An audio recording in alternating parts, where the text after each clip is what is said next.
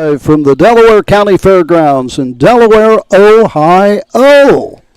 Susan Schrader and yours truly, Roger Houston, for today's broadcast of 17 races, qualifying events here at Delaware. We do have a number of scratches, Susan, because I guess it was scheduled for yesterday and some guys couldn't make it here today. Right, yeah. I had to change a little plans for some people. Somebody maybe had something in at Scioto tonight and they couldn't get here and there, so we... Well, I can tell you, on Rosie Weaver, she had, I think, 8 or 9 horses scheduled here and for yesterday. Mm-hmm. And tonight, she's got 3, I think, at Scioto Downs. So she had to scratch some horses from the qualifiers to make room for the 3 horses racing at Scioto. So that's one reason why her horses are scratched. Yeah. Just a couple of them, though. Yeah, I think that's we're going to find that. And we have some of them. We'll try and let you know ahead of the race, but we probably won't have all of the scratches until later, as they come out. Mike Wolkenberg is the starter. Deb Rush is the clerk, of course. Mike Wolkenberg on the 3-year-old races. The plan is pick them up and go right with the race.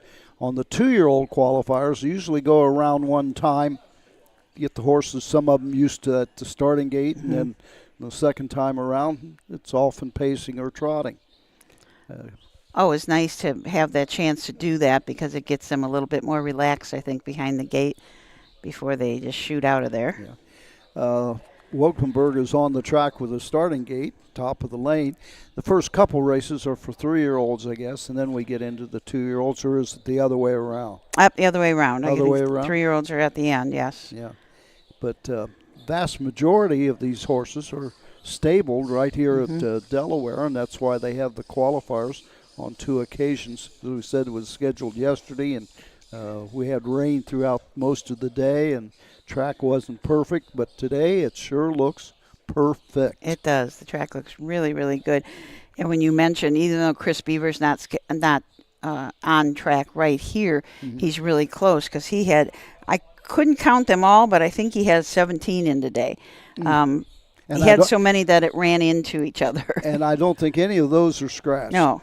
The wildest thing with Chris Beaver, he's only up about 10, 15-minute drive from his training farm, and he does that regularly. In fact, there's a lot of times, as we learned in Freshman Focus, he would go the first trip at the farm and then ship the horses to Delaware and go their final trip. Yeah, did that on a regular basis. Yeah, his horses are definitely shipping broke. They ship around a lot. Yeah, he had 17. As you said, Rosie had 8. It's down to 5 now. And then Brian Brown, Ryan Stahl, and Ron Steck each had 7. Ken Holliday's got 5. So majority of the horses are in between those trainers. Some drivers will have full colors and others will have training suits on. So I know last year it seemed like Ronnie Wren, Aaron Merriman, and I'm not sure, even Chris Page all had black trainers. Yes. Yeah, it's hard to tell them apart. And once they get right down in front of us, then sometimes we can tell. But when they're on the backside, we couldn't tell them apart. Yeah. It is cloudy and overcast. We're told around 12 noon we may get some sunshine, but no rain in the forecast until about 6 o'clock tonight. And hopefully we'll be done by... Yes, hopefully we'll be done. I would guess that with 17 races, I'm guessing around 2 o'clock we should be wrapping things up, about 4 hours. They do not have a paddock like you would have at Scioto Downs or something like that, so their horses are all coming from different parts of the barn area. For this first race, I think we got 3 on the track already. You want to run through the field for the first? Yeah, we do have a scratch in the first race. The 3 Olive Hill is a scratch. You should be able to get programs on harnessracingohio.com. So if you go to Harness Racing Ohio and go to the View Races page and then go down where you would be watching the Delaware races, you should be able to get a program there. I can hear myself someplace.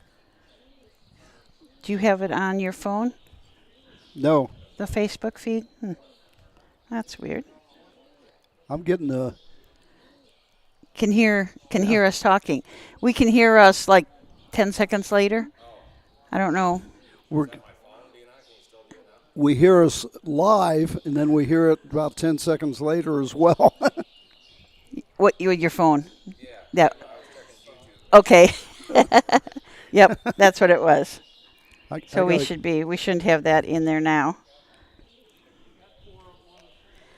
Okay, there are 4 out on the track. Looks like we're going to get ready for a post parade, and then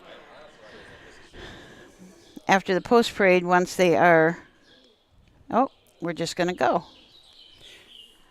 So from the rail out, we have Mogul Maverick. Rosie Weaver drives, trains,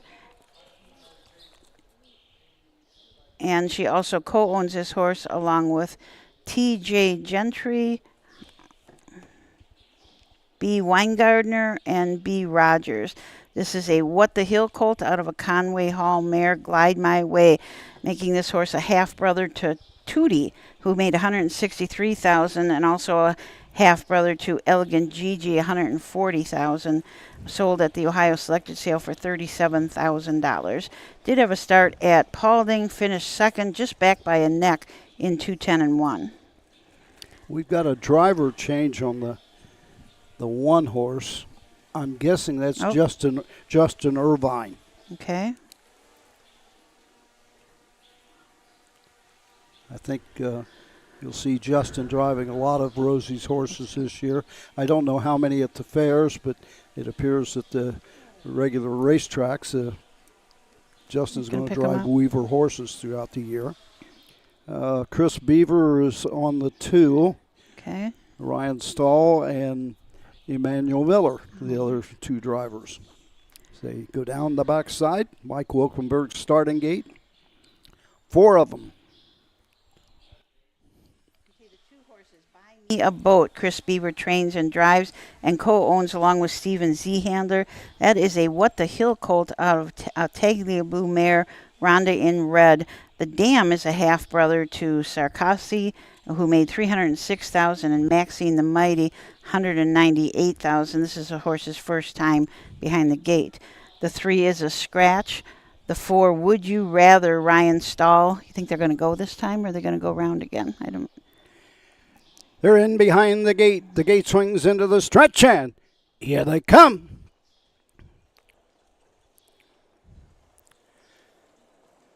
They're off and trotting. That's Vito's Soul going right out for the lead. Getting away second is Buy Me a Boat. Racing third up on the outside is Would You Rather. And treading the field is Mogul Maverick as they race around the turn, going to the first 8th mark.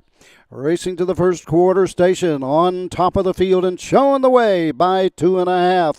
That is Vito's Soul by a length and a half. Right there, second is Buy Me a Boat as they race over to the first quarter mark. They race over to that first quarter in 32 seconds. The end of the turn, racing third down along the pylons. That is Would You Rather, racing trailing the field. That's Mogul Maverick, all in straight alignment and all in stride. Going to the 3/8 station. Out moving on the outside. Here comes Would You Rather, and Ryan Stahl moving to the outside, going after the leader. As they pass the stand for the first time, coming to the halfway point. As they race over to the halfway station, so Vita Soul has the lead at that halfway station in 1:04 as they race into the turn. Racing third, that is Buy Me a Boat, and the trailer remains Mogul Maverick as they race to the backside in the 5/8 station. Would You Rather and Ryan Stahl lead now by 2 1/4 and starts to open up on Savita's Soul. Racing third, now coming to the outside is Buy Me a Boat. Down the backside of the 3/4 mark. They race over to the 3/4 in 1:40. No, make it 1:36 and 4. So far, kind of an even rated mile. On top of the field, Would You Rather has command. Racing second. That is Savita's Soul after the break of Buy Me a Boat. Moving up into the third spot is Mogul Maverick. As they come to the wire on top of the field, it's Would You Rather. Would You Rather is the winner. Savita Soul is second. Home third was Mogul Maverick, and Buy Me a Boat with the break finished fourth. 205 flat? She said 4 and 3? 4 and 3 and 2.5 flat. 204 and 3/5, so they were a modern coming home.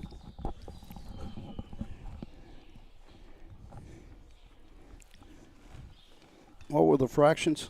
32, 104, 136 and 4, and then the mile in 2, 4 and 3. So that was a awfully good last quarter. Last half in 1 minute and 3. The 3/4 was what? 136 and 4.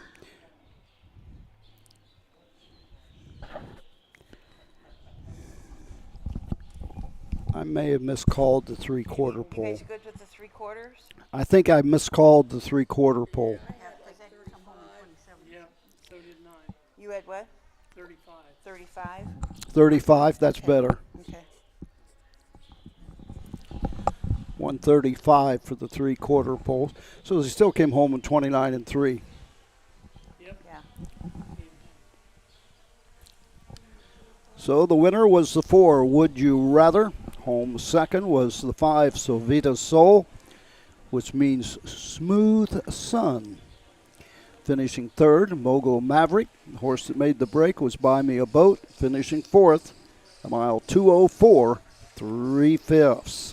Would you rather Ryan Stahl trains and drives his horse and also co-owns it along with Watson Harness, KJ Stuckey, and W.A. Hart. This is a in-range out of an Archangel mare, Briarwood Bell, and the first foal from Briarwood Bell, and she herself had a mark as a 4-year-old of 156 and 1. We'll try and get you that information a little bit earlier in the mile. I thought they were going to go around another time, so that was my mistake for not getting you all the horses.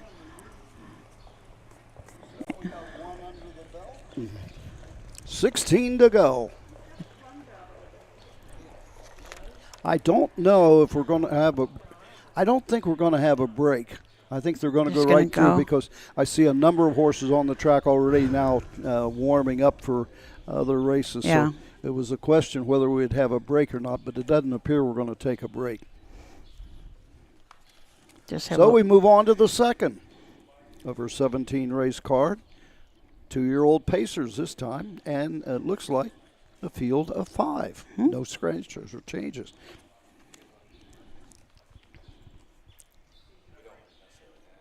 Okay.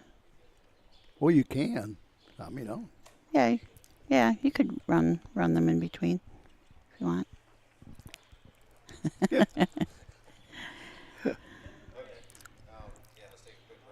Okay, let's take a quick break.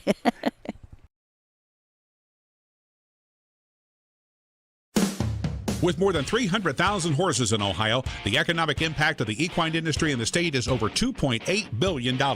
Much of that value comes from standardbred horse owners, breeders, trainers, and drivers who participate in the sport of harness racing. The mission of the Ohio Harness Horsemen's Association is to preserve, protect, promote, and serve the entire standardbred industry in Ohio and beyond. To learn more about the Ohio Harness Horsemen's Association, go to ohha.com. That's ohha.com. Who feeds your need for new ideas for your family's best farm future? Ohio Farm Bureau. We work with our members to shape ag policy that will positively impact our industry. Farm Bureau is advancing business solutions to give you a competitive advantage. We help you gather information to stay ahead of important topics and technologies. Plus, Ohio Farm Bureau creates opportunities for growth. Ohio Farm Bureau, feeding your need for new ideas. Okay, welcome back to Delaware. We're having 17 qualifiers this morning. We don't know of any scratches in the next race. We had Ashley Daly's here doing the identifying, and she came up a little while ago and was saying that she couldn't find certain people, so we think that they're scratched, but we don't have the official word. Yeah, yet. we have a possibility of one scratch in this race. Is don't be Don't Bruise Deb, the 4-horse, the Steve Novak stable, because she said she was unable to find Novak in the barn area. So that may be a scratch, but not officially yet till we see the horses. We're trying to, I'm trying to get my Facebook thing loaded so that we can check on any comments that anybody's making. We sure, if you got any questions or anything, especially for Roger, he's always willing to answer any questions that you give our way. I just can't get Almost it. any Almost questions. any questions, yeah. always leave the door open. In the second race, as we said, we got 2-year-old pacers this time. Oh, did you look at, do we have preponderance of pacing events today? You know, I did not actually count You would those up. think we have more pacing Yeah. races than trot, but I know Chris Beaver's probably all trotters. Yeah. Rosie Weaver's, I think hers are all trotters. Yeah, being in Chris Beaver territory, we're going to have a lot of trotters. Well, I can tell you a little bit something about some of these horses before they get on the track. The first horse, the one horse in this second race is rated PJ. This is a summa cum laude out of a sports writer mare, Alfie's Girl. And Alfie's Girl is a half-sister to Try and Keep Up, who had a mark of 53-2. This is the first foal from Alfie's Girl. Sold at the Ohio Selected Sale for $20,000 and did have one start at Paulding. Finished second, back by 8 lengths. Paced her mile in 2.5 flat. The 2 horses, Here's Ledger, Cam McCowan up for trainer Jessica McCowan, owned by Here's the Stock from Bucyrus and Jessica McCowan. This is a bit of a legend out of a coast-to-coast Yankee mare, Grove in a Rush. The mare herself had a mark of 151-2, made $312,000, and this making this colt a full brother to Here's Popeye, a mark of 53. Go Pyromatic, Tyler Rush scheduled to drive for trainer Ron Steck. Ron Steck owns, along with Stephen Jeffries and Mark Taggart, a Catch the Fire out of a Big Bad John mare, Give No Lip, and she had a mark of 53-1. Don't Be Bruised is the 4 horse. We're not positive if that one's going to be here. So that if Don't Bruise Deb is here. That's Mark St. Louis Jr. scheduled to drive for Steve Novak. Owner is High Stakes Stable from Farmington Hills, Michigan. This is the only filly in the group. She's a dancing Yankee out of a Believe in Bruiser mare, Don't Bruise the Carry. Second foal from this mare, and she had a record of 151-4. And the 5th horse is Circus. I'm not sure.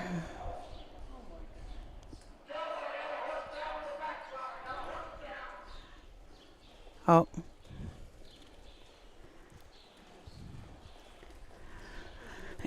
And the 5 horse should be Circus, driven by Bo Brown, trained by Brian Brown, owned by Overheiser, Van Dusen, Sabraco, and Yercloli. This is a down by the seaside of an art major mare, Loving Caroline.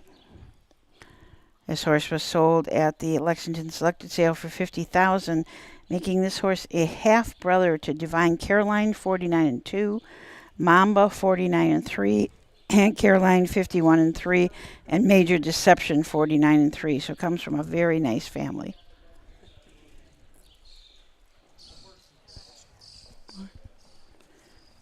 We've got Ashley Daly is stopping by with a few more scratches. Ashley was up really early doing identifying of all these horses, so we'll get the... I think you should mention what do you mean when you say Ashley was identifying these horses? A lot of people may not know what you're talking Well, about. that's true. Ashley had to go around to every single horse that is in today, and we have a chip reader, and she reads and makes sure that that's the right microchip. The microchip matches the horse, and all of the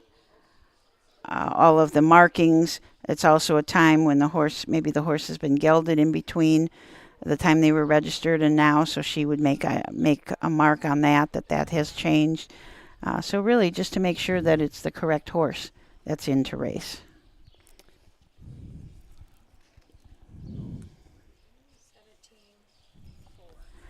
So let's go to that 17th race, and I don't know any way to do it.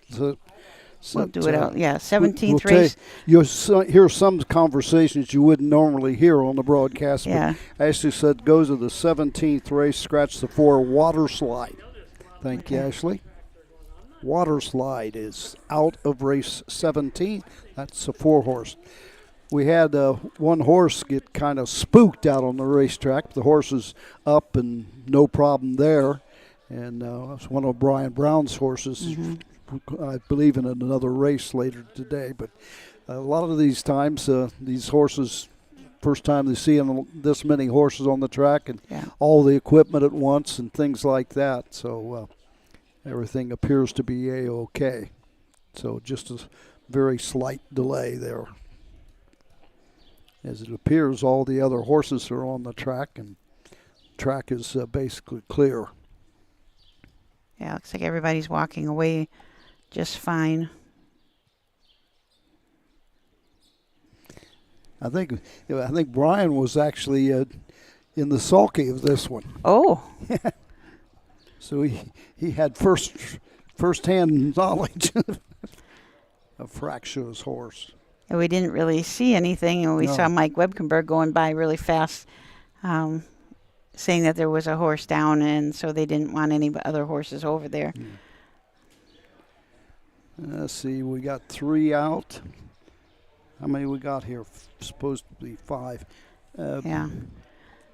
Now this might be the horse that was scheduled to qualify. I can't see the saddle pad, but if that saddle pad's 5, that's the indication that this is the horse. And it is a 5. It is a 5. So Circus is the horse that went down, and like I say, it was behind the infield tote board, so we couldn't see exactly what happened. But it was all by himself. Wasn't an accident or anything like that. And I think anybody in harness racing knows these young 2-year-olds are very fractious early on in their career because it's a learning process, and that's why they have qualifying races and things like that.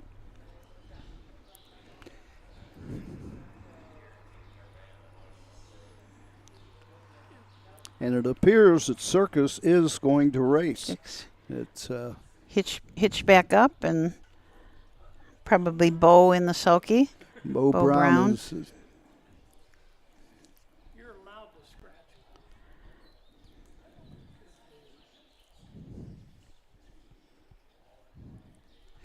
I may have to correct what I said. I thought it was Brian that was driving the horse. Maybe he was just back there.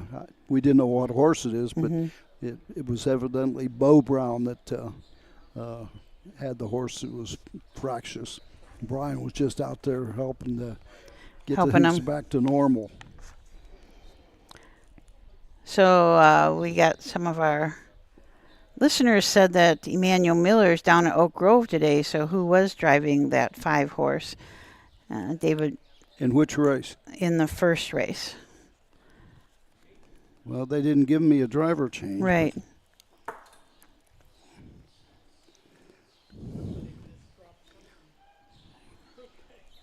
Thank you, Ashley. Yeah, and as we said, David says they're running him a little slow for qualifiers, and that's because we just had a little mishap with this colt. He got sideways, and that's why I like to see these drivers in their colors, because I'll be very honest, in the training suits, sometimes it's a little hard to identify the driver, so we do not know who was driving that horse in the first race, especially if Emmanuel's not here. Right. Unless that was an Emmanuel Miller robot. Yeah.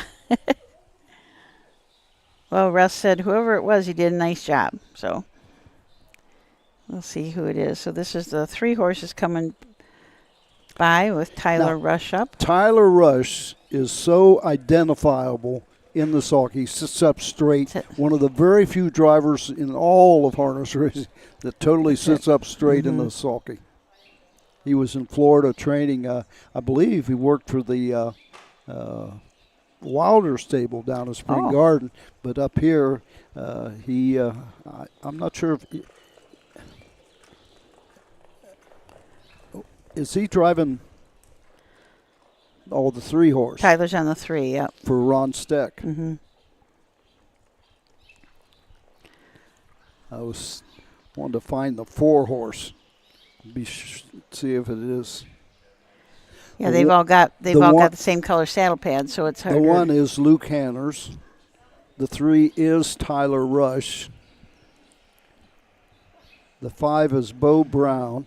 The 2-horse is Cameron McGowan. Is the 4-horse out there? I don't see it. Okay, that was one of the possible scratches. Right. So that this horse, the 4, may be scratched because the other 4 horses are on the track.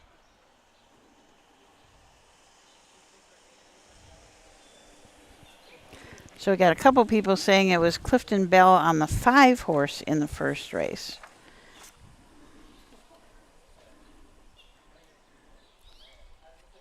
It could be. That makes sense, since that was Clifton worked for Chris, too. He had a black driving suit.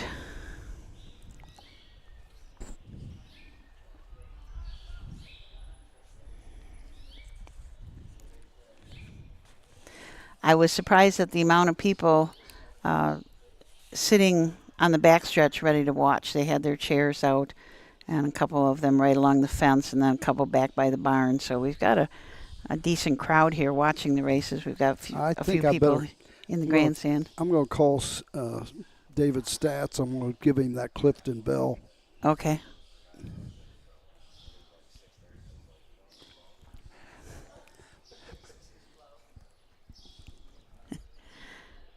So David Stats is our presiding judge today. Deb Rush is the charter.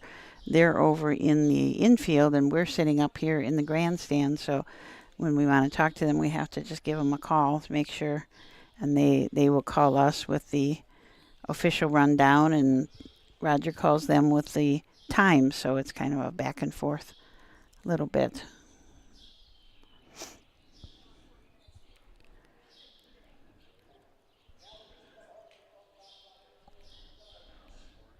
So the horses I think are gathering up. I can hear Mike saying something, but I can't hear him. So the gate's in motion now. So he'll be picking them up. He'll take them an entire half. That's what he did with the first group. So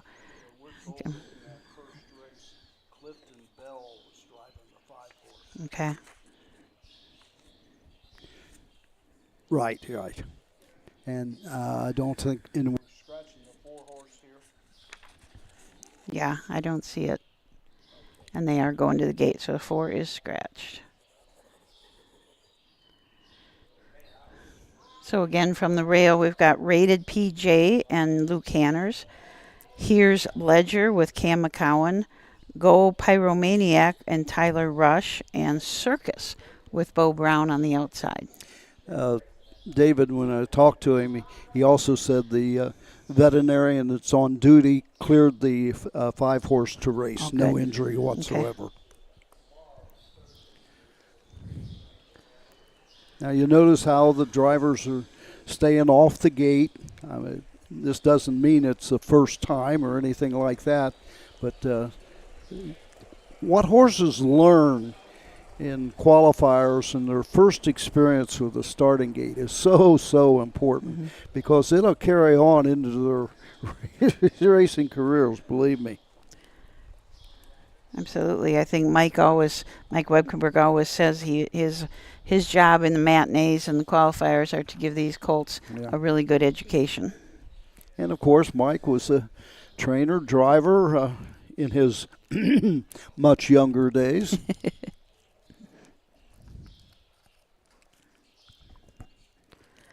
I see Shelley Johnson out here taking photos. You always can go to her website and see some beautiful photos. And anybody checks my Facebook page, I'll post a lot of drivers' pictures in the time, and vast majority of them of late have been by Shelley. By Shelley, yeah. And I appreciate her efforts making those pictures available. Also, Diane Wise up at Northfield.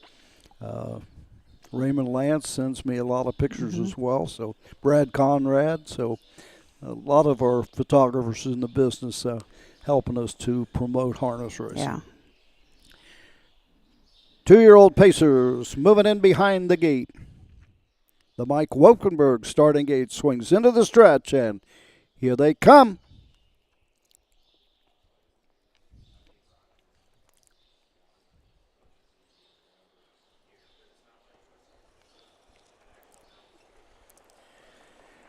They're off and pacing. That Circus going right out for the lead. Rated PJ is inside second. Getting away third is here's Ledger.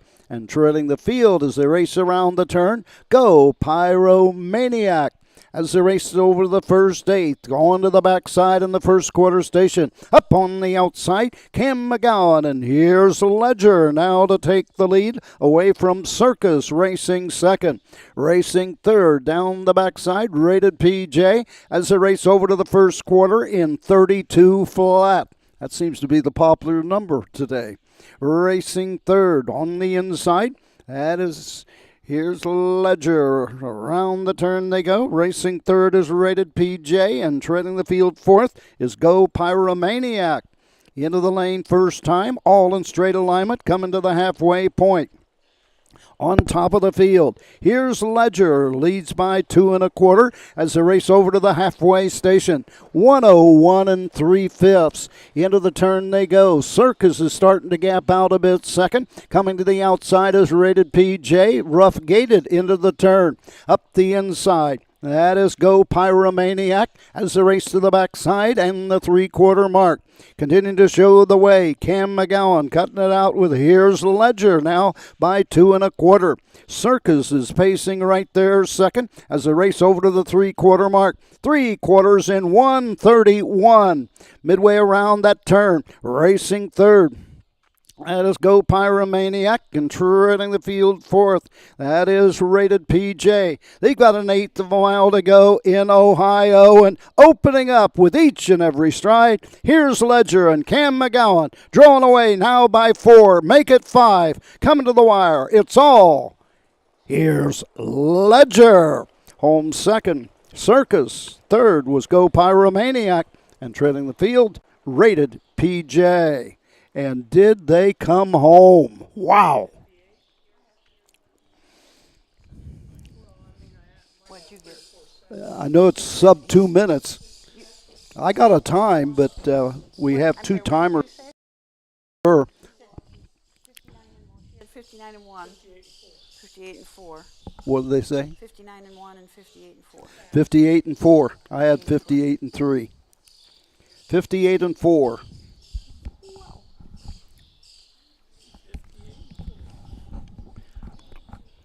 So what were the fractions? 32, 101 and 3, 131, and 58 and 4. Came home in 27 and 4. Ooh.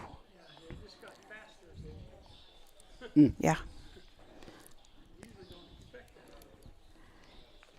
That See, let me see. I don't. he was just drawn away. So who won it? Here's Ledger. Here's was the Ledger. winner. Circus was second. Circus was second. Go Pyromaniac was third. Third. And Rated PJ was fourth. So top down, Rated PJ 4. Here's Ledger, the winner. Go Pyromaniac was third. The 4 was scratched, and the 5, Circus, was second. That was a really fast mile, and here's Ledger just sort of drove away from the rest of them when he was coming down the stretch. He really flew. We've got folks here watching from, somebody said they're watching from Yellowstone National Park. I have 6 in that race. Do you know where Nighthawk Racer went? I don't know. I identified him. He's here. So I don't. 32, 101, That's weird. 131, 158 and 4. Did you say you did identify? No, I identified his horse. I have no idea if he's moved in like later in your program, but he's here. He just said he wasn't listed in your program. And he was listed in mine. So we move on to the third. Coming up here, despite that little slight lay, we're moving them along fairly decent here to getting started. We have a 6-horse field scheduled here in this third race.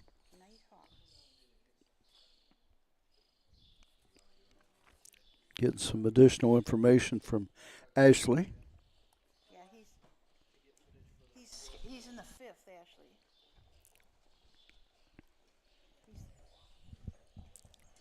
Ash?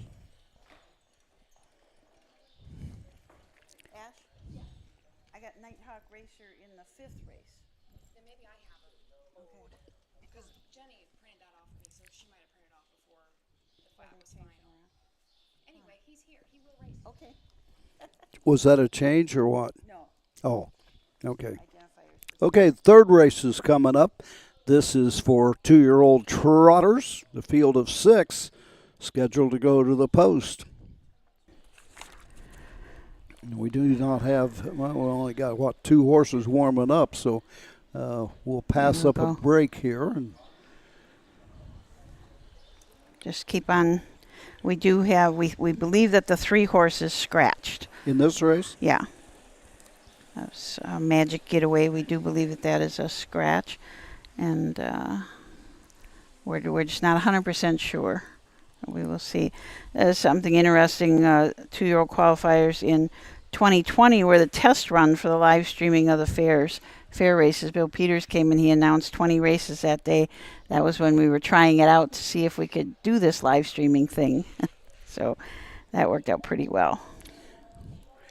During COVID, I think I did a couple broadcasts from my living room in Grove City. Yes, that's right. You did.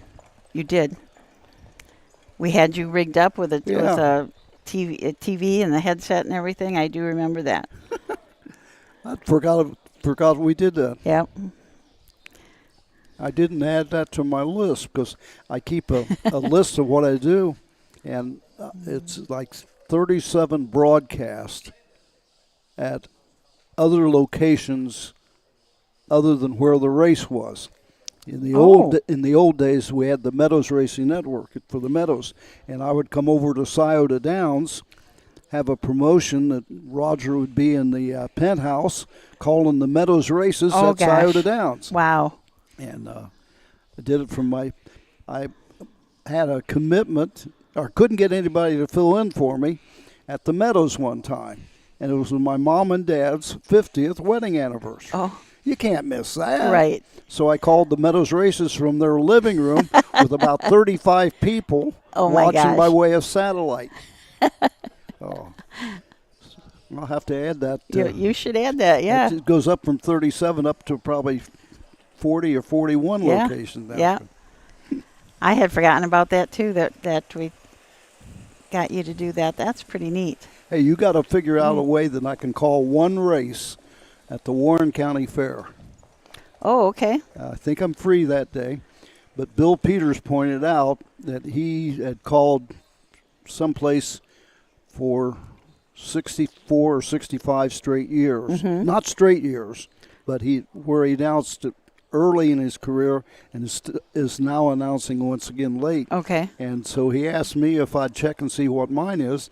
Well, Urbana, I'm in Ireland, so I can't do Urbana. Can't do that. London no longer races. Mm-hmm. Hamilton no longer races.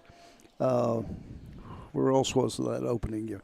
I know Lebanon. It was at the old Lebanon Raceway, but that's where the county fair was held, and it's where it's held this year. So if I can make it to Lebanon, that is a fair that I called in 1960. Oh, wow. And then called again, if I do it this year, 2025. So. Oh, gosh. Thank you, Bill. That's neat. I hadn't even thought about that one. Yeah. It's not continuous years, but... but then and now. Yeah. Yeah.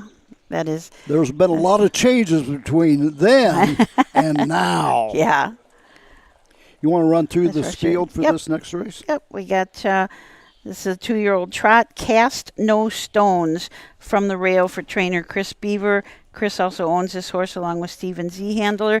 It is a muscle up the goal out of an Iron Duke mare, and the mare mare, her name is Bama's Last Chance. She is a half sister to Sunrise Nibbles, who made $224,000. Go Get the Moon, Justin Irvine driving for Rosie Weaver. Rosie owns this filly. It's out of a Ready for Money, out of an Andover Hall mare, Habit of Creatures, making Go Get the Money a half sister to You Can't Habit, made $119,000. This horse was purchased at the Lexington Selected Sale for $18,000. The 3 is a scratch. The 4, No Approval Needed, an Uncle Peter filly out of a DeJarnbro mare. Ryan Stahl drives and trains and co-owns, along with Stephen Reese and Matt Lambert. First foal from this mare. The 5, Faster Horses, the first foal from a Swan for All mare by Muscle Up the Goal. Chris Beaver drives, trains, and co-owns, along with Acosta, Z-Handler, and Fleming, the first foal. Poquita, Clifton Bell will drive for Chris Beaver. This is a filly by Triumph and Caviar out of a Chip Chip Hooray mare. A full sister to Kikamora, $406,000. Demovi, $222,000, and a half sister to Ivanora. This horse started at Paulding, won the race in 2:13 and 3.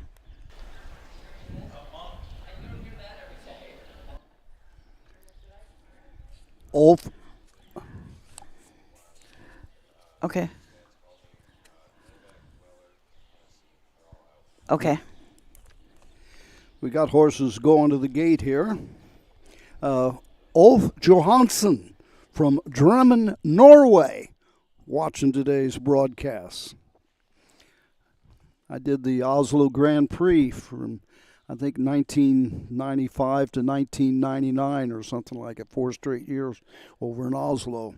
Great time. We got 5 of them. Trotters going to the gate.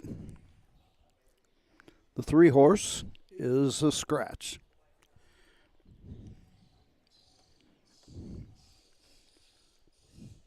In behind the Wolkenberg starting gate, the gate swings into the stretch, and here they come.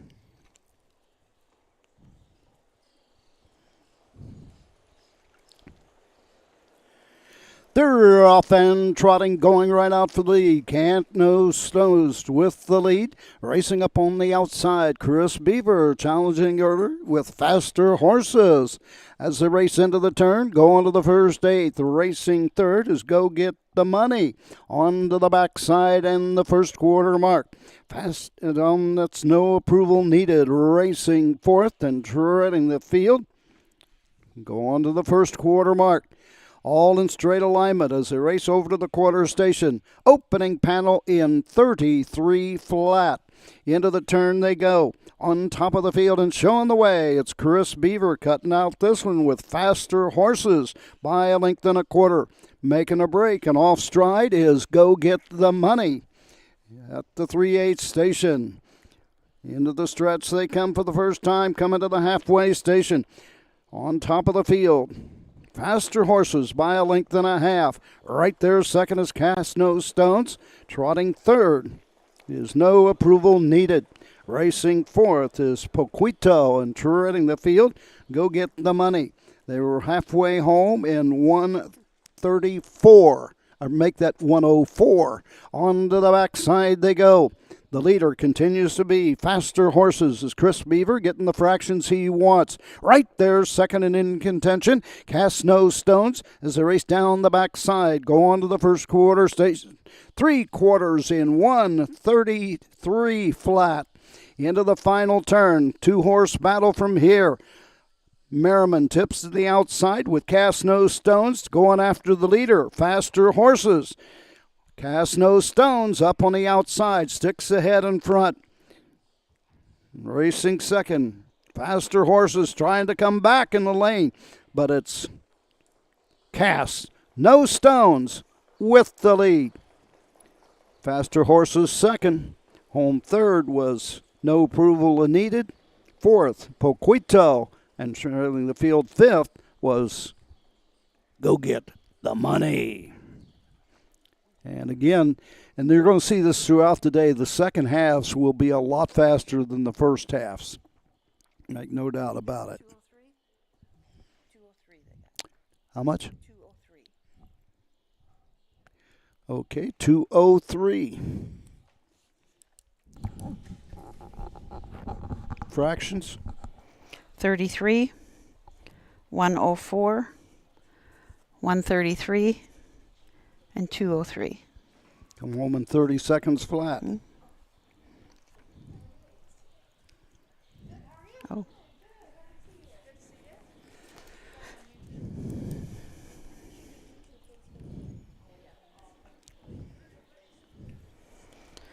So your winner, Cast No Stones, Aaron Merriman driving for Chris Beaver. This is a muscle up the goal filly out of an Iron Duke mare, Bama's Last Chance. Who was second? Faster Horses. Yes. Third. No approval needed. No approval needed. Boquito was fourth, and Go Get the Money was fifth. Yep. And the 3 was a scratch. And I believe the drivers were correct. I didn't get a close look at Merriman, but I'm assuming it was Merriman since it was a Beaver horse, because Merriman has almost made a total commitment to drive Beaver horses. Oh. It won't be at the fairs as much, but it because I think he's racing at Scioto and places like that.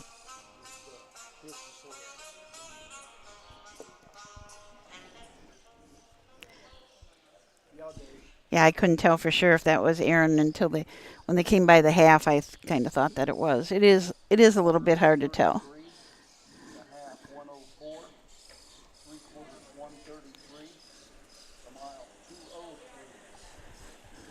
Roger's getting he gives, as I said before, he gets the official rundown from David, and then we give him the time so that we're all on the same page. Number 1, Cast No Stones, the winner. Go Get the Money was fifth.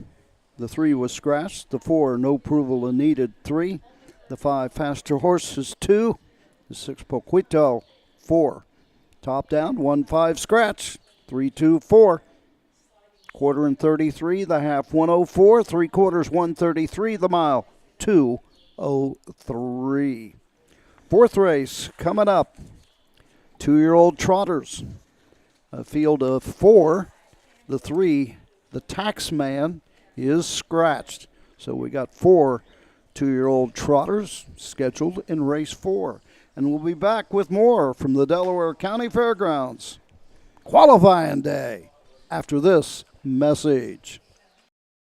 Make summer memories this year at the Ohio County Fairs. The Ohio Harness Horsemen's Association will be live streaming every race this year, and we want you to be there. Be a part of the excitement with the 2025 Ohio County Fair Racing Passport. Stop by the OHHA broadcast location in the grandstand to pick up your passport and stamp. Get stamps at every fair you attend. Prizes will be awarded to those that attend the most racing programs. Get your passport at the first fair you attend or call the OHHA office at 614-221-3650. Harness Racing, the fastest ride at the fair.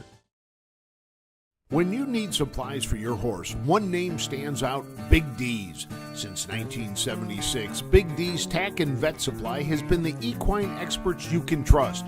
Whatever your horse needs is available at Big D's Tack and Vet Supply. Visit the retail outlet in Streetsboro, Ohio, or order online at bigdweb.com for fast shipping. Most orders ship that day. Or call 1-800-321-2142. Big D's Tack and Vet Supply. You know, Helen Nelson, who's watching today, brought up a comment, says, my introduction to Delaware was the auctions that used to be held here. And she's also true because in the early days when I was here for the Jug, even as a fan, the yearling auction was held in the big sales arena for a number of years. And the story I love to tell was when, let me see, what year, 1958, I think, Adios Butler, Paige West came back to Delaware to go a time trial. And as a youngster, I would always like to see the horses and find them in the barn area. And nobody could find Adios Butler. Everybody I talked to, where's he stable? Nobody could find him. We found him in the midst of the in the U barn, which is off here in the final turn. I call it the U barn, but it's also I call the Curly Smart barn, because during Jug Week, Curly Smart always had his horses in that barn. The yearlings that were selling at the auction were stabled on the backside, where nobody would normally see him. And I found Adios Butler in with all the yearlings that were being sold at auction here at Delaware. That's where they hit him. You said that was a time trial? It was a time trial. I think it was 1958, 59, something like that. I used to love watching those time trials. They don't. They don't do them at all anymore. But Yeah. I've only seen one, and it was here, and it was Cash Hall, and that was one of my favorite memories of Delaware Really? County Fair. Yep. In our conversation the night before last, the night before last, I forget how many days I've been in Delaware now. Jay Wolf, Phil, there have been 38 time trials in the history of the Delaware County Fair. Oh. Jay Wolf's got the whole list in Yeah. there. And he mentioned one, and I couldn't even remember. Genghis Khan actually time trialed here at Delaware. The one I mentioned is the same one that Matt just said, Cash Hall. That was amazing that day. Dave Pallone had the pacer prompter, and Couldn't you keep called up. it. He can't keep up. oh, Oh, 51-4, I think he went that day.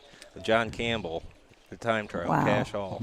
It was incredible. at that time, I think it was the fastest mile ever, world record.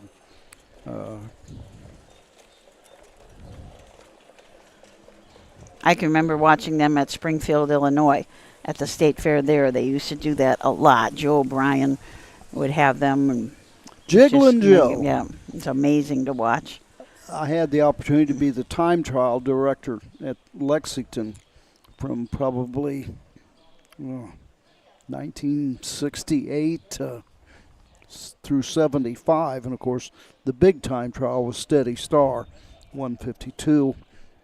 And Joe O'Brien would have somewhere in the vicinity of 25 to 30 time trials each day.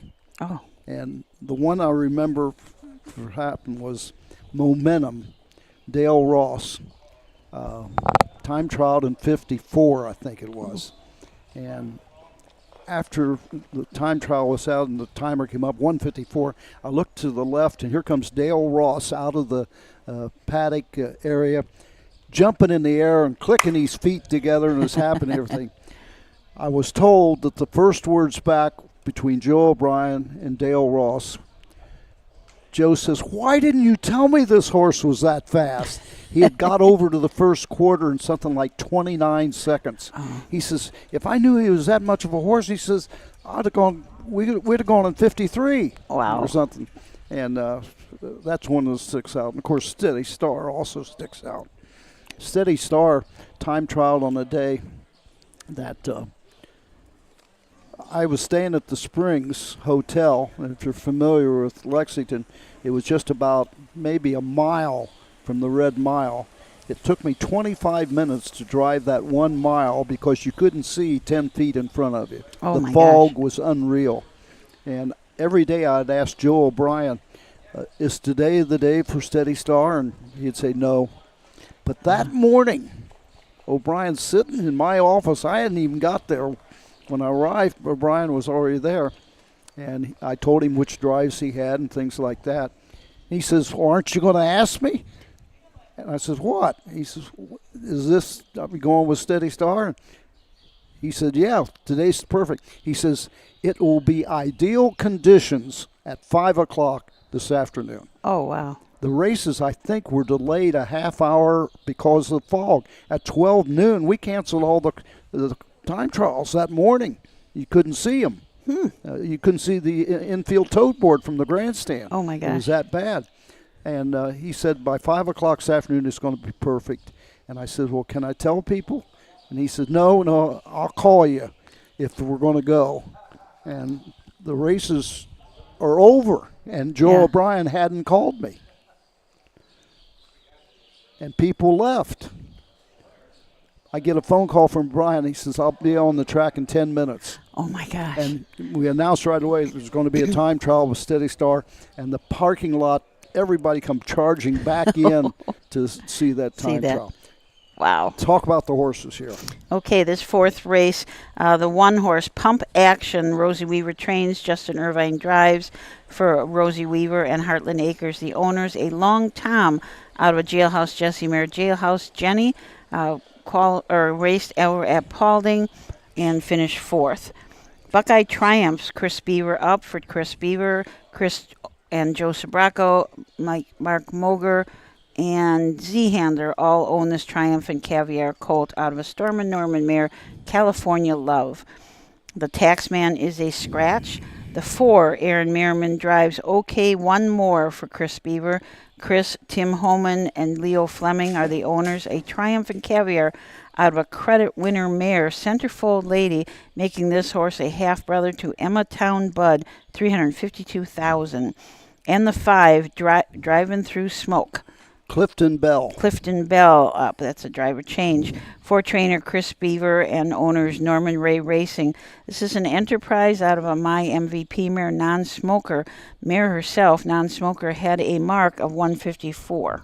You know, in case you don't know, Norman Ray Racing is Dan Noble. Of course. And here Noble's got a horse that he owns in the Chris Beaver stable. Yeah. A trotter. 4 of them in behind the Wolfenberg starting gate.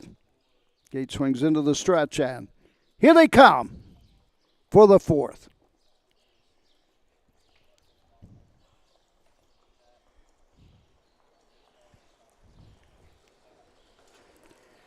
They're off and trotting. That's Buckeye Triumphs going right out for the lead. Pump Action gets away on the inside second. Third on the outside is OK One More, making a slight bobble at the start. But back trotting, that's Driving Through Smoke. On to the backside they go. As Chris Beaver likes in these qualifiers, when they're mostly all his horses, he likes to be on the front end. And that's exactly where he is. So they go down the backside. Chris Beaver cutting it out with Buckeye Triumphs. Opening quarter, 34-1. That's the slowest quarter we've had today. Racing second, the end of the turn. That is OK One More. You guessed it. Aaron Merriman. Justin Irvine's third with Pump Action. And Driving Through Smoke, Clifton Bell. Can see them all. Making a break. OK One More. As the race over to the halfway point. Halfway home in 104-3. Racing to the backside. Continue to show the way. Buckeye Triumph leads by 3.5. Up second now is Pump Action, starting to close the gap a bit. Clifton Bell Driving Through Smoke third. And trailing the field, recovering from the break, was OK One More. Down the backside, going to the 3/4 mark. Off stride goes Beavers. Buckeye Triumphs. Opening 3 quarters in 1:36-3. 2 of them in contention. Pump Action on the inside with Justin Irvine. Tipping to the outside. Coming on. Driving Through Smoke and Clifton Bell. 2-horse battle from home. Pump Action on top of the field with the lead. Outside, Driving Through Smoke. Coming to the wire, it's Pump Action. Driving Through Smoke second. Buckeye Triumphs third. And finishing fourth, OK One More. Pump Action was fourth at Paulding in his last start, but he's a winner today at Delaware in a qualifier.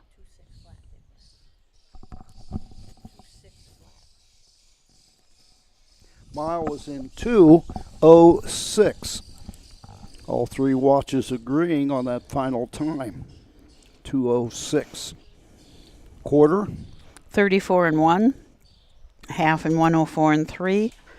3/4 136-3. Mile 2:06. Last quarter and 29-2. for Pump Action, the winner. Driving through smoke, of course, I think he made a break in the first turn. He went real wide. Yeah. He was out and about the 11 path, it looked like to me. I would have never thought he would be close in contention at the wire in that race after that start. I don't know that they'll chart as a break. Maybe he was just shying away in the turn. Because when I saw him or realized he was off stride or what, he was back trotting at that time. So I don't know, but that's up to the judge to make that determination. Finishing third was Buckeye Triumphs, and one more was fourth. I'm anxious to see. I mean, I wonder why. I wish I had asked Chris, but I didn't. What makes the call? Why did Chris drive the one he did? Why did Merriman drive the one?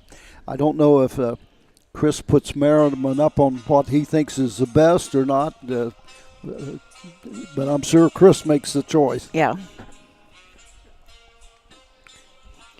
So Pump Action, the winner of this race, is trained by Rosie Weaver, owned by Rosie and Heartland Acres. The Long Tom out of a Jailhouse Jessie mare, Jailhouse Jenny. Purchased at the Blooded Horse sale for $29,000 and now has a new lifetime mark of 206.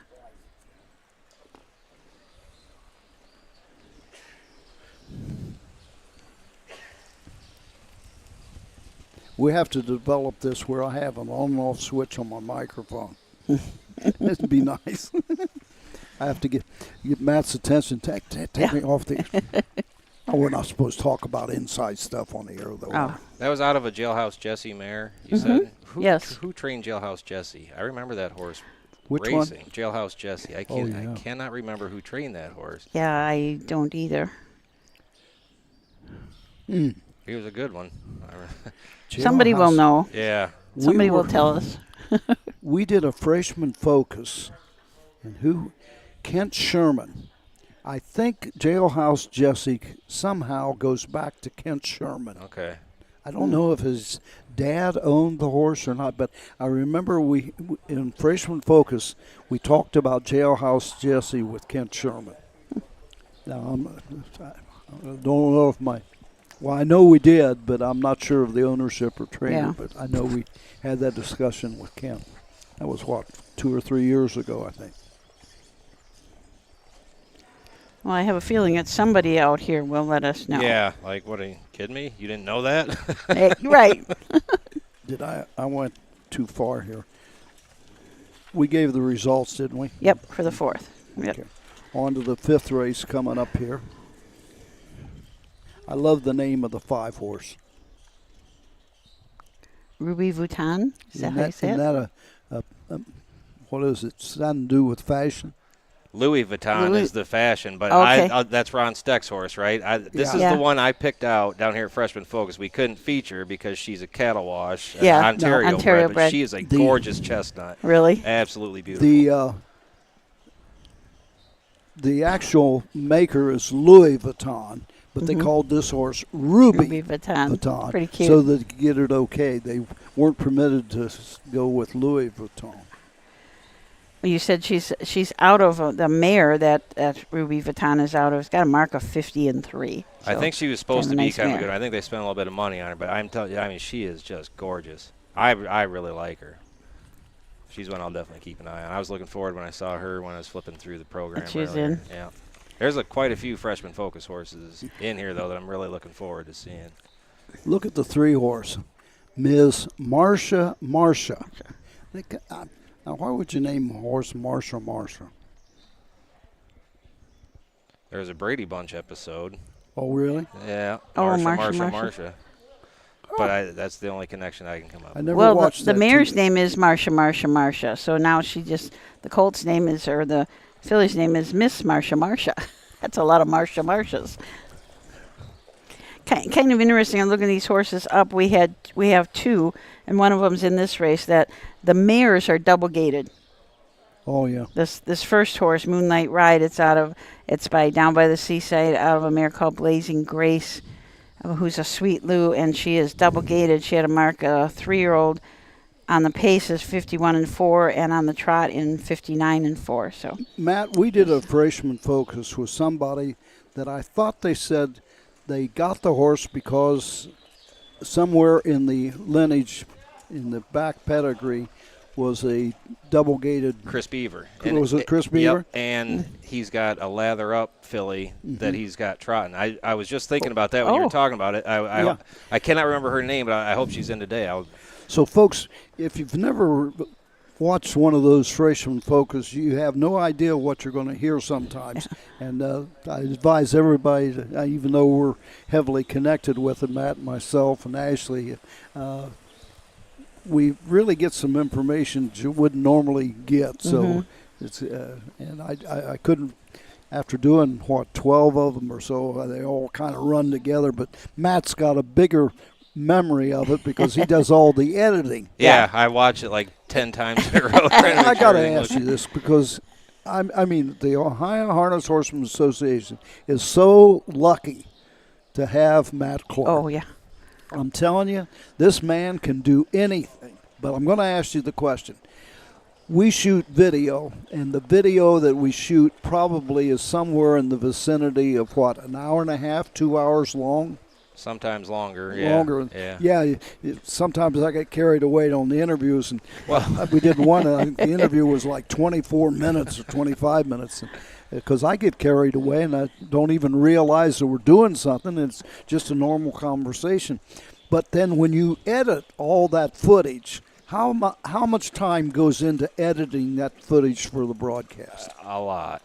Yeah, I mean, I could kind of whip through it and get it knocked out, but I mean, every one of them is not just important to me because I'm the one doing it, but I mean to the trainers and their families, and I mean it's stuff.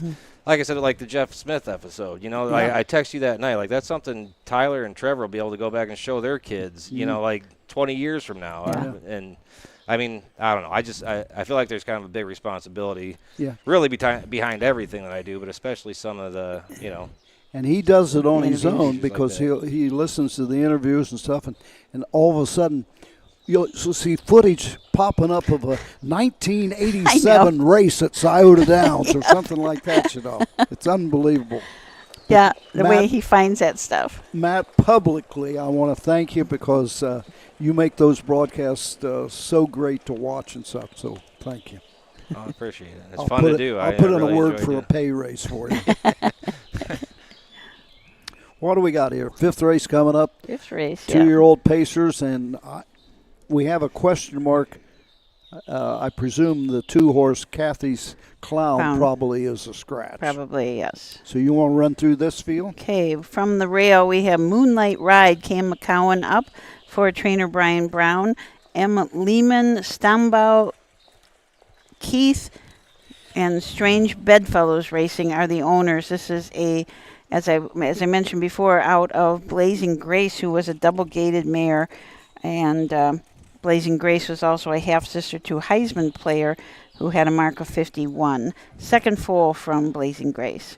2, we believe, is a scratch. The 3, Miss Marsha, Ken Holiday up. Ken trains for Greg Luther Racing. Say Racing Hill filly out of Marsha, who's by Northern Luck.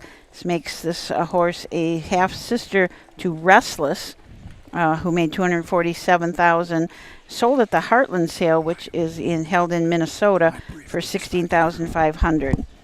The 4, T Swifty Babe, Ryan Stahl drives, Ryan Stahl trains, Watson Harness Racing, KJ Stuckey, Hart, and Weingartner are the owners.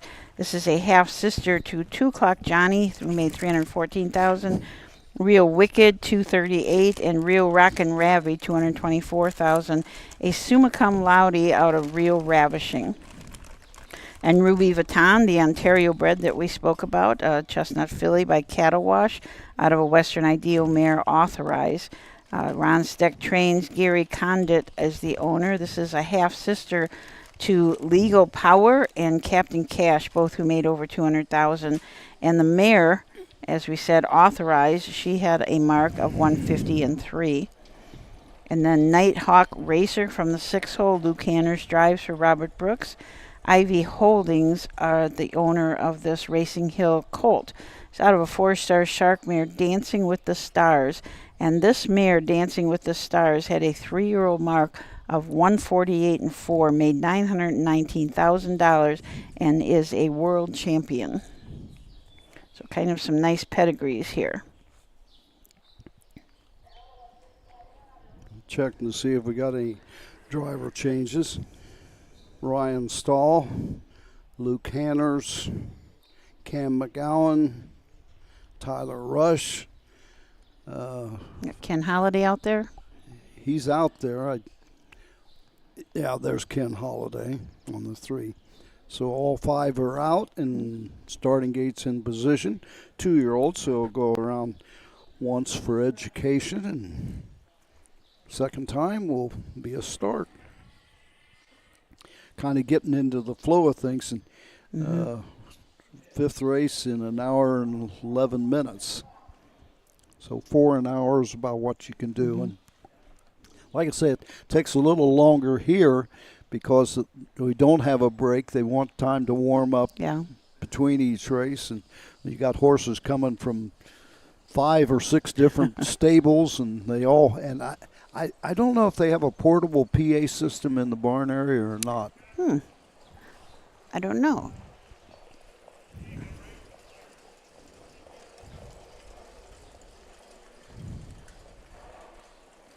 There's that chestnut that Matt was liking, Ruby Vuitton, the Ontario bred. She is kind of good looking for a chestnut. Just big, long, like effortless strides. And I only saw her jogging, but I mean, she's a looker. Vuitton's, is that a purse or is it fashions? I've heard that they're purses. I don't. It's Ashley would purses, probably know. okay. Louis Vuitton is a lot of things. Well, it seems like I put them with ladies' purses for one reason or another. I know they're expensive. Not something we'd take to the barn with us.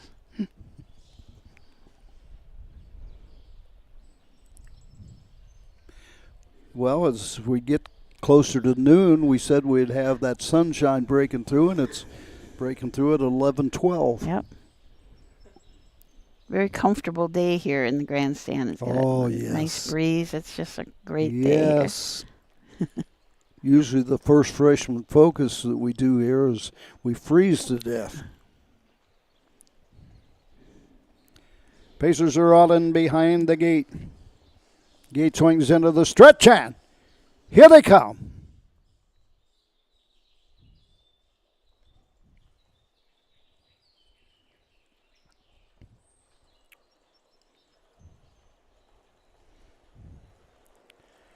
They're off and pacing. That's T. Swifty Babe going right out for the lead as Ryan Stahl wants the front end, and he's got it up on the outside. Racing is second. That's Ken Holiday. Ms. Marsha on to the backside. Cam McGowan and Moonlight Pride racing third. Tyler Rush is fourth. Louis Vuitton treading the field. Luke Hanners, Nighthawk Racer. Down the backside and moving. Moonlight Ride up on the outside. Opening quarter and 32 1/5. Moonlight Ride. Cam McGowan has taken the lead now by a length and a half. Made that move, and as you noticed, had a little trouble getting the horse back to the pylons. The green is showing a bit. Of course, these qualifying races, they stay out a little further from the pylons than they normally do in actual racing action. But it's Moonlight Ride leading the way by 2.5, make it 3 lengths. Racing second is T. Swifty Babe. Racing third, the end of the turn, is Ms. Marsha. Fourth, on to the backside they go. It's Ruby Vuitton, and treading the field, Nighthawk Racer. The half was in 1:03. On to the backside. The pedals to the metal now. Moonlight Ride has the lead by 2 lengths. Right there, second is T. Swifty Babe. At the 3/4 mark in 1:32 4.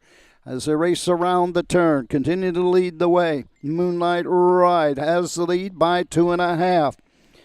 T Swifty Babe is there second. Racing third on the outside comes Miss Marsha. Into the stretch they come, less than an eighth. It's all Moonlight Ride. Cam McGowan by 3.5. At second was T Swifty Babe. Ruby Vuitton was third. Miss Marsha fourth. And finishing fifth was Nighthawk Racer. Wow. Another one of those miles where they really come home. Yeah. With a speedy effort. 2 minutes and 3. How much? 2:02 and 2? She had 2 minutes and 3/5. He had 2:02. 2 minutes and 3/5. I agree totally. 2 minutes and 3/5. I timed the quarter, the half, and 3/4, then we kind of compare time watches for the final. But I've got 2 minutes and 3/5 right on the button. Fractions? 32 and 1. Half in 103. 3/4 132 and 4. And 2 minutes and 3/5. So that's coming home 27 and 4. Ooh. And that's what they want. They want a slow first half and then really put the pedal to the metal coming home. So the winner was Moonlight Ride. Home second was T Swifty Babe. T Swifty Babe. Third, Ruby Vuitton. Ruby Vuitton. Fourth, Ms. Marsha. Marsha. And fifth, Nighthawk Racer. 32 and 1, 103, 132, 4, 2 minutes, 3/5. And I wait a call from David Stats, presiding judge. He's in the infield tote board. And there he goes. Cam trained that one as well. Brian Brian. Brown, trainee. That was out of that double-gated mare. 2 and 1, 103, 132, 4, 2 minutes, 3/5. So that Moonlight Ride, as we talked about, the second foal from a double-gated mare. A mare had a mark as a 3-year-old on the pace of 151 and 4, and then they had a mark on the trot of 159 and 4, and she was a half-sister to a 151 horse, Heisman Player. So, owned by Lehman, Stombaugh, Keith, and Strange Bedfellows Racing. Milton Lehman and James Stambaugh have been partners on horses, I want to say 30 years, maybe 40. Wow. I can remember many moons ago, and they've taken on other partners in recent years and such, but what a familiar name. Milton and Stambaugh. Buckeyes all the way.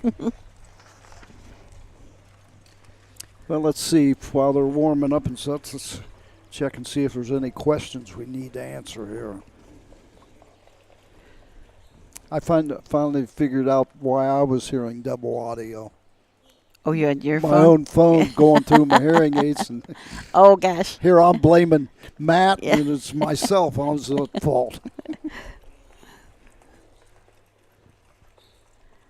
We got somebody watching in Delaware, and they're watching Delaware and switching back and forth to Gateway. So Gateway must be having some qualifiers today also. They're not Ohio bred. So. No.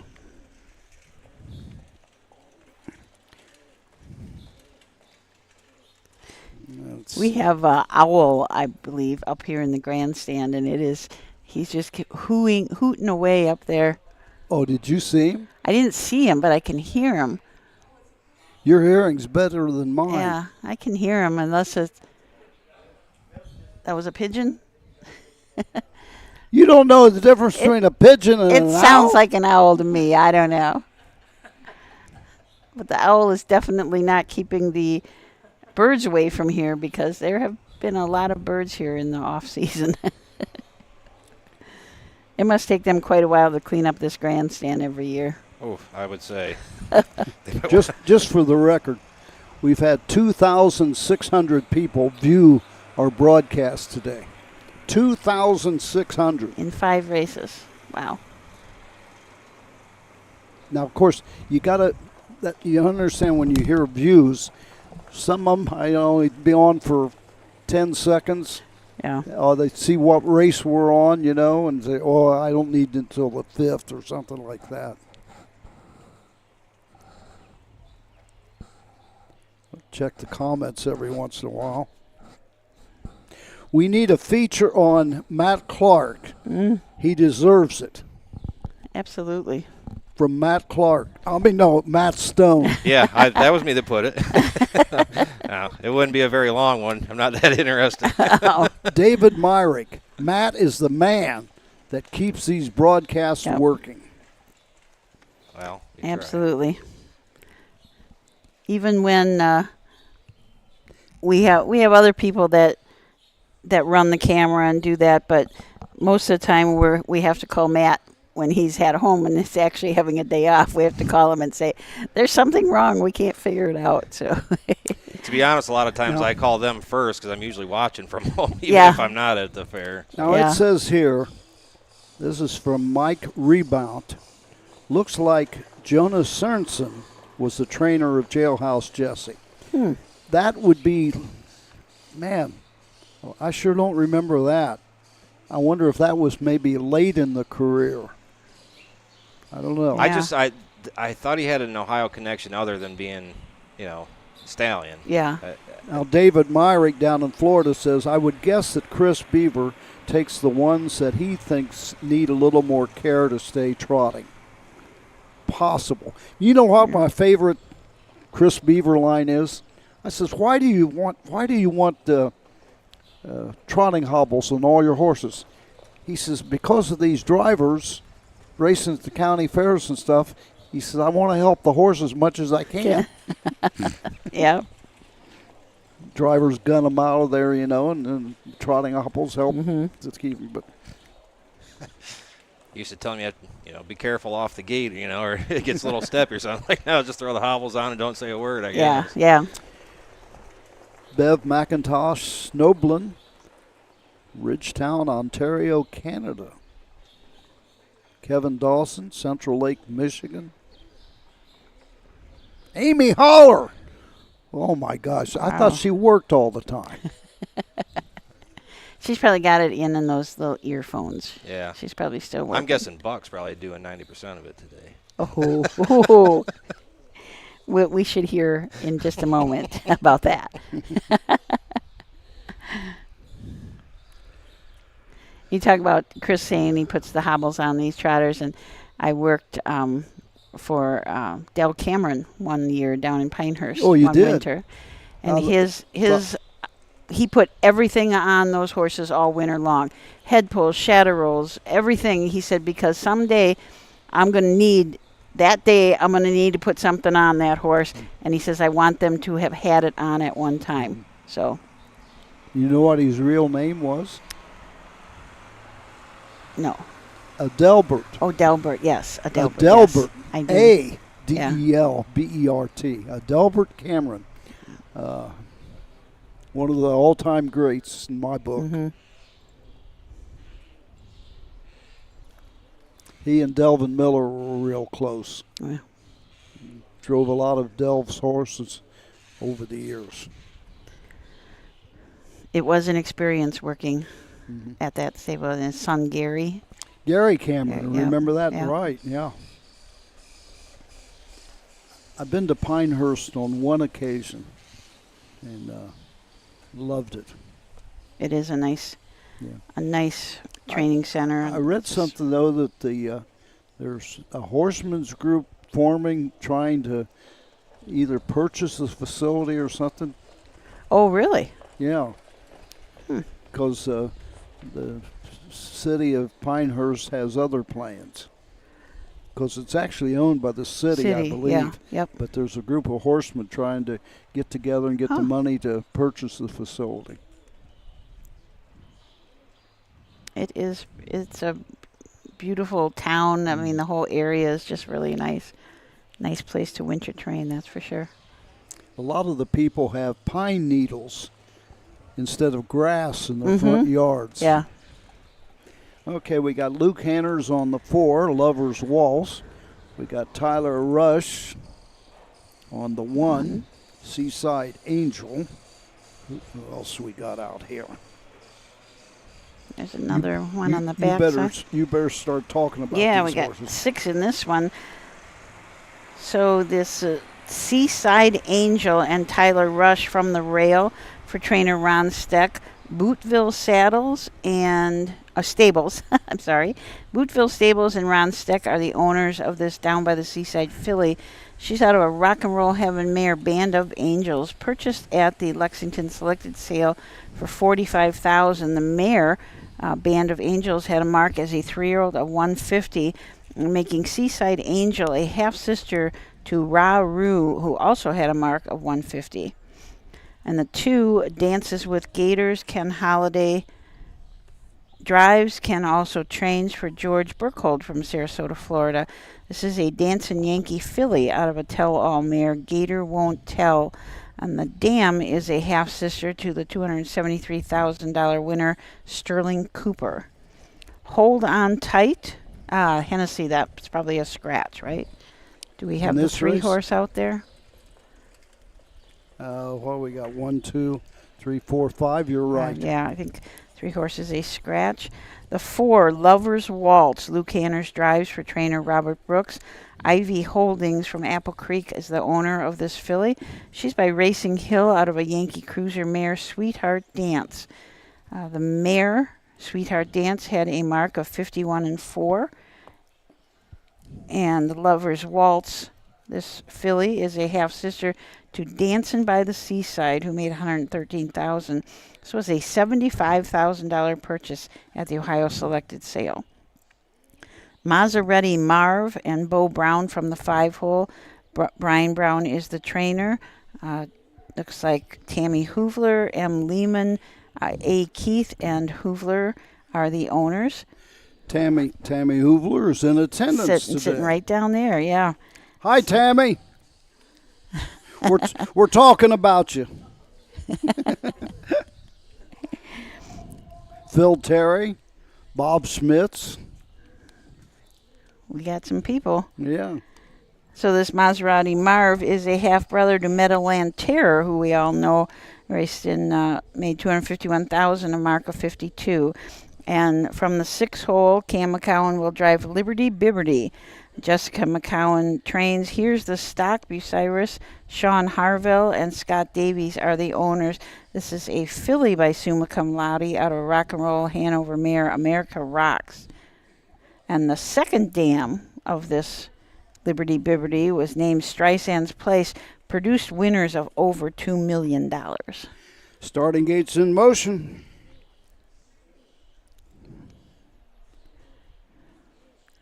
Sun has disappeared behind the clouds. Oh, starting to break through again and to our left.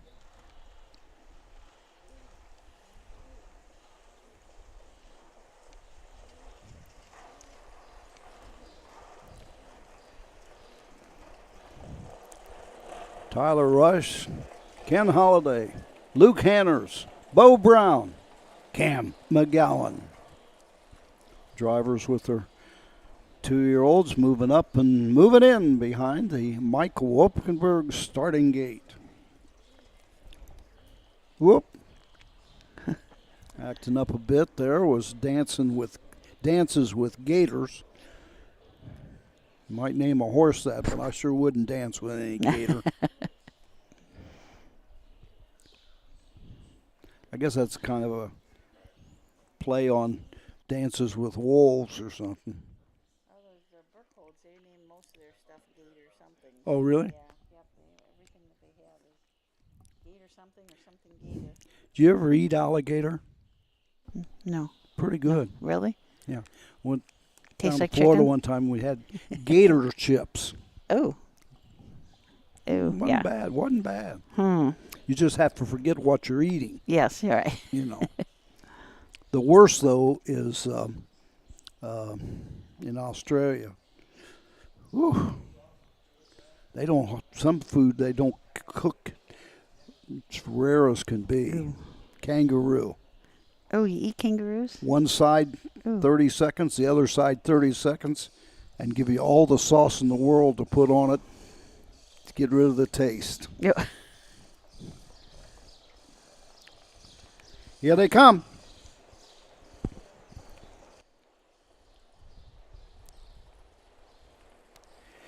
They're off and pacing. That's Maserati Marv going right out for the early lead. Taking a seat on the inside is Dances with Gators as they race into the turn. Up on the outside third. That's Liberty. On to the backside fourth. Tyler Rush with Seaside Angel. And trailing the field down the backside, Luke Hanners, Lovers Waltz. Field of Pacers over the quarter, 32-3. All in straight alignment as they race around the turn. On top of the field and showing the way, Maserati Marv leads by a length and 3/4, racing second. Into the lane first time, Dances with Gators. All still a straight alignment, racing third. Liberty as they race over to the halfway point. Halfway home in 1:04. Bo Brown flicks the whip in the air and gets a little more pace out of Maserati Marv. Opened up to a quick 2.5 length lead. Dances with Gators is there second, tipping to the outside. Here comes that Cam McGowan move with Liberty. Now third, now second and going after the leader. Tyler Rush comes to the outside. Seaside Angel at the 3/4 in 1:33-4. Tempo has picked up a bit. Go on to the 7/8 mark. Opening up with each and every stride, though, is Maserati Marv, now by 4 lengths. Cam McGowan they're going to be able to catch him. He's closing in, but it's going to run out of racetrack with Liberty. Coming home, it's all Maserati Marv. Liberty was second. Seaside Angel third. Lovers Waltz fourth. And following the break, Dances with Gators finished fifth. And again, speedy final half.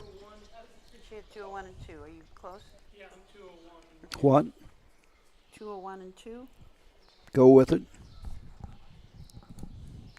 I've got 201 and 3. 201 and 2. Opening quarter. 32 and 3. Half 104. 3/4 133 and 4. Mile 201 and 2. So they came home in 28 and 2.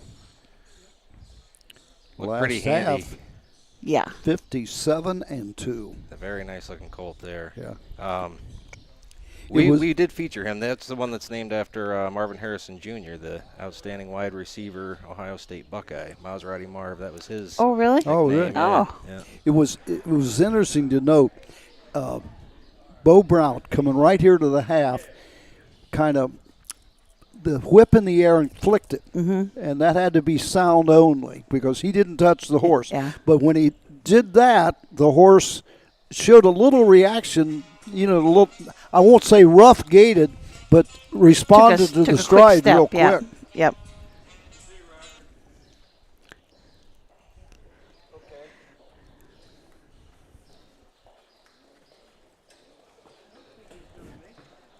Uh,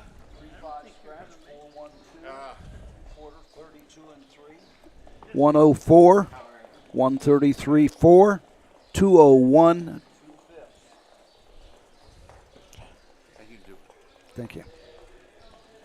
So the results are official. Number 1, Seaside Angel 3. The 2, Dances with Gators 5. The 3 was Scratch. The 4, Lovers Waltz 4. The 5, Maserati Marv the winner. The 6, Liberty was second. Top down. 3-5 scratch, 4-1-2 on the bottom.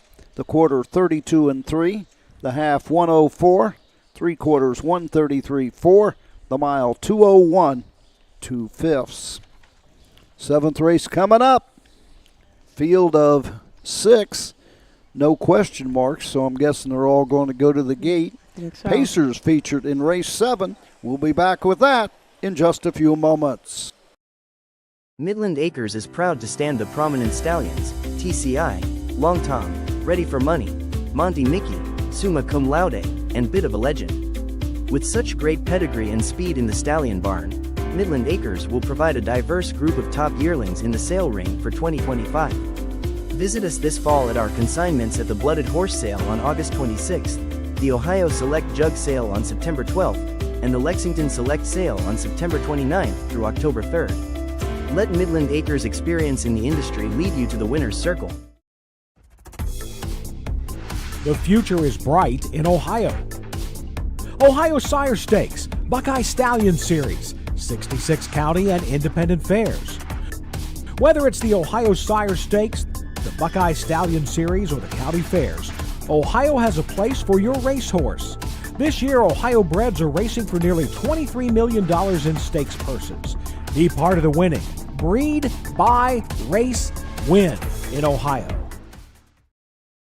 The Ohio equine industry needs your help. I'm Scott Mogan, president of the Ohio Harness Horsemen's Association. With over 300,000 horses in Ohio, the economic impact of the equine industry in the state is over $2.8 billion. That means jobs that pump millions of dollars into the local economy and support thousands of families. For Ohio's equine industry to remain strong, we need to send a clear message to our legislators about the important role that the agricultural small businesses play in Ohio's economy. To do that, we need your help. PACER, the Political Action Committee for Equine Racing, helps support and inform on issues that could positively affect Ohio harness racing. Please consider a donation to PACER. To donate, visit our website at ohha.com or call 614-221-3650. Your donation will help keep harness racing strong in Ohio. Thank you for your support.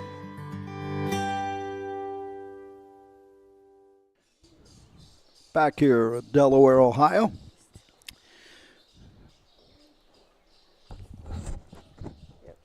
Our on-scene reporter, Phil Terry, reports she went back to the Brown barn and found out what happened. The horse shied from the water truck or something like that and went down, and Bo Brown was driving. But in the process of getting the horse up on its feet and stuff, Brian Brown got knocked down.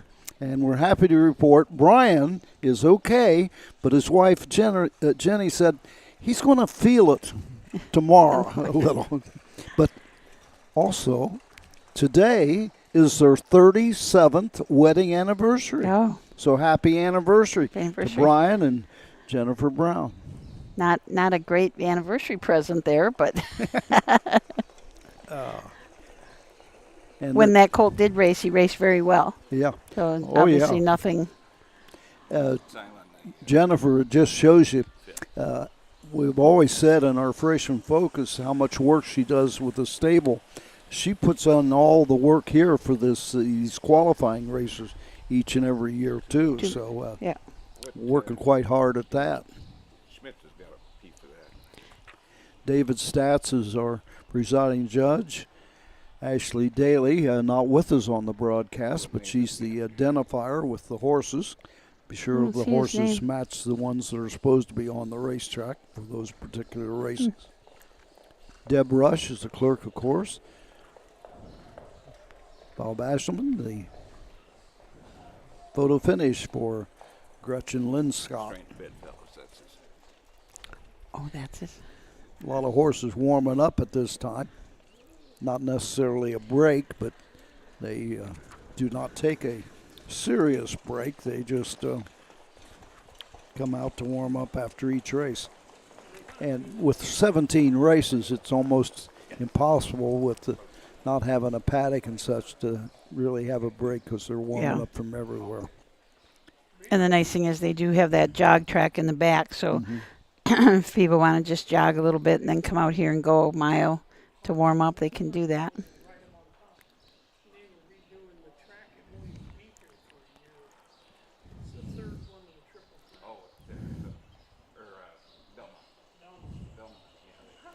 So we want to thank everybody for watching. We always We're like up to hear where you're from. 3,200 views. Wow. That's just kind of crazy. We had one freshman focus that generated right at 80,000 views. 80,000 views. Wow. 65,000 on YouTube and 15,000 on the OHHA. Normally, it's 15,000 on the OHHA and maybe 2,000 to 3,000 on YouTube, but on this one, Freshman Focus, 65,000 views with Greg Luther. Greg Luther. In the Luther stable. Well, you know, he tends to make announcements at the spur of the moment, so I think people maybe want to watch just to wonder what he might be announcing this time. He's always got surprises. Milford, Delaware, Marysville, Ohio, DeLand, Florida. Jay Wolf is working. Yeah. I thought sure he would be here today. Janet Greason up at Northfield. Dick Link, Vincennes, Indiana.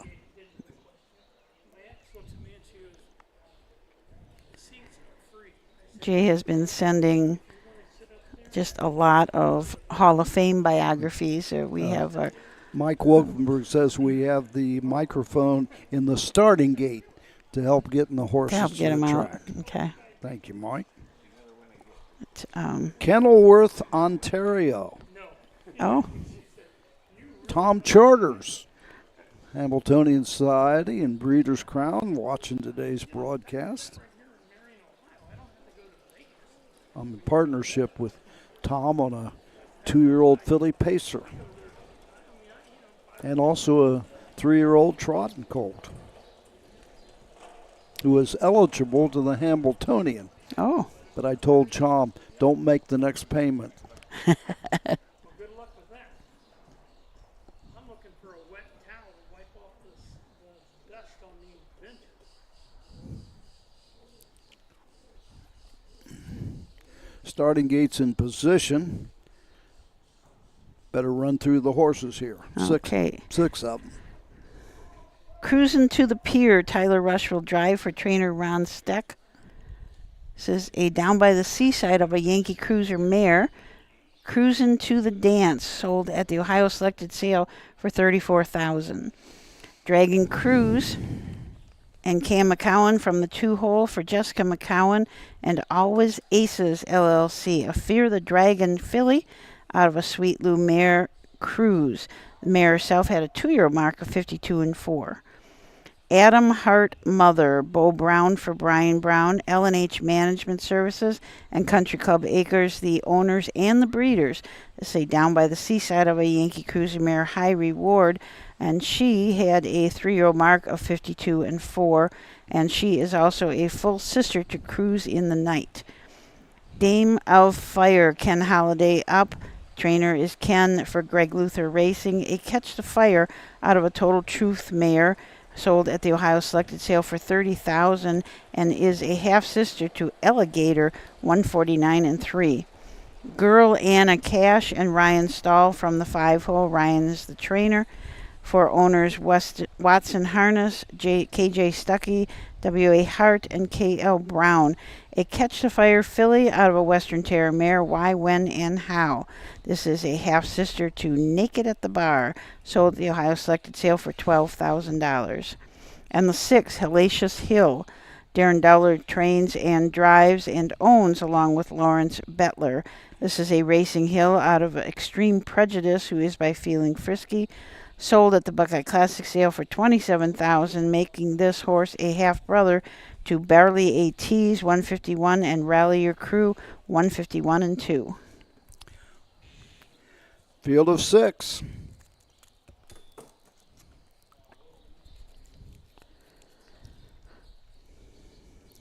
Tyler Rush, Cam McGowan, Bo Brown, Ken Holiday, Ryan Stahl, Darren Dowler, all are on the gate.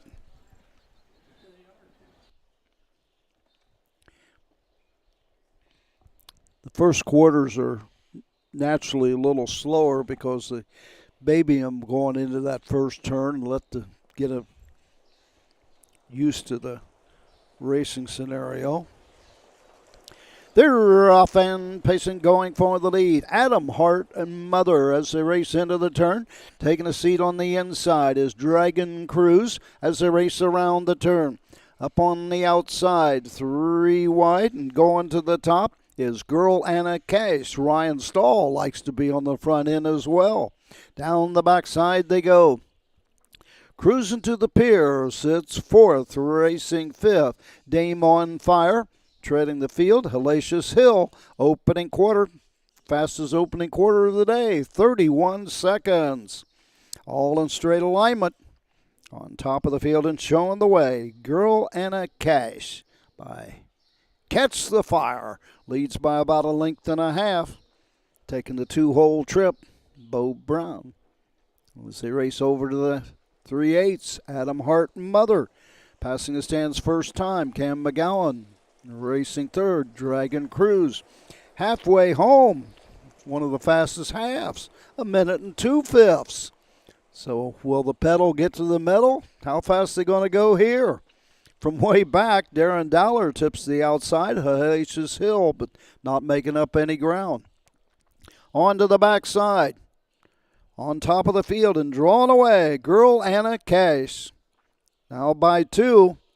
Racing second, Adam Hart Mother starts to pace and closes the gap at the 3/4. Oh, it wasn't faster. 1:30 and 3/5. Round the turn, Cam McGowan comes 3 wide on the outside. Dragon Cruise now third, now second, and going after the leader, Girl Anna Cash. Racing third comes Bo Brown. The end of the stretch they come. Adam Hart Mother coming to the wire. It's Cam McGowan with the lead. Dragon Cruise in front. Home second was Girl Anna Cash. Third on the outside, Adam Hart Mother. Fifth was Cruising to the Pier, and finishing last was Dame on Fire and Ken Holiday. I think they beat 2 minutes, but 59-3, 59-4. let's go 59 and 3. 159 3/5. Opening quarter. 31. Half in 1 minute and 2. 3/4 1:30 and 3. Wow, 159 and 3. So we didn't have any blistering fractions coming home, but last quarter was in 29 seconds. Did you write them down as I called them to the wire? Yes. I have from the top down, Cruising to the Pier 5th. Dragon Cruise the winner. Adam Hart Mother third. Wait a minute, my ink pen fell apart. Oh. I mean, it fell apart. Oh, it did. Do that again. Cruising to the Pier 5th. Okay. Dragon Cruise the winner. Okay. Adam Hart Mother third. Okay. Dame of Fire 6th. Mm-hmm. Girl Anna Cash 2nd. Mm-hmm. And Hellacious Hill 4th. I wish you could see it. When I said my pen fell apart, I got 3 pieces now. And all I've got in my hand is the insert.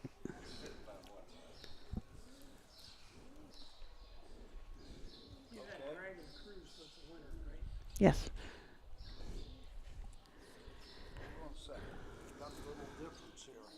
Oh, do we? 1, 2, 6, 3, 4. 31 minute and 2/5. 1:30 and minute and 2/5. 1:30 and 3. 1:59 and 3. Evidently, we called the second and third position. It was a photo. Okay. Yeah, David. The whole thing or what? Oh, no.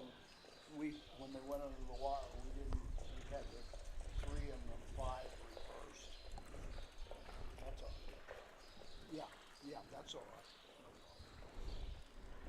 right. He heard me say that we had a difference, and he said the photo finish had it the other way than the way we called it. So, Okay. And the photo finish is always right. Yes. And we are way off from the wire, so we're quite a We ways are out. actually about 10 yards past the wire, and we're really looking at an angle. Yes, absolutely. So top down is a 5:12, 6:34, 31, 1 minute and 2/5, 1:30 and 3/5, 1:59 and 3 for Dragon Cruise by Fear the Dragon. On to the 8th race.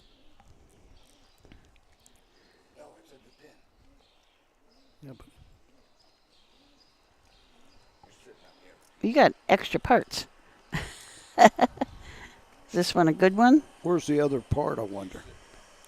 Here, this one's good, Roger. That one's working. Yeah, but I want to get there we go. Thank you.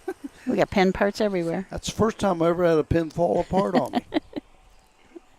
Thank you, Phil. Should we take a short break? Okay. That'd be a good idea. At Ohio State's Galbraith Equine Center, our veterinary champions are here for your champions 24/7, 365 days a year. Our expert team of boarded surgeons, sports medicine and rehabilitation specialists, together with veterinary cardiologists, internal medicine, and ophthalmologists, make our hospital your best resource for all sport horse performance issues. The Ohio State Veterinary Medical Center's Galbraith Equine Hospital. Call us today at 614-292-6661.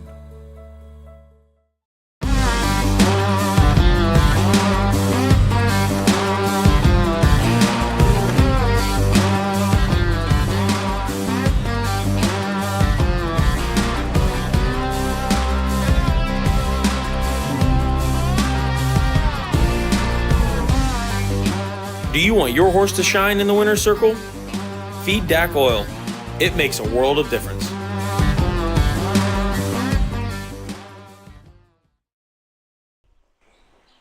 Back here in Delaware, Ohio, getting ready for the 8th, so that's about 4 races an hour, so the same pace the second hour as we had the first hour. So we're looking at 2 o'clock. Jay Wolf says that man usually has 147 pens attached to his bag, and he needs a pen. He's not wrong. I can see him from here. Yeah, he does. right behind Who Rogers. sent that in? Jay. Oh, Jay. I got every color in the rainbow. You do. Even though a lot of announcers will mark in their program the various colors of the drivers. I don't do that. But believe it or not, I think with Lego pads, I go through one Lego pad a week. Seriously, what, they got 60 pages in it? Really? Just making notes of the races well, or what?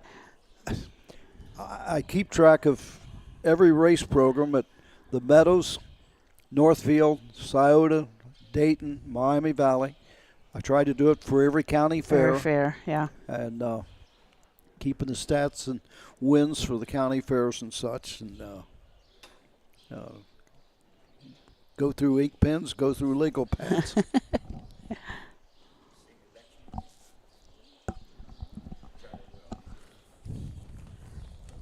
All right, take it easy, Phil. You might make a note, folks. We'll be back next week on Tuesday. Yes. And we're with you today because of the rain out yesterday. So you tell me I got up on myself, huh? Get ready to announce a race down the road. Hey, Susan, turnabout's fair play. You're going to have to announce a race today. Oh, yes. Oh. You can get through it. Which one of you two is going to run the camera then? While I take my break. You know, I actually did the camera. I forget. I think it was must have been at the Meadows, but I actually ran the camera one broadcast just say I could do it, you know. That was my first job Really? out of school at Ladbroke DRC. Sam McKee is the one that got me the job at Ladbroke DRC when he was calling the races. He was kind of in charge of the TV room there. Yeah. And I was in the quarter pole, which on the thoroughbred track was way on the far turn. Ladbroke was a big mile. I think it was a mile track, maybe even bigger than that. But, with them it was, 25, 30 minutes in between races, and I only had to work for like 2 minutes a race, so I could get down to the track kitchen and hang out a little bit, grab a sandwich, and get back to my post before the next race went. Got to meet a lot of different horsemen there. That was my first experience around that kind of racing. I grew up around the harness, but the thoroughbred's kind of a neat thing to see too. You mentioned Ladbrokes. At one time, they were the owner of the Meadows. You say also DRC up there at one time. The first year that I went to Ireland for the Vincent Delaney Memorial, the sponsor was Ladbrokes. They are an English company, right? That's where they're an English company, and they have numerous wagering facilities all across Europe. I don't know if they're still the largest in Europe or not right now, but I haven't really checked it out lately. But at one time they had the most, I forget what they call them over there, but racebook facilities like we have in the States or something. Chris Beaver warming up a set of his horses here coming home. Well, they're going pretty good clip there, too. Yeah.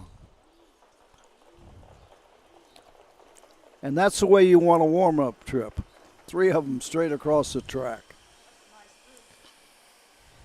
Horses are coming to the track now for the 8th race. We'll see who we got as they come by the stands for any changes or thought. Tyler Rush drives the 4. Sonny's in the C. Here's Rosie Weaver's Dragon's Shadow, the driver, Justin Irvine, making the trip down here from Northfield to drive all of Rosie's horses. What is today? Wednesday? Mm-hmm. Do they race at Northfield tonight? Yeah. Yeah, they'll probably be going back up to Northfield tonight. I thought maybe you'd go to Scioto Downs and drive Rosie's horses, but I'm sure he'll return to Northfield.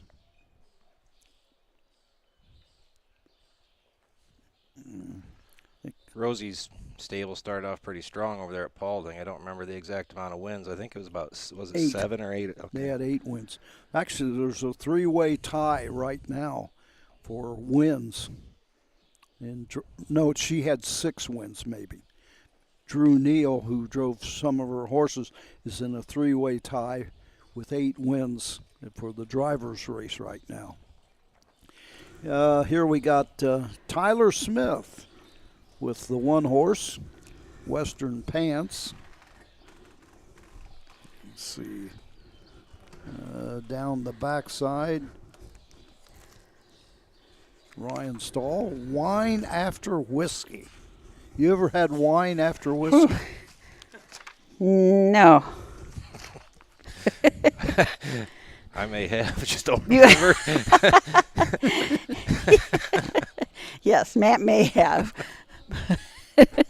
Drink a glass of wine and then take a shot of whiskey. I'll tell you, Ryan Stahl had some very nice horses at the matinee over in Bucyrus. What did he win, like 3 or 4 of them over there, at least, I think. I think we've got all 5 horses, it appears.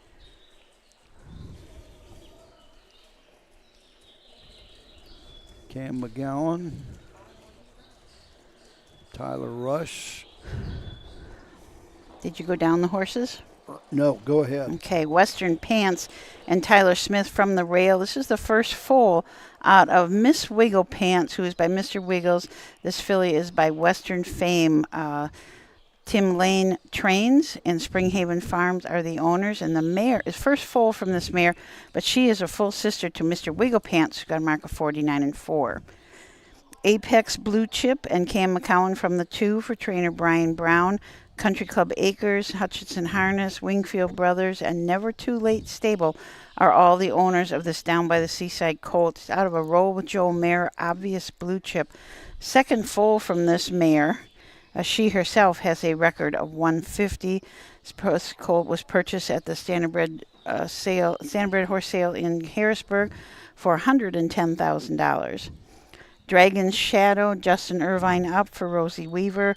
Rosie and Joseph Yoder are the owners of this Fear the Dragon. It's out of Barbara's Shadow, who's by Shadow Play. First foal from this mare, purchased for $15,000 at the Ohio Selected sale.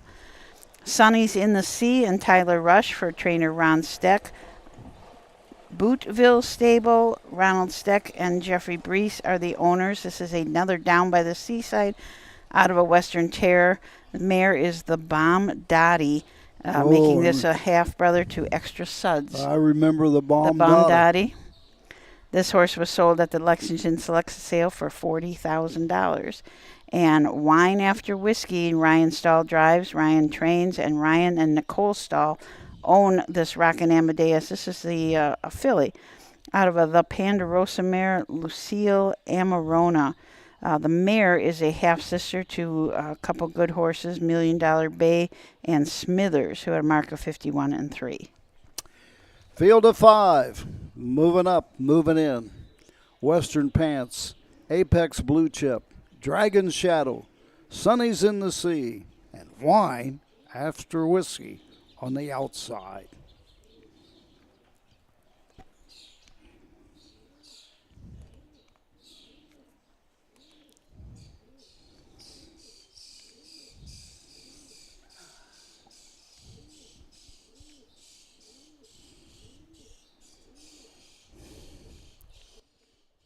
In behind the Wolfenberg starting gate. Gate swings into the stretch, and here they come.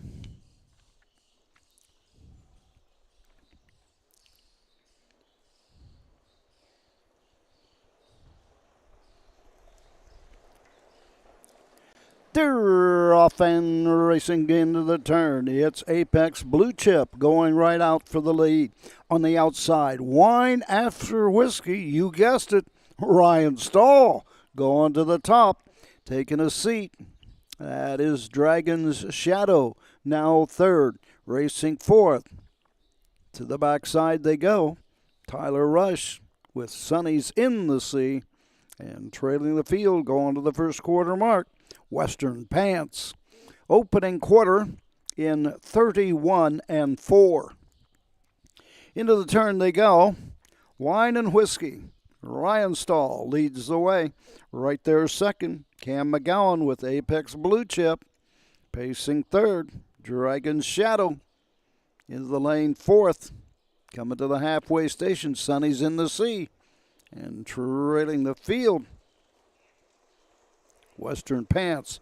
Tyler Smith can see them all. Halfway home in 1:02-1. On to the backside they go. Leader remains Wine After Whiskey. Racing second. Apex Blue Chip. Slightly gapped. Dragon's Shadow. Down the backside they go. Fourth. Going to the 3/4.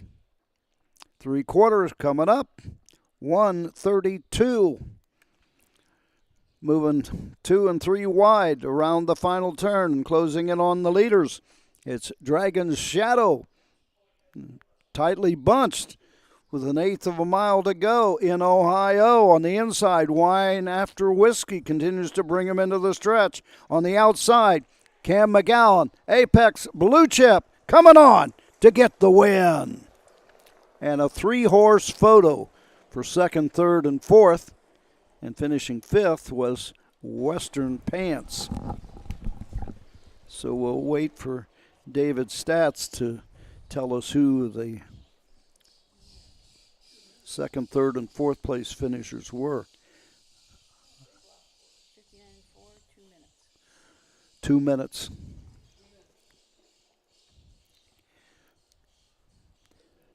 The watches confer.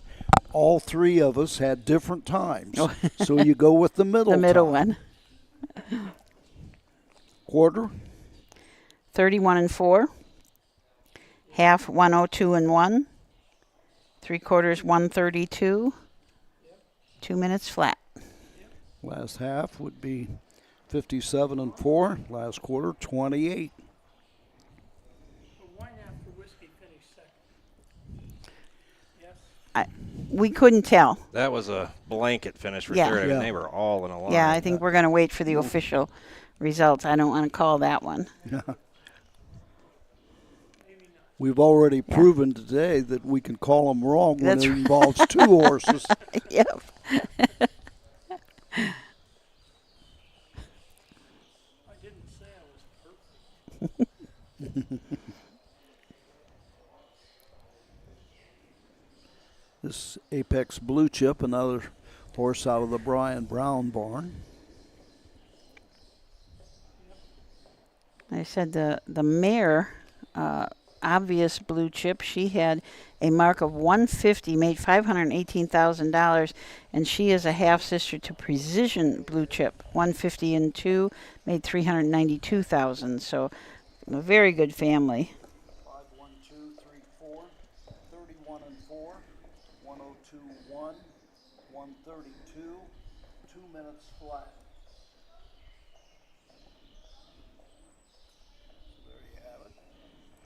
Number 1, Western Pants. 5, the 2, Apex Blue Chip, the winner. The 3, Dragon Shadow, 2. The 4, Sunny's in the Sea, 3. And the 5, Wine After Whiskey, was 4th. So top down, 5, 1, 2, 3, 4 on the bottom. The quarter, 31-4. The half, 102-1. 3/4, 132. The mile, 2 minutes flat. 9th race coming up. Field of 5 as we have a scratch here. As we told you earlier, Rosie Weaver had, I think, 8 in to qualify yesterday. She had had all 8 here.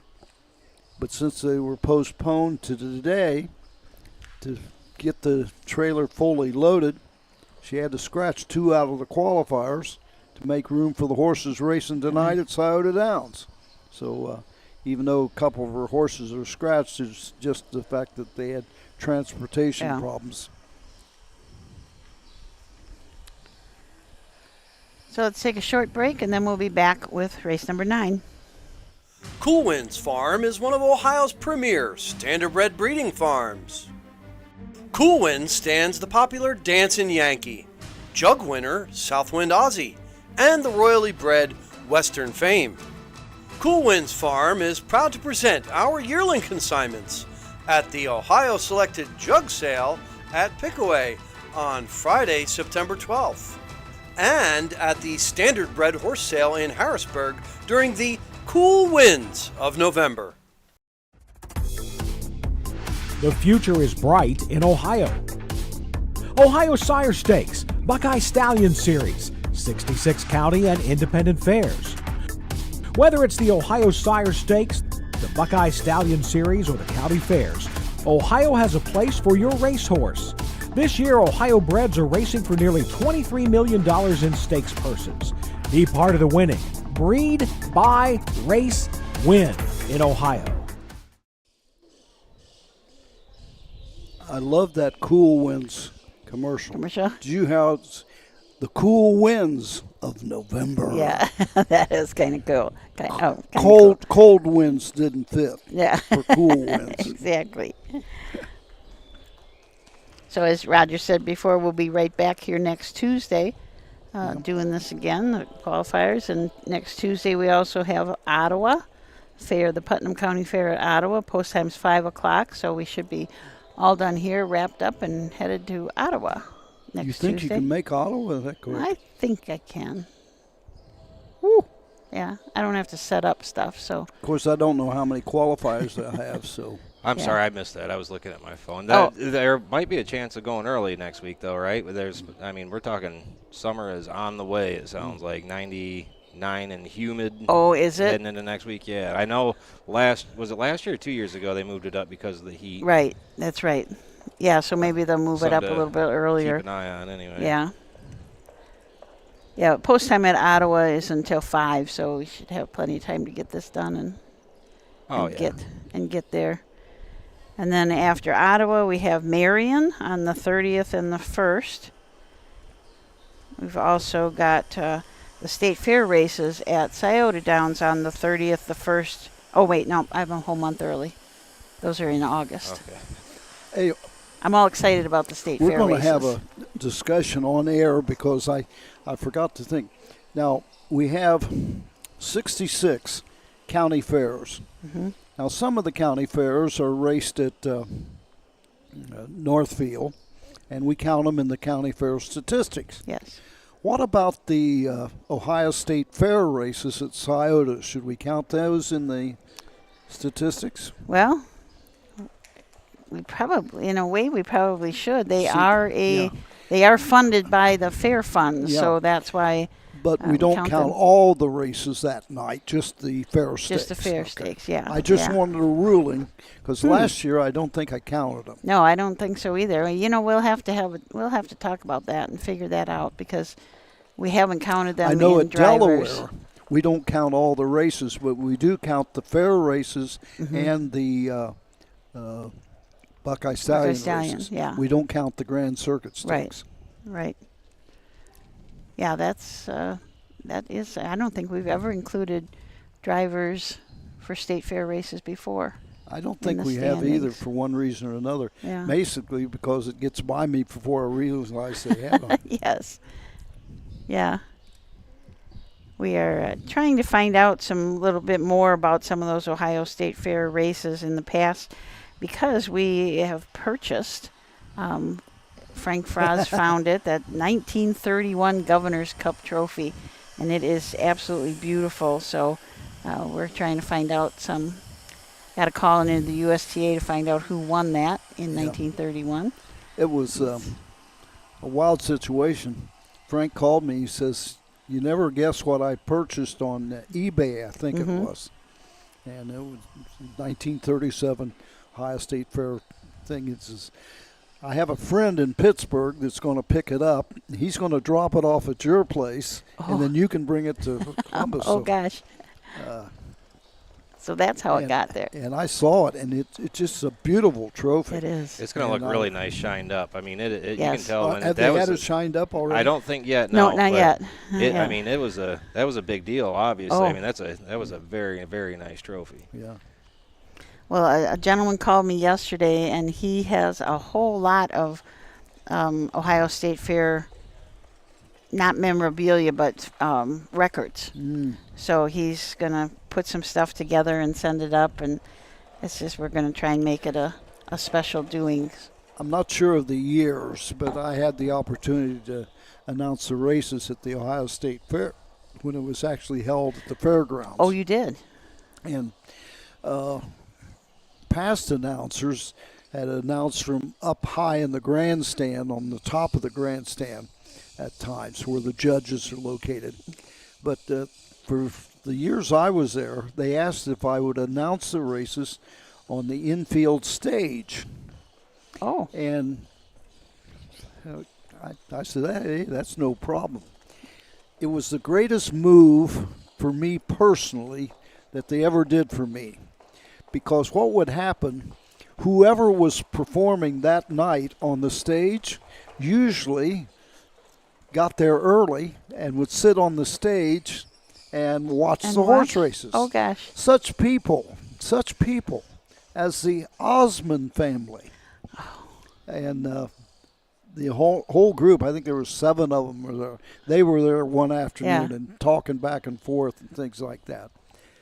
Wow. Sonny and Cher. Oh, gosh. We saw Sonny, but Cher stayed in the trailer. The one that is so memorable to me was a young girl that came from Australia to perform in the States. And I'm not sure if it was her first performance in the States or not. I instantly fell in love.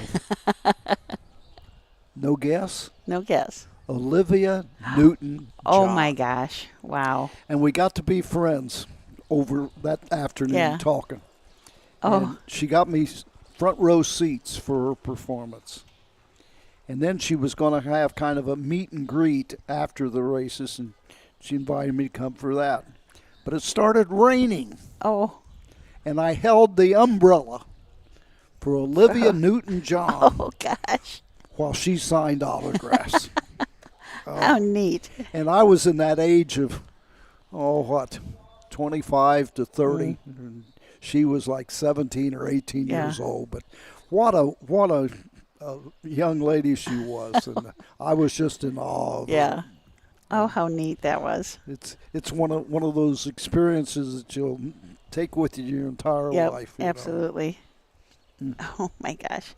We'll give you a quick rundown of these horses. Grace's Acres, Emmanuel Miller, but I'm not sure if that's Manny or not. Which horse? The one. Clifton Bell, maybe? No, Aaron Merriman. Oh, Aaron Merriman. No. Wait. The one. Yeah, Clifton's on the one there. Clifton, okay. Clifton. So Clifton Bell drives Grace's Acres, Chris Beaver trainee, Martin Yoder the owner. It is a credit fashion.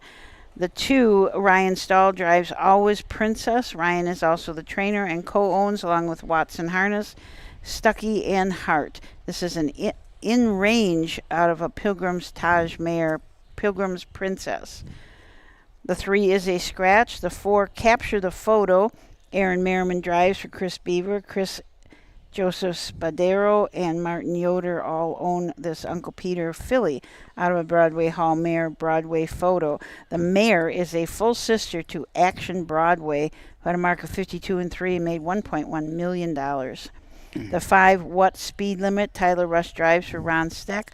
Ron Smoko and Green all own this in-range filly out of a Conway Hall mare, Barn Diva.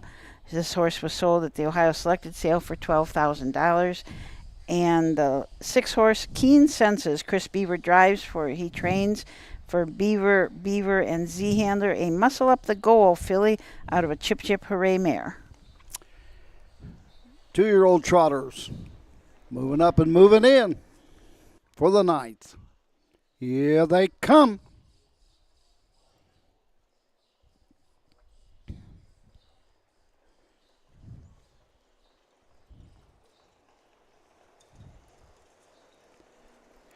They're off and trotting, going for the lead. That's Capture the Photo. Up on the outside, Keen Senses as they race into the first turn. Getting away third on the inside. Grace's Aces racing to the backside. Off stride, Keen Senses racing to the backside as they straighten out.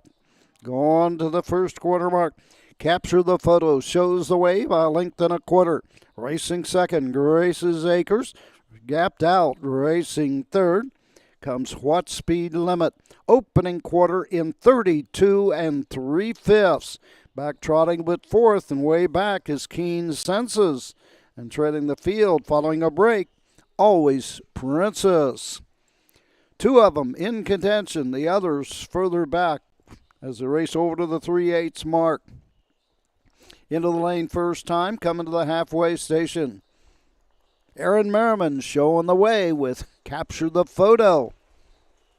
Racing second, Grace's Acres. Halfway home in 103 2.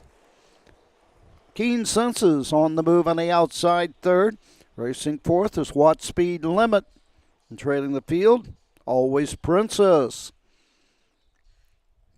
Another break by Keen Senses. Down the backside, Aaron Merriman. Capture the Photo. Clifton Bell right there second. Grace's Aces. 3 quarters. 1:34 4. As they race around the final turn, some opening up now. Capture the Photo now by 3.5. Racing second is Grace's Aces. Moving on the outside, coming on third, Always Princess. Coming to the wire. Won't need the photo finish camera here. The winner, Capture the Photo. Grace's Aces on the inside. What Speed Limit? Always Princess 4th. And Keen Senses was 5th. I think that one that got tight looked like a head. Might be a little closer than that, but I feel safe in calling that order of finish. That was the sibling to Action Broadway. The 4 was, yes. Okay. Yep. That might be a nice one right The there. mare is a full sister Okay. to Action Broadway. Who captured the photo?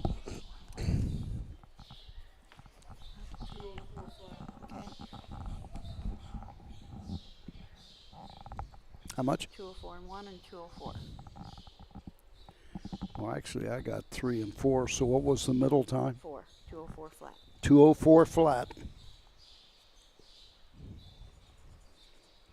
So the quarter? 32 and 3. 103 and 2. 134 and 4. And 204 flat. 204 flat.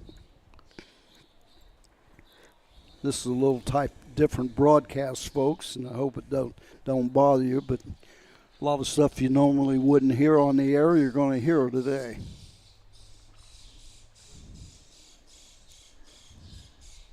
When I first came to Delaware, 67, I don't think we had an automatic timer. Oh. We had 3 timers up in the announcer's booth with myself. And right around that time, maybe, well, no, we may have had an automatic timer, but they still had 3 timers. And then we went to 1 timer, just to double check. And then we went to whoever was running the automatic timer always had a stopwatch. Oh, yeah.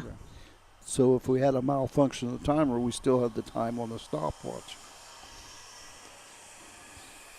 Always a good idea. I'm sure we haven't had the call from David.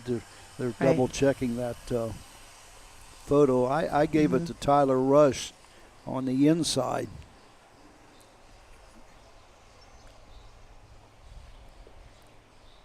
Who captured the photo, as we said, is Uncle Peter out of a Broadway Hall Mare Broadway photo, and she is a full sister to Action Broadway. Okay, David. 52 and 3, made 1.1 million. So this was a $17,000 purchase.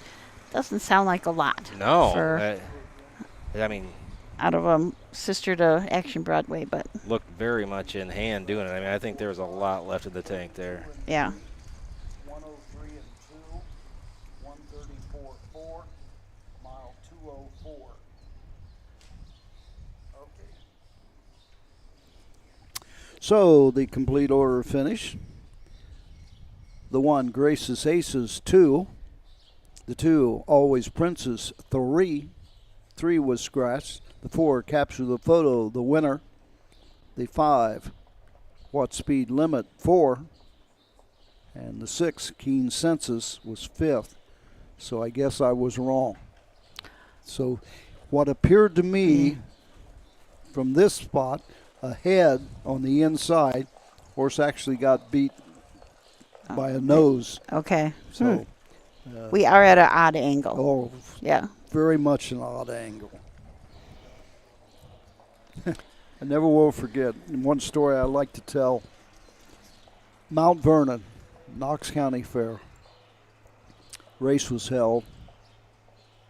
We announced tight photo for win. Then we announced the winner. Now this is going way back into the early 60s. Okay. And I looked in the barn area, and here comes Dick Buxton running to the infield judges stand. I know I won that race. He says, I can tell when I'm driving whether I win or not, even in a photo. Yeah. He says, I know I won it. They showed him the photo finish picture. Finished second. He accepted it, but couldn't understand it. They then, next year before the fair, had the county surveyor come out to see that the line was such. It was off kilter with the photo finish booth. Oh, gosh. And so I'm not sure what year that was, Yeah. but any of the tight photos probably could have, if it was a real tight photo, Yeah. would have been wrong. Oh, so my gosh. Dick Buxton, even though the margin was a nose, he knew he had won the race. And I, like I say, I do not remember what year it was, but I'm pretty sure it was in the 60s, somewhere in the 60s. That is interesting. Yeah. The driver knew. We were talking about the state fair before, and Mike Webkenberg says, my family has a 1958 Governor's Cup trophy, as his father won that race with Mary Lee Song, and she was the dam of Black Label who held the track record at the Meadowlands for quite a while. So I that's hope I'm interesting. right when I refer to Mike's father, John Wopkenberg. And boy, he was a trot man. I can't come up with the name of the trotter, but I was just starting out announcing in the 60s. And I can remember him driving at the county fairs. And he was quite a horseman. We got a scratch here in the 10th race. 2-year-old trotters, the one horse out of the Weaver barn. Nothing wrong with the horse, but because of the transportation, they had to leave a couple horses home, and this is one of them, Supreme Dance, a horse that raced at Paulding and finished 4th with a break. So I would almost guarantee you Supreme Dance will be back here next week to qualify for Rosie. What was interesting is her horse and the 5 horse, Chris Beaver's horse, both of their dams are half sisters to a horse called Market Rally. So it was kind of interesting that we had the mares, half sisters, produced horses in this race. It was kind of interesting. But with that one horse out, the 2 is Range the Wish. Aaron Merriman will drive for Chris Beaver. Beaver, Yoder, Internet Stable, and Buckley Stables are the owners. This is an in-range filly out of a Cadabra mare, I Am Spike's Wish, purchased at the Buckeye Classic sale for $18,000. This Range the Wish is a half sister to a horse called In My Dreams, who made $674,000. Kira and Aaron Merriman from the 3-hole, again for trainer Chris Beaver. This is a filly by Enterprise out of a Kiki Mora, who was by Triumphant Caviar. Sandra Burnett and Chris Beaver own this filly. It's her first foal, but she herself, Kiki Mora, had a mark of 53-1, made $406,000. Lindell and Ryan Stahl from the 4-hole. Ryan is the trainer and co-owns with Watson Harness Racing and William Hart. This is a Marseille out of I Love Lindy, who's by Credit Winner, and making this horse, Lindell, a half sister to I Love My MVP, who made it over $100,000. And 10 Times Harder and Chris Beaver from the 5-hole. Chris is the trainer and co-owns with Steven Z. Handler and Leo Fleming. This is a Muscle Up the Goal filly out of an Explosive Matter mare, I'm the Bomb. Her first foal. And as I said before, the dam is a half-sister to Market Rally, who made $704,000. I got a text from Tom Charters, Breeders' Crown and Hamiltonian Society. He says, what did you think of Moonlight Ride? Tom is apparently a part owner of this horse. Oh. That was a winner in 2 minutes and 3/5 for Brian Brown. And when you see the owners are Lehman and Stamball and Keith, plus the Strange Bedfellows. He is part of the Strange Bedfellows. And looked pretty good, Tom, pretty good.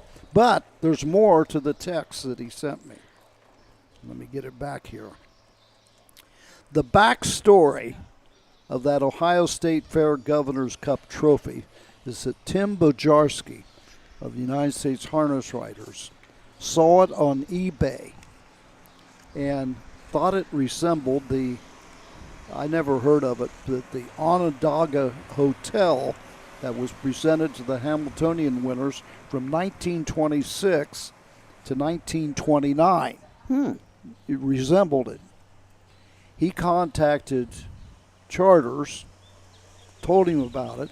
Charters then contacted Amy Holler and Scott Mogan, who in turn contacted Frank Froz, who purchased the trophy for the OHHA off of eBay. Wow. And Frank's friend picked up the trophy, gave it to me. I brought it to Ohio. So there are so many. A lot of people involved in getting that. So Tim Bajarski up in, I think that, I don't know if he lives in Buffalo or up at Batavia. Yeah, I think he's in Western New York. Yeah, Western New York. There was quite a bit of negotiation that went on to get that too, wasn't there? I mean, I it was, believe so. I think Frank spent that some was time going back and forth to get that price I down a little. Yeah. Oh, well. But I'm so happy that we have it because it's going to open up this whole thing about the history of the Ohio State Fair and all that. Because there's I'm pretty sure great it will stories. be on display at Scioto Downs Yes, when it they will. have those Ohio State Fair races. So please go out there. And actually, I'm thinking, Matt, we probably ought to do a feature on that trophy to post on Facebook as well, somewhere along the line. That would If be we neat. can find out who won it, Yeah. I mean, maybe try and that string I got something going. together. The USGA is looking up that. They have to go back to the books. Yeah. At one time, I kept every single race program starting in 1960 that I announced. And when we moved from Upper St. Clair to Washington, PA in 1983, I threw away all of those 17 boxes Oh my gosh. of racing programs. My wife said, "You're not shipping those boxes to our new house that we had built." So, Wow. since she ruled the roost, they all got tossed. And man, I have not regretted the vast majority, but I would give anything to have the 1960 race programs from Warren County Fair, London, Urbana, Hamilton, just to have those Your as a first. keepsake. Yeah. Anybody out there that has a 1960 race program from those fairs, get a hold of me. Yeah. Can't tell who that is over there. The draw gate. Oh.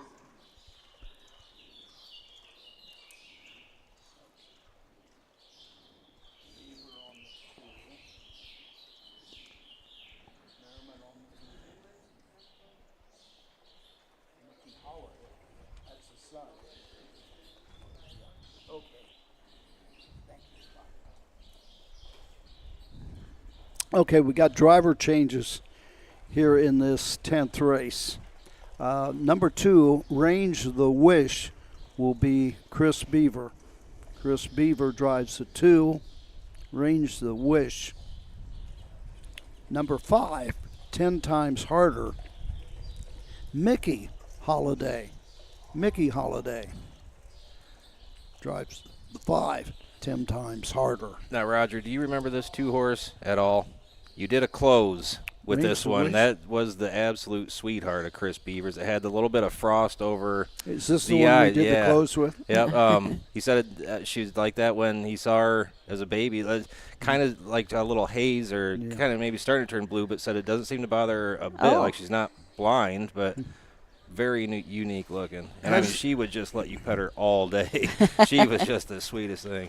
Remember the horse we did for Rosie Weavers that was nibbling on my Dutton? hat all day? Wasn't it Beth Dutton or something? Boozer or something. Okay. Yeah, I remember the horse, yeah. I wonder if it's raced. Did it race at Paulding? Boy, I don't remember. I don't remember. Horse that had Boozer as part of the name. And Oh. it was drizzling rain that day. So I put a chair right near the doorway to check the horses when they went. They had the right saddle pads on and things like that. And I guess I was a little too close to the horse's stall. And this 2-year-old, who she wanted to feature, but she had to cut because we could only do so many horses, started nibbling on my hat. Oh. And even when I took my hat off, started nibbling on my ears and everything.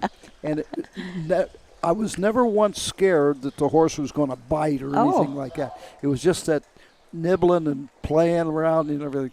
And then we did the feature, the close of the show with that particular horse, even though what some horses are just that away, you know. Yeah, yeah. And I mean, I didn't start it. The horse did itself, you know. I don't know, maybe trying to tell me, get the heck out of the way or something. I don't know. Didn't appear that way. So we got them moving in, 4 of them. Don't forget Chris Beaver on the 2. Mickey Holiday drives the 5. And the 1 is scratched.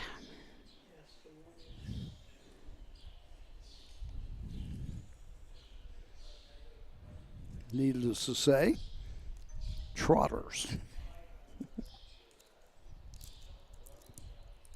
My allergies has killed me on this trip to Ohio. Oh. First time this year for one reason or another. And I'm on my, I think, 12th Hall's cough drop today. Only thing that solves the problem. 2-year-old trotters are all in behind the gate. Gate swings into the stretch, and here they come.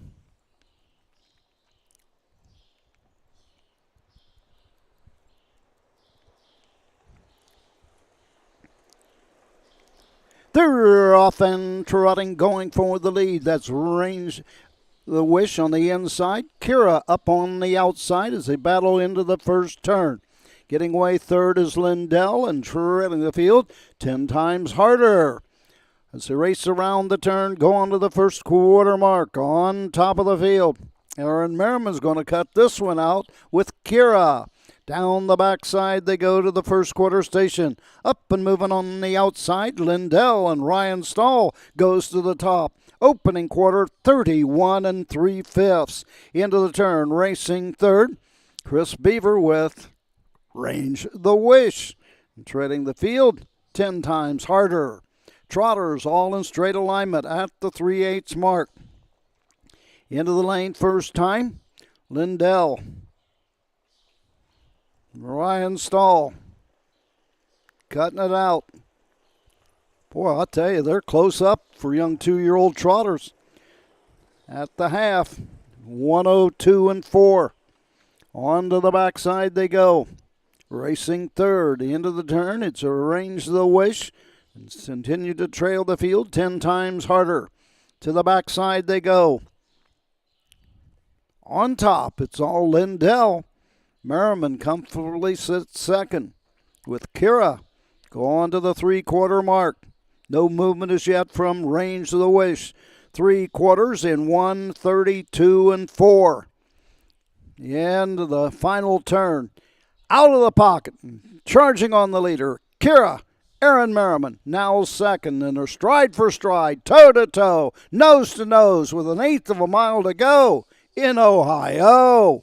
On the outside, Kira has the lead and starts to try and open up, but fighting back on the inside, Lindell to the wire. It's all Kira.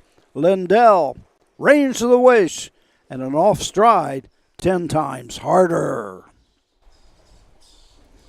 Nice final quarter. That Range the Wish made up some ground back on him after she got real steppy there in the turn. Still finished right with them.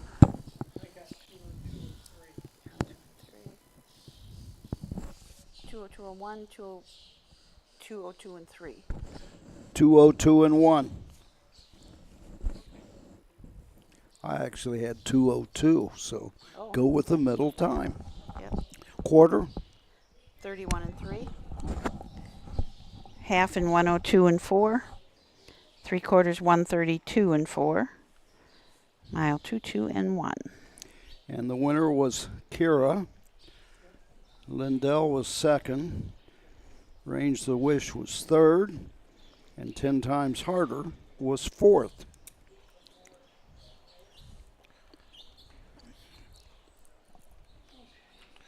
Mickey Holiday just picked something that looked like a knee boot, maybe. Could be a trot boot. Oh. I couldn't tell. I just saw a glance of it. 31 and 3, 102 4, 132 4, 202 1/5. Okay.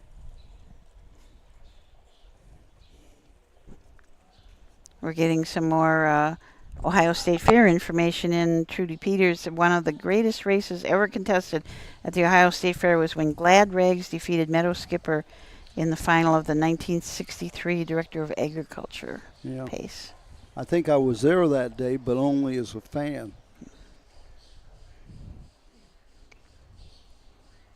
I attended a lot of races to Ohio State Fair. Did you? And then Phil Malger was the announcer at the time, and Phil eventually turned the Ohio State Fair over to me, and also Mount Vernon. Oh. Phil Malger was a gentleman who was also the backup announcer at Delaware, Ohio here. Oh. When I came on the scene in '67, though, I wanted him to call races every once in a while, but he didn't want to do it. Oh. And he kind of quit announcing at that time, so he didn't. But he was a dear friend, and actually gave me my first big break the day I graduated from Wilmington College. Got a phone call from him, says, I got to go to Toledo Raceway Park, and can you do the final week at the Red Mile Spring Meet? Oh, wow. I was going to be a school teacher. I went to Lexington, drove back and forth, 147 miles one way, 5 straight days to announce at the Red Mile and work at the radio station in Xenia. And I never taught school. That was the beginning. Found your calling. One of the greats in my book, Phil Malger. Let's see, where were we? Range the Wish was third. Kira, the winner. Lindell, second. 10 Times Harder, fourth. 31 and 3, 102.4, 132.4. The mile, 202 and 1. And I just got a picture. We can't show it on the air, but I want to send it to you guys eventually from Charters of that Hambletonian trophy that they're referring to. Oh, the one that looks a lot Now, alike. Oh, yeah. It does not have. There's 4 horses' heads on the State Fair trophy at the top of the thing, or midway down the trophy. But the Hambletonian trophy was stood straight up, but minus the horses' heads and such. So maybe it was patterned after this trophy, and they decided to add the horses and stuff like that to it. He also sent me a picture here of that trophy presented in the winner's circle. Tom, you ought to post those pictures. Yeah. Yes, put it on that harness racing history or something like that. We also got a note from Jerry Lighthill, who said the 1939 winner of the Governor's Cup was the horse's name Tom Manning. In 3 heats, the purse was $1,500, went 2.8.5, 2.6.5, and 2.8 1/4. Interesting. And we got the 37? 31. 31. 1931? Yep. I'm trying to think, didn't the USTA used to print books that showed the results of every race, so wouldn't they be in that 1931 book? Yes, yep. I put a call into them that they're going to find it. Well, contact the Hall of Fame in Goshen, because I think they have a complete set of those books at Goshen. Yeah. You might get it a little faster than through the USDA. Yeah. Well, they're gonna search for it. We have in the office back to 1944 in those books. And I know first horse I ever owned was a trotter by the name of Emily Martin. I think she had 100 and some lifetime starts and never won a race. Oh, gosh. But they sold her to me. I wanted a motorcycle. My parents wouldn't let me buy a motorcycle, so they bought me a mare. Oh. And I trained her every day, or jogged her, and even went training miles. Did you? With a 15-year-old mare in full to Waybloom, which was a stallion in Ohio by Dean Hanover. And that was my initial thing when I was 15 or 16 years of age. And I've been going to the races at Lebanon Raceway with my Uncle Don. And, those were the days, my friend. We thought they'd never end. 11th race coming up. 2-year-old Pacers. Got a question mark here, and I will assume is a scratch. The one horse. One horse. Believe Jerry. So in this one, we're down to a field of 3, and maybe this is the race you can call. I don't think so. Really? I'm positive. You want to film it and try and call it? No. Come on, Matt guys. should call it. No. Matt would probably do this very Hasn't, good. hasn't Jim I'm Ashton done it before? 82-year-old. He's upstairs. He kind of has a Nature busy calls. job. Job though. Oh, well. Well, the Boozer horse you were talking about. This is the one. This is Okay, it. this is the one. The 5 horse. That's that Twilight Boozer Okay. that was nibbling on my head and hat and everything. Yeah, that was a pretty wild coincidence because we did an open with a horse and a close with a horse, and they were the 2 that Rosie wanted to put in, or what they would have been horse number 11 and 12. We had no idea. It just kind of happened that way. It happened. Twilight Boozer. Well, I chose him to do the close of the show just because he was a horse that didn't mind somebody holding him and talking at the same time. We did a close on which one, and evidently the horse wasn't used to somebody holding him. And then who'd we do last? Ron Steck's horse. And the minute I started doing the close with the horse, through his head. Oh. We didn't cut it out. We left it in there.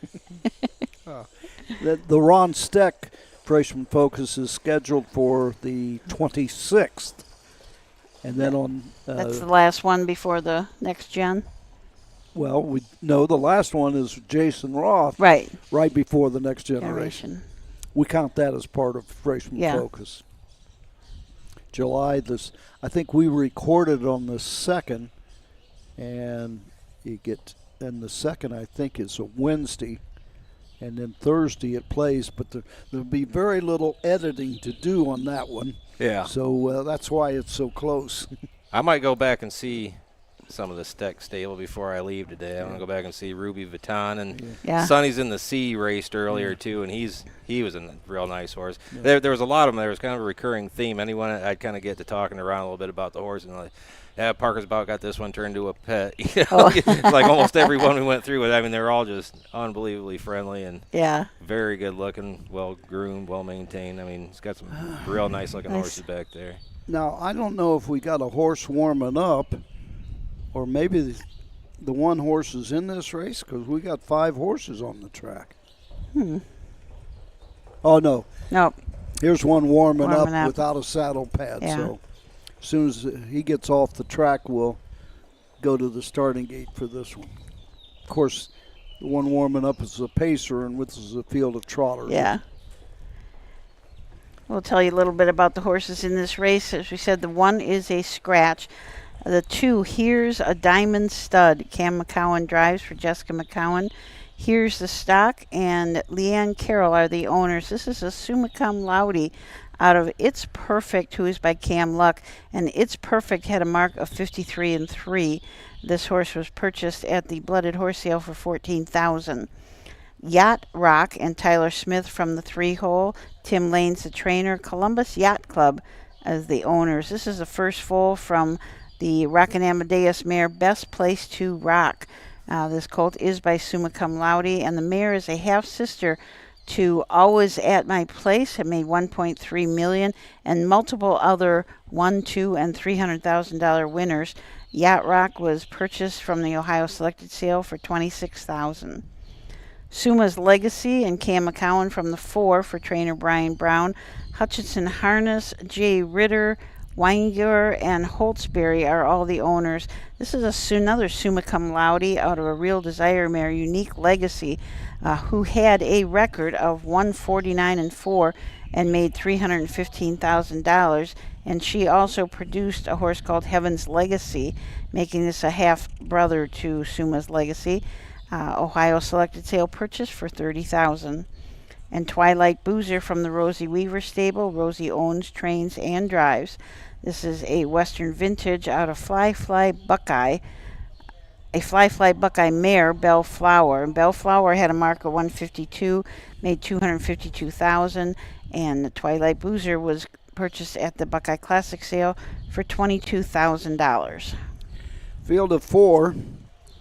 And by the way, we'll talk about it after this race is over, but I have all the information of the 1931 Governor's Cup just sent to me, texted to me.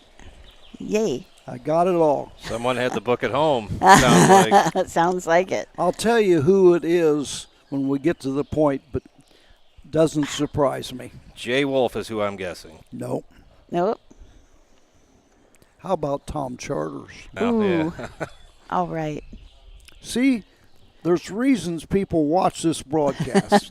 I mean, it's a lot different than what we have at the county fairs and stuff like that. And so I hope you folks don't mind the other topics that we get into and such. Well, it's kind of it's just fun to know that people are listening and they're listening to what we're saying and they can contribute to it. It's really the wildest nice. thing is almost all of the racetracks in North America have gone to music between races and stuff, and that is the number one complaint of folks that watch RTN. Really? They want constant talk. Commentary, yeah. And few tracks do it. Some do halfway. But the ones that play nothing but music and the race itself, lowest ratings. Here they come.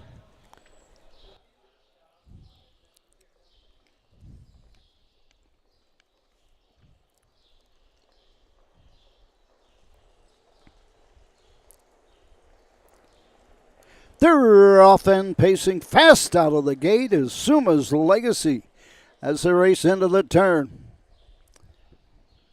Am I on the right race? 11th? Okay, because we have a driver change here that I apparently didn't pick up. That's not Cam McGowan on the 4-horse. Down the backside they go. Suma's Legacy with the lead. Racing second here's Diamond Stud as they race over to the first quarter mark in 31-4. Into the turn, racing third. As they race over to the 3/8, it's Twilight Boozer. And trailing the field fourth at the 3/8 mark is Yacht Rock. All in straight alignment as they race over to the 3/8 and into the stretch first time. Coming to the halfway point. I believe that's Bo Brown with Suma's Legacy. Halfway home in 102 and 3/5. Into the turn second here's Diamond Stud. So they race around the turn. Racing third, Twilight Boozer. And trailing the field, Yacht Rock. Down the backside, no movement as yet to go after the leader as they race over to the 3/4 mark. Suma's Legacy, 3/4 in 1:33. Tempo picks up, coming home. Suma's Legacy opens up by 2 1/4. Cam McGowan with Here's a Diamond Stud. Comes to the outside, 1/8 of a mile to go. Suma's Legacy on the inside. Trying to close is Here's Diamond Stud, but it's all Suma's Legacy. Here's Diamond Stud second. Home third. Yacht Rock and Twilight Boozer was fourth. Catch the half. I didn't either. 201. Okay, I didn't catch the half though. 201. 2:01. Was that the fastest of the two? 102. Okay. So what times do they have? Everybody 201. 2:01? Mhm. Okay. I got a little faster, but no guarantee. Quarter? 31-4. Half 102. 102, 3/4. 133. 133. And 201. Last quarter in 28. Yeah, Dave.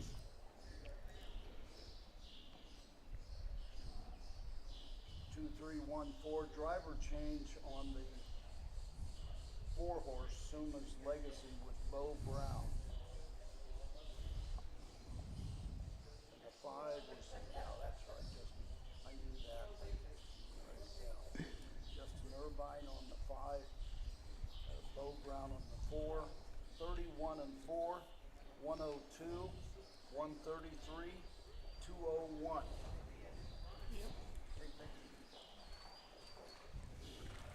I don't think we mentioned, but there was a driver change on the 5. Twilight Boozer, Justin Irvine. Justin Irvine on the 5, Bo Brown on the 4. Top down, 1 was scratched, 2, Here's the Diamond Stud, 2, the 3, Yacht Rock, 3, the 4, Suma's Legacy, the winner, the 5, Twilight Boozer, 4. Quarter, 31 and 4, the half, 102, 3/4, 133, the mile, 2:01 in the 11th. Now, have you got your pencil and paper? Write this information down. I'm ready. You can take it to the bank. It's from Tom Charters. Follow up on our Governor's Cup trophy. Paul Wilder at the library at the museum is who we got the information from.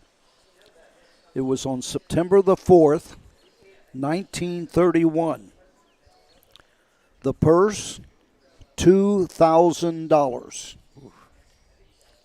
The winning horse, McGregor, MC, capital Gregor. 3 heats, 2-1-1. The driver, we don't have a first name, was Tallman, Tallman. The owner was Harry Crawford of Cincinnati. Harry Crawford, Cincinnati. The breeder was James G. Cooper of Cincinnati. Now, I'm not sure how we can get Mr. Tallman's first name, but they just have Tallman here. Okay. 3 heats, finishing second in the first, then won the second and third heats. Any times? No. No. Not in this message. Okay. No, he does not put any times. Driver Tallman. Owner Harry Crawford from Cincinnati. Breeder James G. Cooper from Cincinnati. You're right. You're right. Interesting. So what we need is the times, possibly, and the driver's first name. Yeah. Thank you, Mr. Charters and Mr. Wilder from the Hall of Fame. Any other questions fans out there want to know past history? No guarantees. Yeah. While we got you on the line, Mr. Charters, that's pretty cool. Oh, gosh. That is. Let's have a break, and we'll be back with more from the Delaware County Fairgrounds. Volstead, Coach K. Hanover, Slay, Ohio's top trotters stand at Dublin Valley Farms. Volstead's offspring include Sugar Instead, the 2023 Ohio 2-year-old Trotting Filly of the Year, and 2024 Ohio Sire Stakes winner Jurassic Hattie. Coach K. Hanover, the son of world record holder Walner, and Slay, the son of Chapter 7, standing his first season at Dublin Valley Farms. When you need supplies for your horse, one name stands out: Big D's. Since 1976, Big D's Tack and Vet Supply has been the equine experts you can trust. Whatever your horse needs is available at Big D's Tack and Vet Supply. Visit the retail outlet in Streetsboro, Ohio, or order online at BigDWeb.com for fast shipping. Most orders ship that day. Or call 1-800-321-2142. Big D's Tack and Vet Supply. The future is bright in Ohio. Ohio Sire Stakes, Buckeye Stallion Series, 66 county and independent fairs. Whether it's the Ohio Sire Stakes, the Buckeye Stallion Series, or the county fairs, Ohio has a place for your racehorse. This year, Ohio breds are racing for nearly $23 million in stakes purses. Be part of the winning. Breed, buy, race, win in Ohio. Back here at Delaware. 12th race coming up. I do have Jerry Lighthill said he had USCA books from 39 through 2000. And I would like to contact you, Jerry, because we are missing some in that era, especially at 39. We have a pretty good, I think, up until sometime in the 50s. So I will see if I can contact you. Jerry Lighthill. Mm-hmm. I met Jerry at Shenandoah Downs in Woodstock, Virginia, a number of years ago, somewhere in the last 10 to 12 years. And I'm not sure what his exact relationship was to a gentleman that raced all over Ohio and later in California, Joe Lighthill. Oh. I don't know if it's his son or so. Jerry, send us a text and let us know what relationship. But yeah. Joe Lighthill was one of the top drivers here in the Buckeye State when I started out in the 60s, but later in his career ventured out and raced in California very successfully for a number of years. And I'm not sure, but he was of Indian descent. Actually, I don't know. Maybe Jerry would know on that. Yeah. But when I think of Indian descent, I think of Tonto. Jay Silverheels? Jay Silverheels, who was involved in harness racing big time. Mm-hmm. Drove races. He won a race at the Meadows, won a race at the Red Mile in Lexington, Kentucky. These were regular pari-mutuel events. Yeah. Oh, they weren't amateurs. But and I got to meet him at the Red Mile in Lexington. And what a great time. Somebody tried to play a hoax on us and called the announcer's booth and said, can you get a message to Jay that Clayton Smith died, who played the Lone Ranger. Oh. It was a false story at that time. And I didn't further talk to Jay. But one of the greatest times I ever had, Biff Lowry was the general manager at the Red Mile at that time. And he had a party at his house, and Jay was the featured guest. Oh. And you can remember, if you can think of 20 people sitting around the living room on the couch and stuff, and here's Jay Silverheels, Tonto, sitting with his legs crossed like Indians would sit sometimes, and he told every Lone Ranger and Tonto joke known to mankind. Oh, really? And it was one of something like Lone Ranger, we've got hostile Indians to our left. We've got them to our right. They're behind us. They're in front of us.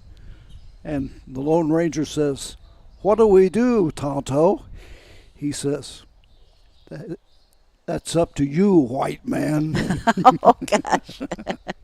Oh, God. But to hear Tonto tell that story, oh, God, it was one of the most enjoyable afternoons I ever spent in my life. There were other stories that I can't. You can't say, right? So Joe Lighthill was Jerry Lighthill's uncle. Uncle, okay. Thank you, Jerry. All right, 12th race, 2-year-old Pacers. Here's Corinthian, Cam McCowan. I may have some of these drivers wrong because I'm just going off the page, but we haven't looked for it. As you call them, I'll check them. Okay. Who we got? Here's Corinthian with Cam McCowan up. What number? Number 1. Jessica McCowan trains. Here's the stock. Tripoli Stables and Susan Sullivan's are all the owners of this down by the Seaside Colt. The first foal out of Rainbow Rider, who is by Sports Writer. Darren Dowler and correct. Barcelona Legend from the 2-hole. Darren also trains, drives, and owns this bit of a legend and colt. Lawrence Bettler also owns this horse. It's out of Barcelona, Hanover, who is by Western Hanover. Purchased at the Ohio Selected Sale for $7,000, and this horse is a half-brother to Brussels Hanover, who made $327,000. Drivers are all correct. Okay. The 3 is a scratch. The 4, Mr. Smarty Pants, Emma Wahlberg will drive for trainer Brian Brown. This horse is owned by Lehman, Keith, Staubbaum, and Calvert. It's a summa cum laude out of Roll Up the Rim, who is by Roll with Joe, making this horse a half-brother to Hey Hey Mama, 149 and 3, $311,000, and Zuma Beach, $105,000. Purchased at the Ohio Selected Sale for $35,000. The 5, Willow Dale, Luke Hanners gets the drive for trainer Robert Brooks. Curtis Shoup is the owner. This colt is by Western Vintage out of Carly Sue, who's by Feeling Frisky. Did start at Paulding, finished second, and paced mile in 2:03. Pico Boone and Tyler Smith from the 6 for trainer Timothy Lane. Corinne Lane and Divine Line Stables are the owners. This is a Fear the Dragon out of a Some Beach Somewhere mare, Sirius Filly, making this horse a half-brother to Sirius Mickey, 49 and 3. Field of 5. In behind the gate. Do you want a Halls? Huh? I got some in my pocket. I learned that from you. I bought an 80-pack.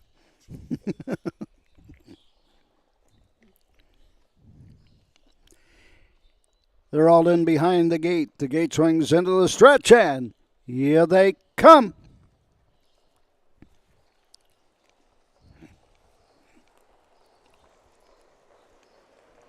They're off and pacing. That's Barcelona Legend going for the lead. Here's Corinthian on the inside, takes the seat as they race into the turn. Up on the outside with every stride. Luke Hanners, Willow Dale now to take the lead, going to the backside. Getting away second is Barcelona Legend. Pacing third, that's Mr. Smarty Pants. Down the backside they go. Racing fourth is Here's Corinthian as they race over to the first quarter mark. Opening quarter in 31 2/5. Treading the field, Pico Boone.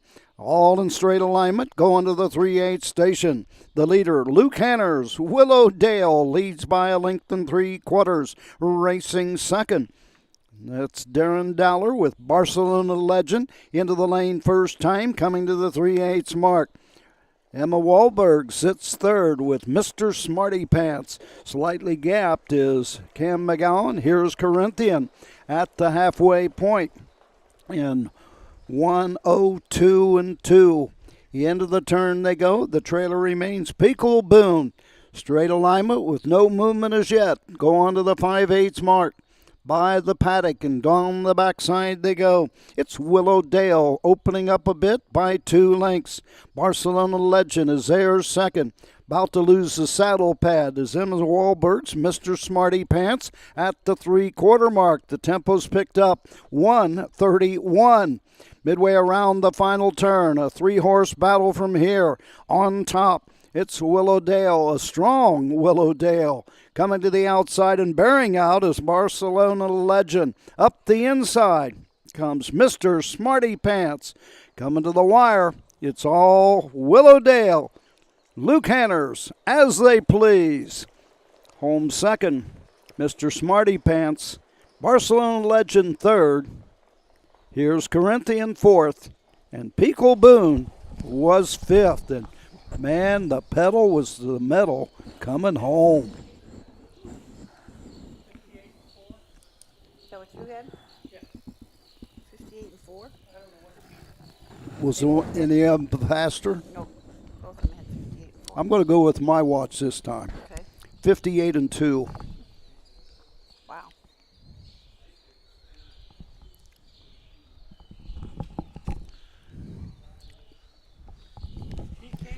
You know, if you put 2 people side by side, they do not start the watch at the same time. Yep, you're right. They always says you can have a fifth of a second wrong at the quarter and a fifth of a second wrong at the start and a fifth of a second wrong at the finish. So if you have 3 watches, you should have the time within 2/5 or 3/5 of each other. And that's just human nature. Right. Quarter? That's how you click it. 31 and 2.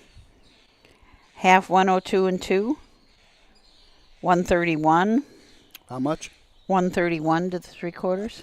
My phone's ringing. I'll have to get it later. Okay.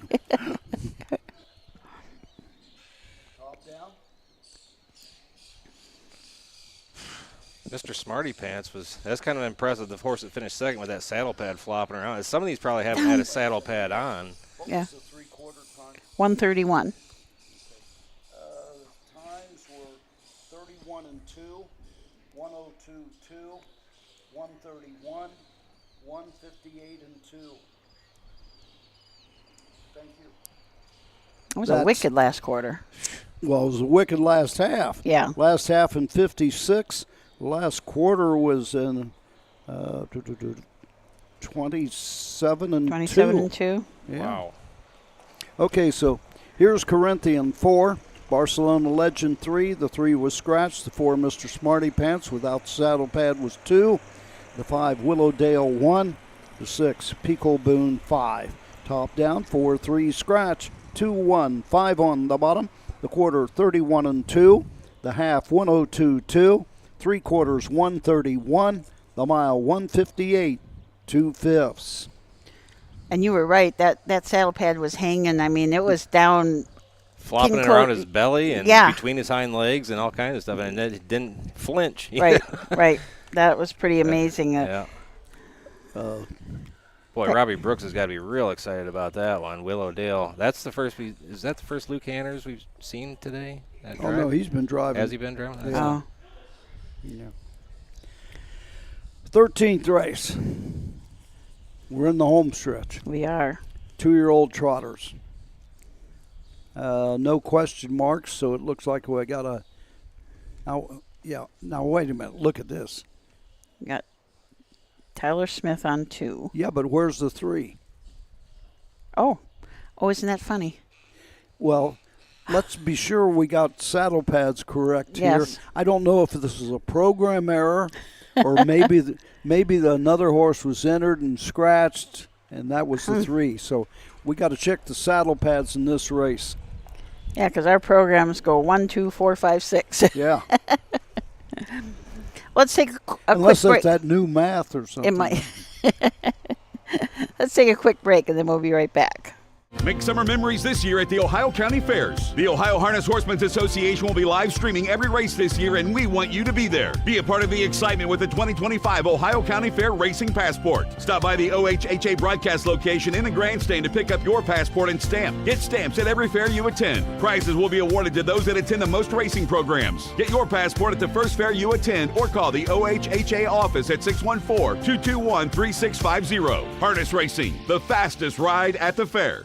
Midland Acres is proud to stand the prominent stallions, TCI, Long Tom, Ready for Money, Monty Mickey, Summa Cum Laude, and Bit of a Legend. With such great pedigree and speed in the stallion barn, Midland Acres will provide a diverse group of top yearlings in the sale ring for 2025. Visit us this fall at our consignments at the Blooded Horse Sale on August 26th, the Ohio Select Jug Sale on September 12th, and the Lexington Select Sale on September 29th through October 3rd. Let Midland Acres' experience in the industry lead you to the winner's circle. Well, let's see here. We're going to. Well, that's a warm-up horse. I don't know that any of the horses that got in this race are on the track. The 2. Yeah, that's Ron Steck, so that's correct. Well, I only got one horse on the track of a possible 5. Okay. The others appear to be just warm-up horses. Chris Beaver. Yeah. Who is it? Justin Irvine out there, and Curtis Harper. I think they're just warming up. But Ron Steck are on the 2 horse.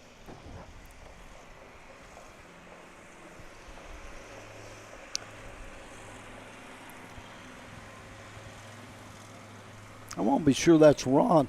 I think it's Ron. Don't think it's Ranger.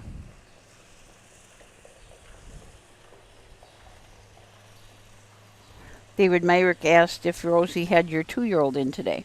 No, next Tuesday. Next Tuesday. Eckerd Hill Brady will be here next Tuesday. So I believe that that's Chip Schott and Justin Irvine, right? Okay. So that's the 4. Yeah, so we know 2 and 4 are correct. For those of you who don't have a program, the program goes from 1, 2, 4, 5, 6 horses. So we don't have a 3 programmed in here, which is odd. I got Curtis Harper out there on the 6, and he's losing a saddle pad and just. But I don't think I think he's just warming up a later horse, because Merriman's scheduled to drive for Chris Beaver. So. Top down 4, 3, scratch, 2, 1, 5. So Willowdale's the one that went 58 to 2. Yep.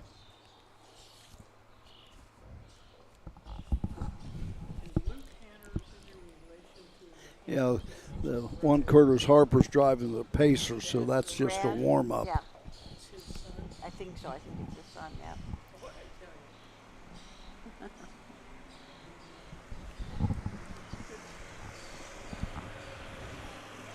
I'm pretty sure that's Ranger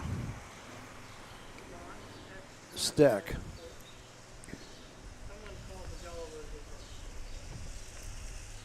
I'm going to check with the judge on that. Yeah. He doesn't like it. He doesn't.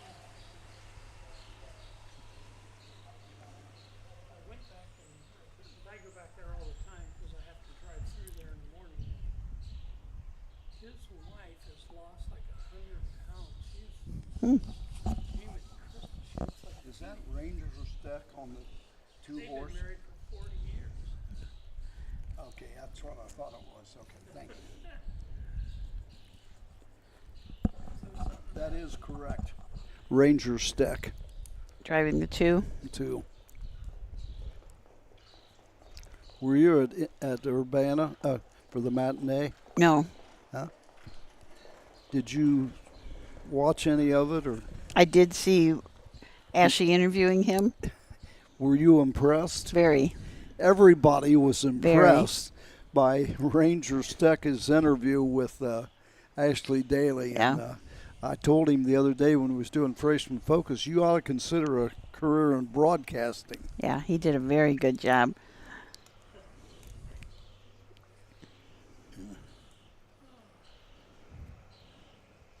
That's another thing that I really enjoyed about Freshman Focus is to get in the see the younger generation. Of course, Parker was there, and she's a full-fledged nurse and works in the works at a hospital, I believe, as full-time nurse. So still takes care of the horses. Wow.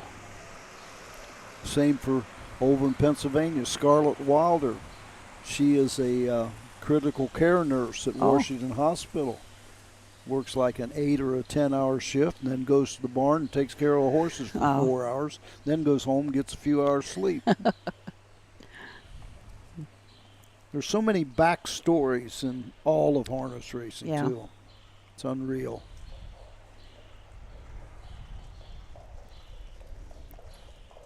We need to have Mike Webkenberg tell him his saddle pad's coming off. Well, he's just warming up. Warming up, okay. Yeah. They'll certainly realize it when they get back to the barn. Yeah.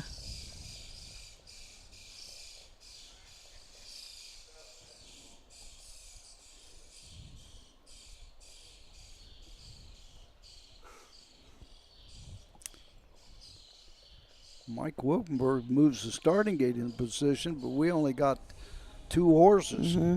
So he must be giving them a hint. Come on, guys. Who we miss? We're missing Tyler Smith. I don't see 6 Well, Tyler Smith, we got to check see who he's driving because he's down on 2 horses here. Yeah. I've tried it. You can't drive 2 horses at once. Merriman is on the 6. Okay. Max the Mighty. So we got 3 out. Did we do chip shot in the freshman focus? I was trying to think. I don't think we did. I don't believe so either. Yeah. Rosie Weaver's born. I know we did I'm on a jelly roll. That's who you did the close with Ron. So, yeah, my graphics are messed up in here because I completely missed the – we're missing a horse here? Yeah, there's no 3 horse. Okay, yeah, my graphics are way off. When Roger said Aaron's driving the 6, I'm like, there's no 6 in here. Yeah. Looks like Tyler Smith's on the 1. Okay.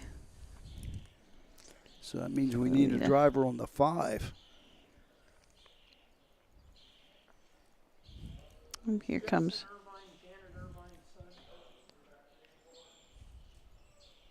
5's Clifton Bell. The 5, okay. Yeah. Clifton Bell on the 5.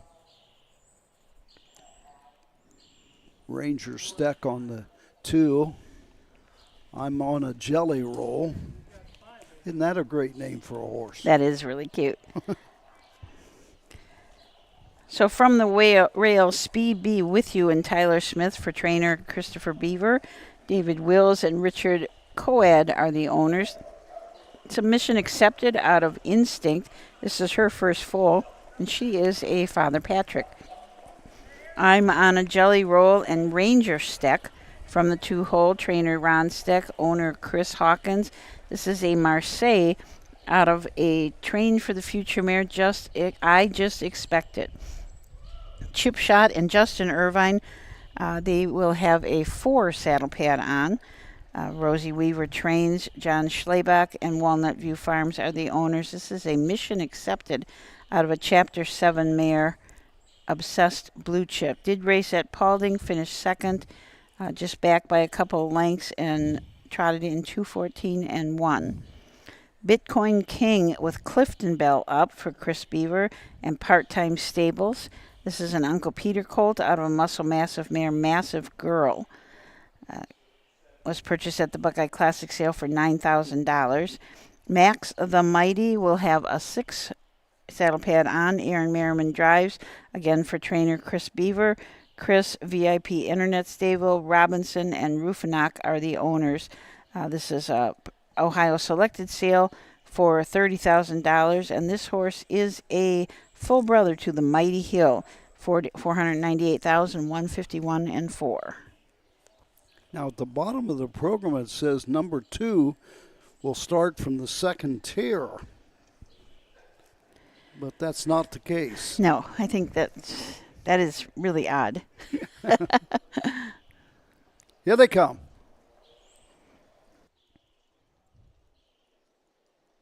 And the 2 is off stride. So is the 5. They're off and trotting fast out of the gate. Max the Mighty on the outside grabs a racetrack. Speed Be With You gets away 2nd. Chip Shot races 3rd.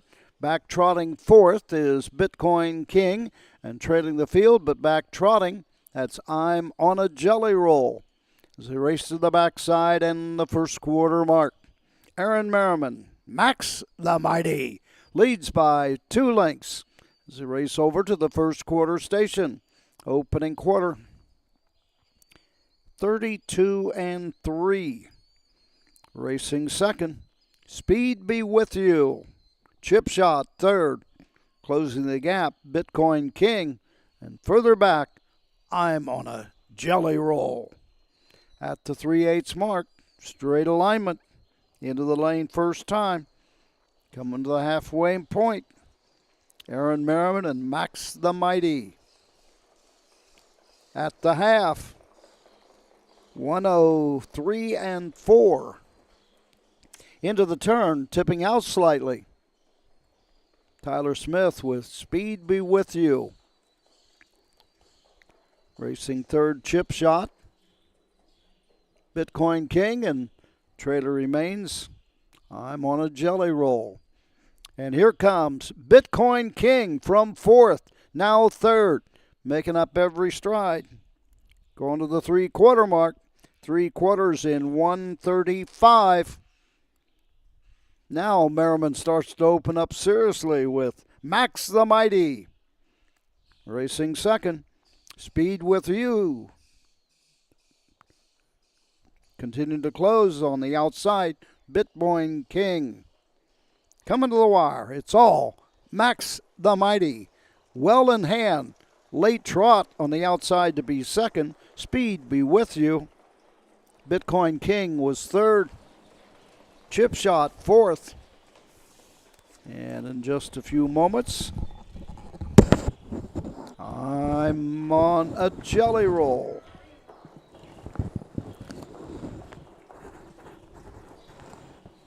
What'd you have? 204. 3 and 1 and 2-4 flat. We go with 3 and 1 because that's what I've got. 2 of the 3 watts is identical. Quarter. 32 and 4. Half 103 and 4. 3/4 135. Mile 2 3 and 1. And the winner was Max the Mighty. Who Speed With You was 2nd. Bitcoin King 3rd. Chip Shot 4th. I'm on a jelly roll was 5th. As we said earlier, Max the Mighty is a full brother to the Mighty Hill, who made 498,000 and has marked a 151 and 4. So. 103.4, 135, 203, 1/5. Somebody just asked how many more freshman focus shows. We've got Ryan Miller airing tomorrow, Ron Steck next Thursday, and then Jason Roth the following Thursday. So 3 more to 3 more new ones. It's interesting. I should probably point out, normally at the fair and everything, so they have the timing device at just past the halfway point, just past the 1/4 and 3/4 spot. So the drivers usually look at it to see how fast it goes. Aaron Merriman is not carrying a watch. Oh. I checked that coming to the half. Did you? And it didn't look like he has a watch. Of course, most drivers, they don't carry a watch anymore. Right. I'm not sure about all the county fairs, but I'm sure some of the drivers will have a stopwatch at the county fairs, but I'm still guessing a lot of them don't. I, in my early days at Pompano, worked with Mark Ferguson, who was a top trainer driver here in the Buckeye State, won a division of the Little Brown Jug with Lightning Wave, a horse that I even had the opportunity to train one time. He came north, of course, and he wins the division of Little Brown Jug. Now, Lightning Wave was owned by Pacey Midland. Oh, okay. It was quite a connection. But Mark Ferguson never carried a watch. Never. County fair, any place. And he would be training horses on the mile track at Pompano. He says, we're going to get down to the 1/2 and 5 or whatever. I'd look at my watch. I got there in 5 and 1. Oh, gosh. You know, he's cutting it out. Yeah. And I'm sure a lot of the old timers were that way. Yeah. You know, they just had and that. I'm sure some of the drivers nowadays, they realize the pace they're going and such. But it was almost like Tom Harmer when he qualified, when he raced Falcon Sealster for the world's record here. Before the race that morning, I was talking to him, and he gave me the fractions that he wanted to go with Falcon Sealster. Really? He was right on the 1/4, the 1/2, and 3/4 within 1/5 of a second of the fractions that he gave me. And I asked him, well, what's the final time going to be? He says, that's up to Falcon Sealster. Oh, wow. He said, I'm going to get him these points. Yep. And depending on him. and the rest was history. Oh, wow. So where are we at? Let's do the rundown. We didn't do the rundown yet. Okay. Speed Be With You was second. I'm on a Jelly Roll 5. Chip Shot 4. Bitcoin King 3. Max the Mighty the winner. 32 and 4. 103.4. 135. The mile 203. 1/5. 14th coming up. 3-year-old and up. Let's take a quick break, and then we're back for the race 14. Cool Winds Farm is one of Ohio's premier standardbred breeding farms. Cool Winds stands the popular Dancin' Yankee, Jug winner Southwind Aussie, and the royally bred Western Fame. Cool Winds Farm is proud to present our yearling consignments at the Ohio Selected Jug Sale at Pickaway on Friday, September 12th, and at the Standardbred Horse Sale in Harrisburg during the cool winds of November.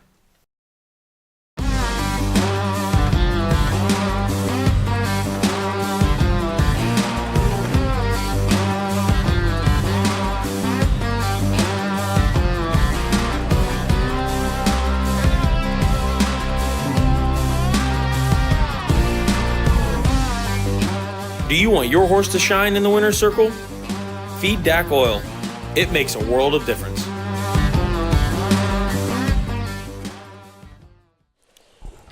Okay, looks like Mike Webkenberg is on the backstretch. He's not going to take this one the full time around. So let's quickly go down these horses. This is 3-year-old and up pacers. Fear the State. Tyler Smith will drive for trainer Ron Potter and Last Laugh LLC. This is a 3-year-old Fear the Dragon out of an Arts Place mare. Has not started this year yet. Had 5 starts as a 2-year-old. Did have a qualifier this year. Qualified at Scioto Downs in 159 and 1. Obbs Ock, Darren Dowler up for trainer Terry Henry and Charles Little. This is a Big Bam Ray out of a Polo Player mare, Polo Ob. This horse has no lifetime starts. The 3, Duck Duck Dragon, Emma Wahlberg up for trainer David Warnstaff. David is also the owner.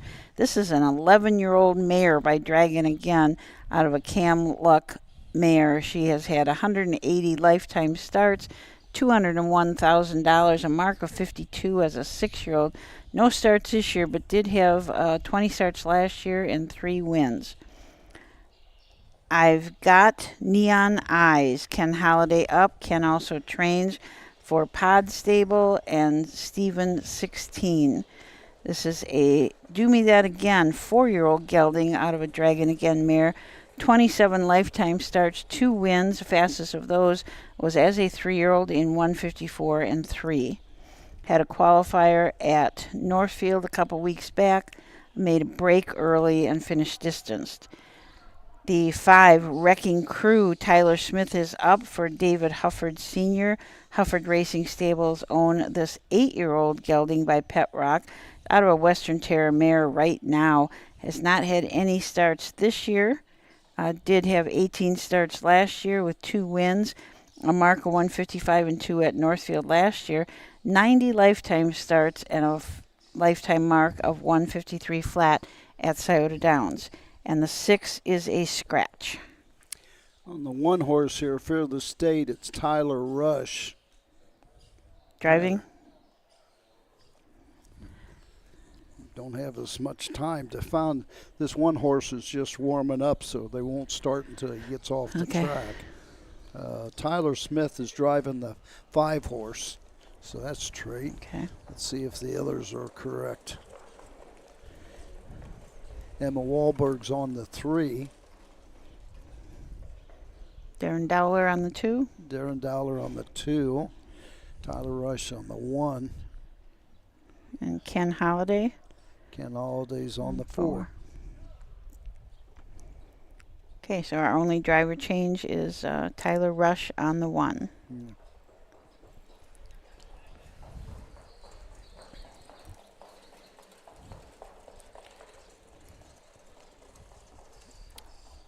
The top 10 in harness racing has just been released.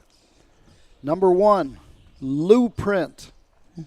Just won the North American Cup. 26 of the 35 first place votes. Oh. Twin B Joe Fraiche, last year's Horse of the Year, number 2, 9 first place votes, and undefeated this year. And so that was my choice for number 1. Nothing against Lou Print, but as long as Twin B Joe Fraiche was winning, I'm going to leave her number 1. Mick and Minnie was 3. Emoticon Legacy 4. Chantilly 5. Dial Square S 6. Brew Hanover 7. Ken Hanover 8. Mosdale Ben N 9. And Artie B. Mickey N was 10. The top 10 horses in this week's first national poll. 35 individuals across North America vote every week. Here they come.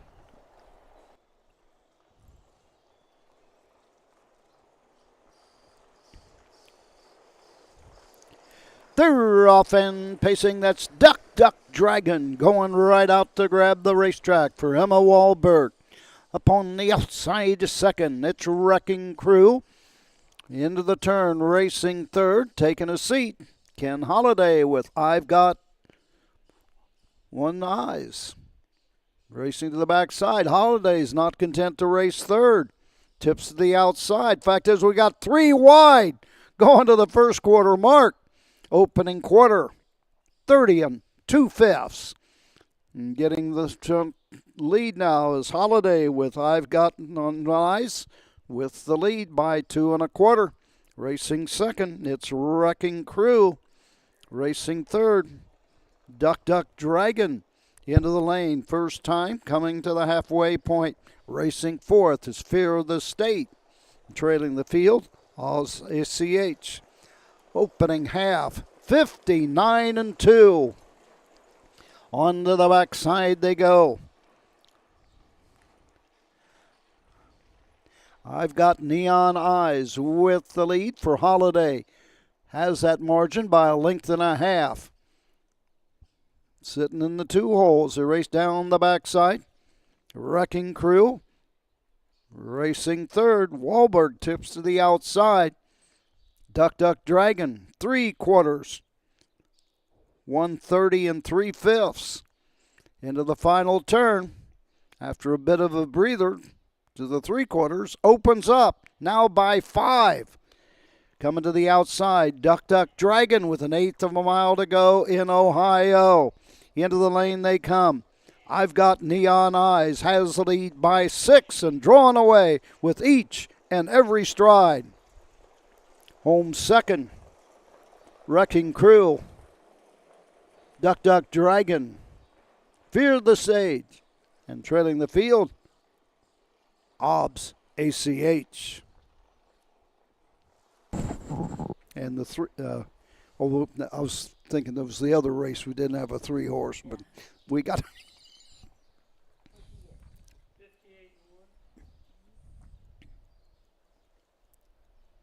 What do we got from the other timers? 57 2 and 58 1. We'll go with my watch. 57 3 in between. Quarters? Quarter and 30 2. Half and 59 2. 3/4 130 3. Mile 157 3. Last half in 27 seconds.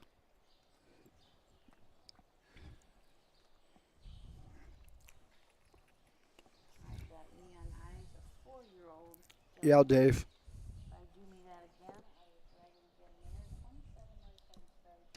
Has earned $21,000 lifetime. Mark of 54 3.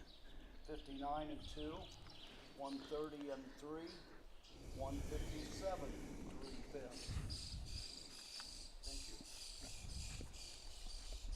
Well, we've got 14 in the book. In the book. Fear of the State was 4. Bob's ACH 5. The 3, Duck Duck Dragon 3. The 4, I've got Neon Eyes, the winner. The 5, Wrecking Crew 2. The 6 was scratched. Quarter 30 and 2. The half 59 and 2. 3/4 130 and 3. The mile 157 3/5. 15th race coming up. Field of 3, 3 and up for trotters. And then we've got one more 3 and up, and then we're going to end the day with another 2-year-old trotting race. So we still got some trotters or 2-year-olds coming up. So let's take a quick break, and we'll be back with the 15th. Volstead, Coach K Hanover, Slay, Ohio's top trotters stand at Dublin Valley Farms. Volstead's offspring include Sugar Instead, the 2023 Ohio 2-year-old Trotting Filly of the Year, and 2024 Ohio Sire Stakes winner Jurassic Hattie. Coach K Hanover, the son of world record holder Walner, and Slay, the son of Chapter 7, standing his first season at Dublin Valley Farms. At Ohio State's Galbraith Equine Center, our veterinary champions are here for your champions 24/7, 365 days a year. Our expert team of boarded surgeons, sports medicine and rehabilitation specialists, together with veterinary cardiologists, internal medicine, and ophthalmologists, make our hospital your best resource for all sport horse performance issues. The Ohio State Veterinary Medical Center's Galbraith Equine Hospital. Call us today at 614-292-6661.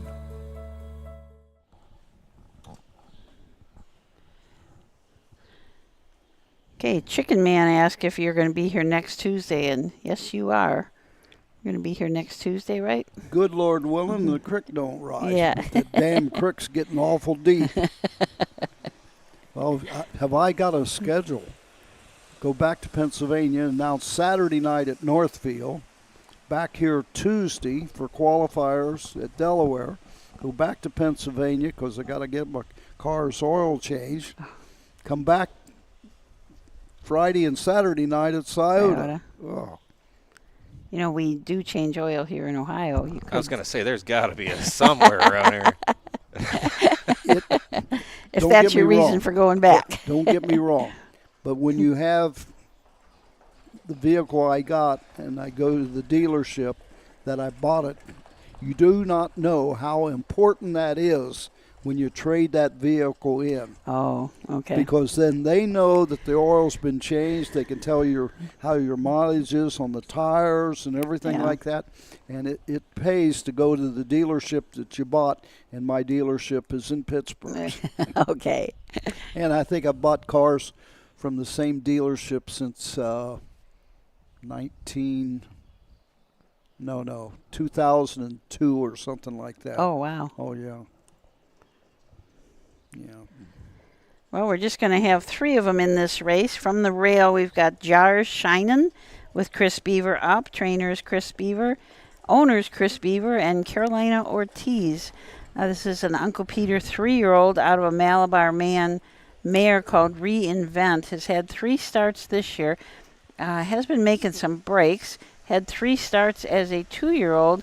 Won a qualifier at Scioto as a 2-year-old in 2-2-2, but really very lightly raced. And as we look through the past performance lines here, we do see quite a few breaks. Mega Money and Aaron Merriman from the 2, Chris Beaver trainee. Beaver, Patricia Stable, Express Standardbred, and Bloom are the owners. This is a 3-year-old filly by Triumph and Caviar out of a credit winner mare. Lotto Winner has had 5 starts this year. Already has 3 wins. Fastest of those was was at Miami Valley, and now winners of 2, won in 55-2. Then won the Hackett in 56-1, and also finished second in the Ohio Sire Stakes. So this Mega Money has been racing really well. Raced great as a 2-year-old also. Had 9 starts as a 2-year-old. 1 win, 2 seconds, and 2/3, and earned $122,000 as a 2-year-old. And I think the 3 horses are scratch. Oh, okay. Yep, could be. Hennessy was scratched. So we may be down to a 2-horse Chris Beaver race. Who's going to cut it out? Whew. Well, like I said, the 1 horse has been making breaks quite often. But then the 2-horse Mega Money did make a break her last start also in the Sire Stakes at Northfield Park. So they might be easing them out of there a little bit. You're almost sure that Beaver's driving the 1 horse because he's been driving it all throughout. So I'm sure, well, it'll be Merriman. He'll cut it out surely. I don't think Beaver will put that horse on the front end. He's going to baby that horse. Yeah. Yep, I would almost think so. That start where I said that Mega Money, the 2-horse, finished second at Scioto in the Ohio Sire Stakes, trotted in 53-4 that night. So this horse definitely has some speed. Curtis Harper was warming up probably for the 17th race, and he is off the track. Beaver is making his way to the track with Jars shining.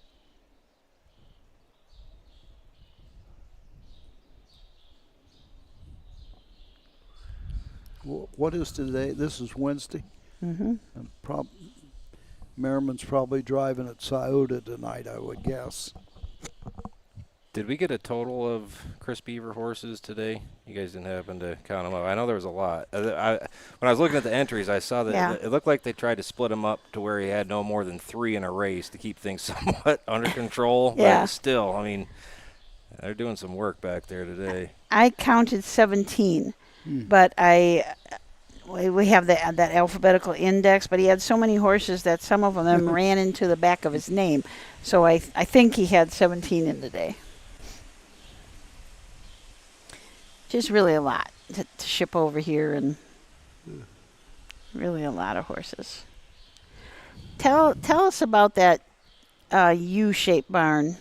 You said that was the Curly Smart barn? In the days that I always came up here, back in the 50s, just as a fan, that's where Curly always had his horses. And there was a magazine in Ohio called Hub Rail, and one of its great covers was the picture was shot at that barn, and it was Curly sitting in a lawn chair, and I think he was talking to a young boy. Oh, yes. 4 or 5 years old. Yes. And that was taken in that barn right there, sitting in front of it, and he always was stabled there. I don't think Curly trained here year-round. I think it definitely just jug week, maybe. I'm not sure on that, but that's where he always had the horses when I was a kid. Well, that picture. Curly could not remember people's first names. Oh. For years, I was called Bub. Bub. And Mr. Van Lennep hired Curly late in his career, giving up driving and training, to be a consultant for his racetrack at Pompano Park. And we had to fly on a plane from Pompano to Tampa, the state fair, because we wanted to put on some exhibition horse races. Oh. First time I ever flew in a small plane. Fred Van Lennep, Curly Smart, Bud Jenny, the starter, and myself. And we're getting on the plane, and I'm a nervous wreck. And Curly looked at me and says, "Bub, don't worry about it. If the plane crashes, you'll get lost in the headlines."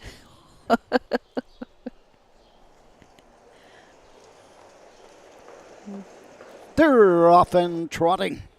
As expected, Mega Money goes to the top. Chris Beaver hitting over one of those pylons in that first turn. You can see, look at this horse's head, the way he's holding his head. This is why Beaver's driving this horse all the time. Got him through the first turn, and we'll try to close the gap a bit. They go over to the quarter. Woo! 29-3. Merriman, Mega Money. And Beaver is closing the gap with Jars Shining at the 3/8 station. Beaver's not going to do anything wild here. He's just going to take the trip and get this horse around the track. They get to the half. 58-4. And Beaver is happy, I guarantee you, with Jars Shining. Continuing to close the gap and staying trotting. Merriman on the front end. Mega Money. Down the backside by a length and a quarter.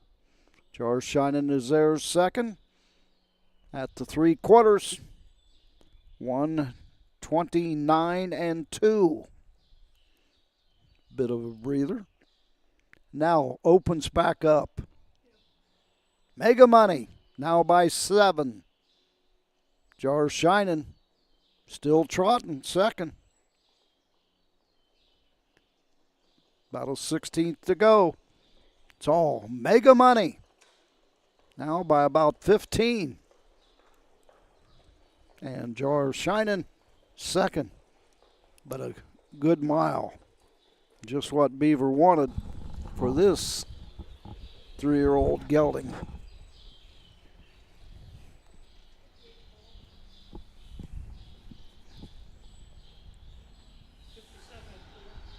Ooh, big difference. What'd we get? 58-4 and 57-4. We'll go with the middle watch. 58-3. 158 3/5. Quarters. 29-3. Half 58-4. 3/4 129-2. Mile 58-3. 129 and what? 2. 2. 2.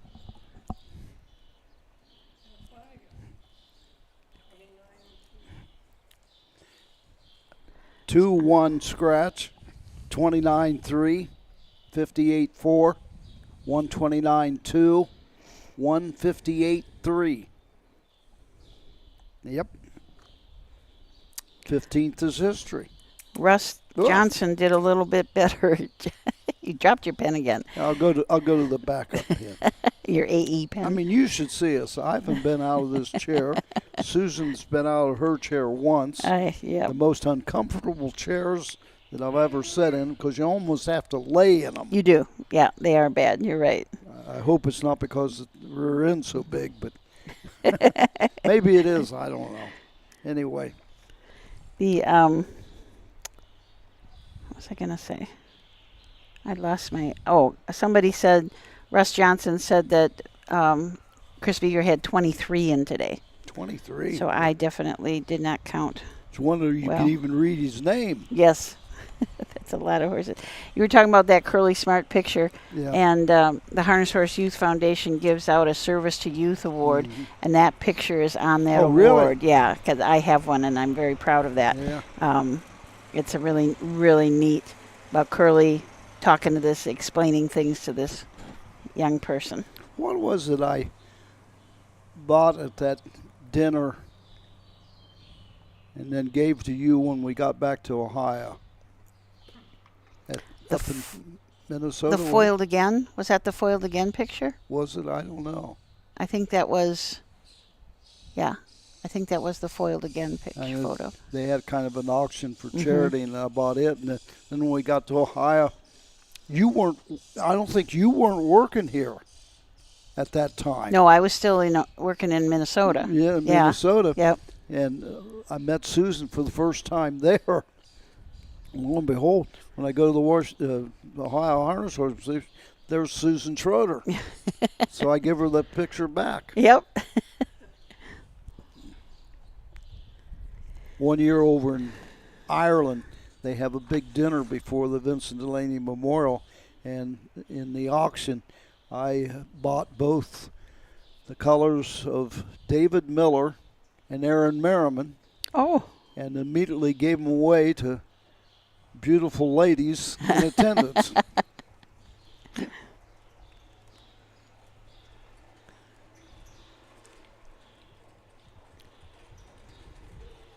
Ken Holiday. Now, I love this name. May the horse be with you. That is good. Old Star Wars, so to speak. Yep. We know it's not going to be Emmanuel Miller, so we need a driver on the 2-horse. Darren Dowler, I'm sure, will be driving Jim Ella. 4 is Scratch. JR on the beach. And Western Sky. Oop, got to find a driver of 3 and 5. And we added a horse, the 6-horse. Oh, yeah. Is Moon's Up, and we know Mike Sweeney's the trainer, but we don't know who's going to drive. Curtis Harper. Curtis Harper. That was the horse that was warming up without about to lose the saddle pad.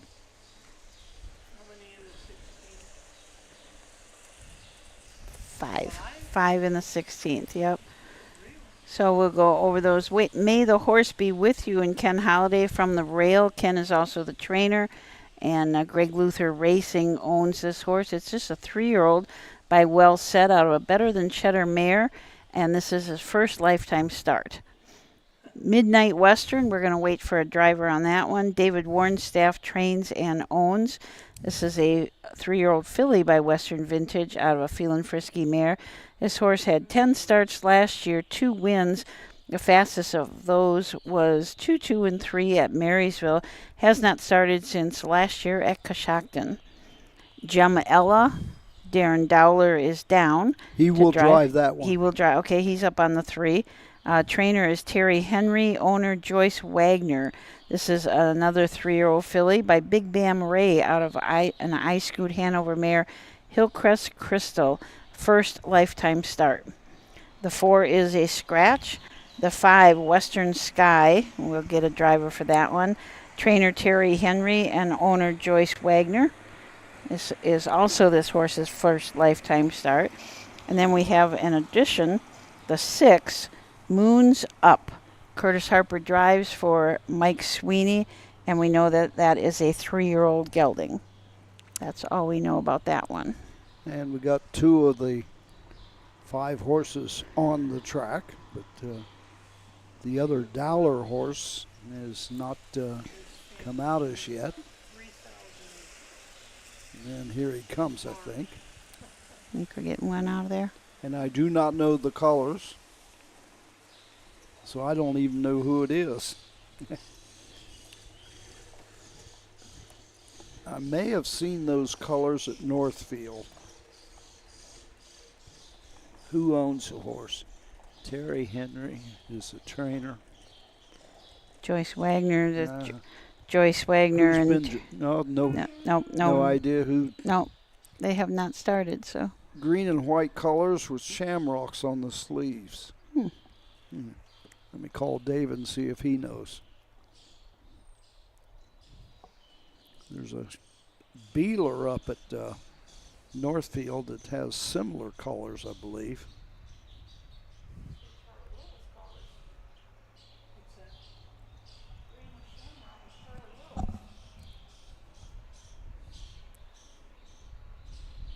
You know who's driving the 5? Roger's checking with the judge, and we'll see if he knows who's driving.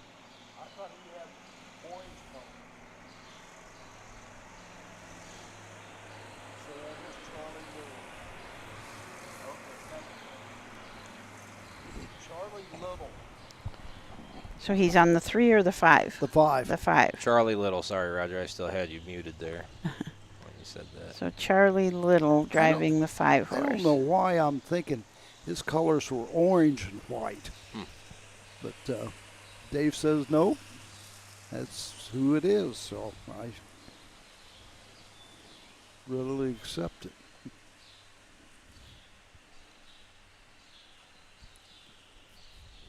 Who we got here? I think that's Emma Wahlberg on the 2. Looks like she was wearing all black colors Yeah. like that Yeah. when she came with Duck Okay. Duck Go. So Emma. Wahlberg. When you see a lot of people from Sweden watching the broadcast, We know friends of Emma. Emma's driving, yeah. She did really good with that horse last year, that Duck Duck Go that just qualified out here. And then she almost won the final, wasn't it, of the Springhaven Farm out yes, here. Had yeah. the 8-hole Yeah. and just got beat. Race great, though. Curtis Harper is definitely on the 6. Okay. So So we should be good on drivers. yeah. 1, Ken 2, Holiday on the 1, May the Horse 3, Be With You. yeah, Emma Wahlberg on 2, Midnight Western.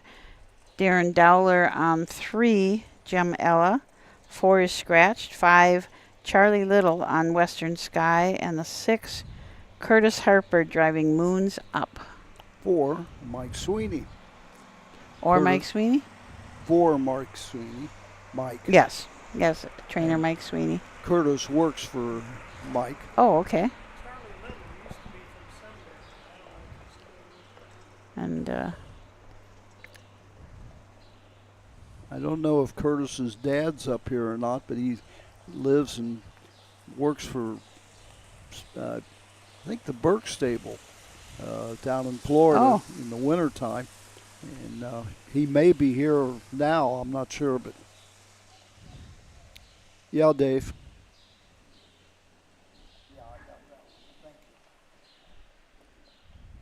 He was telling me there was Emma Wahlberg. Oh.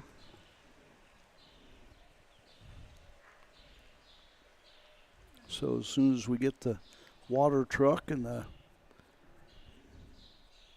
screen off the track, we'll be ready to go posted. So we're going to be basically 4 hours and 20 minutes before we wrap it up. and our last race is a 2-year-old trot. And I got 3 hours to get home to see Maddie. Your puppy. I almost was going to bring her. Oh. And I'm glad I didn't because we had the rain out and stuff. Yeah. But, she would have laid right here with me Really? during the races, you know. She's a good traveler. Well, I don't know that she'd ever travel that far in a car, but she handles it well. She doesn't like the car wash. Oh. Does not like the car wash. I have a new granddaughter. Her name's Maddie. Anybody that follows me on Facebook knows about Maddie. Yeah.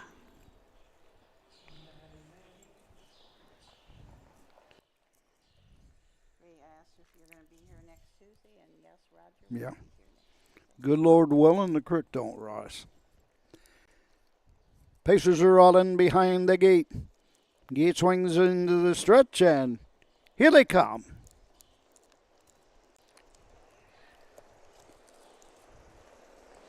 They're off and pacing fast out of the gate. Tell them I've got a malfunction of the stopwatch. The other timers. So I do not have a time. Have them get the quarter, half, and three-quarter. As they race to the backside, on top of the field, it's Moons Up, showing the way by 4. Racing second, trying to close the gap now. May your horse be with you as they race over to the first quarter mark. Racing third on the inside, it is Midnight Western. As they race over to the 3/8 station, racing fourth, Charlie Little with Western Sky, and treading the field, Darren Dowler. Jim Ella at the 3/8. 29-4, opening quarter. On top, Moons Up leads the way by 3. Racing second, May the Horse Be With You. Midnight Western is 4th. Western Sky 5th, and treading the field, Moons Up. Not Moons Up. Jim Ella. 59 flat. On to the backside they go. Moons Up. Curtis Harper leads by 5. Racing second, May the Horse Be With You. Pacing third, Midnight Western. 4th, Western Sky. And trailing the field, Gemella. 127-4. On top of the field and opening up with each and every stride. Moon's Up. 3-year-old gelding coming home for Curtis Harper. Only question is, what's the timer going to be? It's all Moon's Up by 17 lengths. May the Horse Be With You, 2nd. Finishing 3rd, Midnight Western. 4th, Western Sky. And 5th was Jim Ella. 155.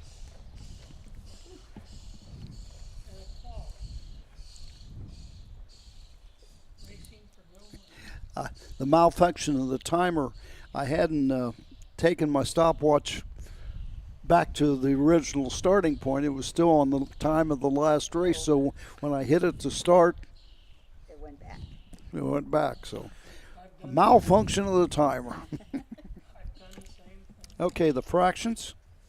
29-4. 59 flat. 127-4. 155. Fastest mile of the day, 155. Moon's Up. That guy just kept coming. Gets the victory.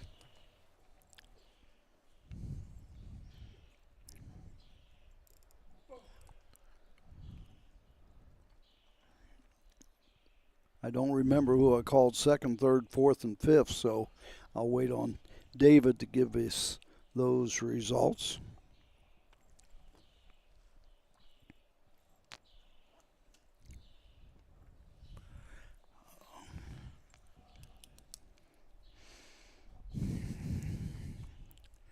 Yeah, Dave.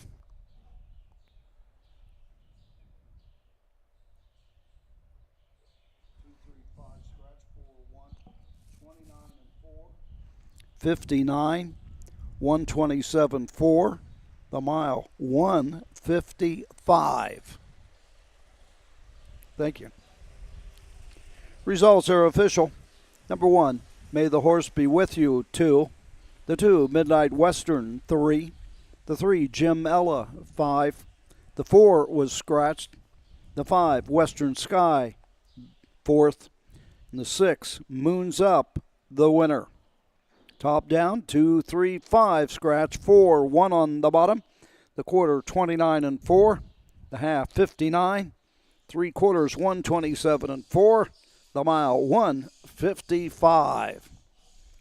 It's been quite a while since we began at 10 a.m. this morning, but we've come to the final race on the card.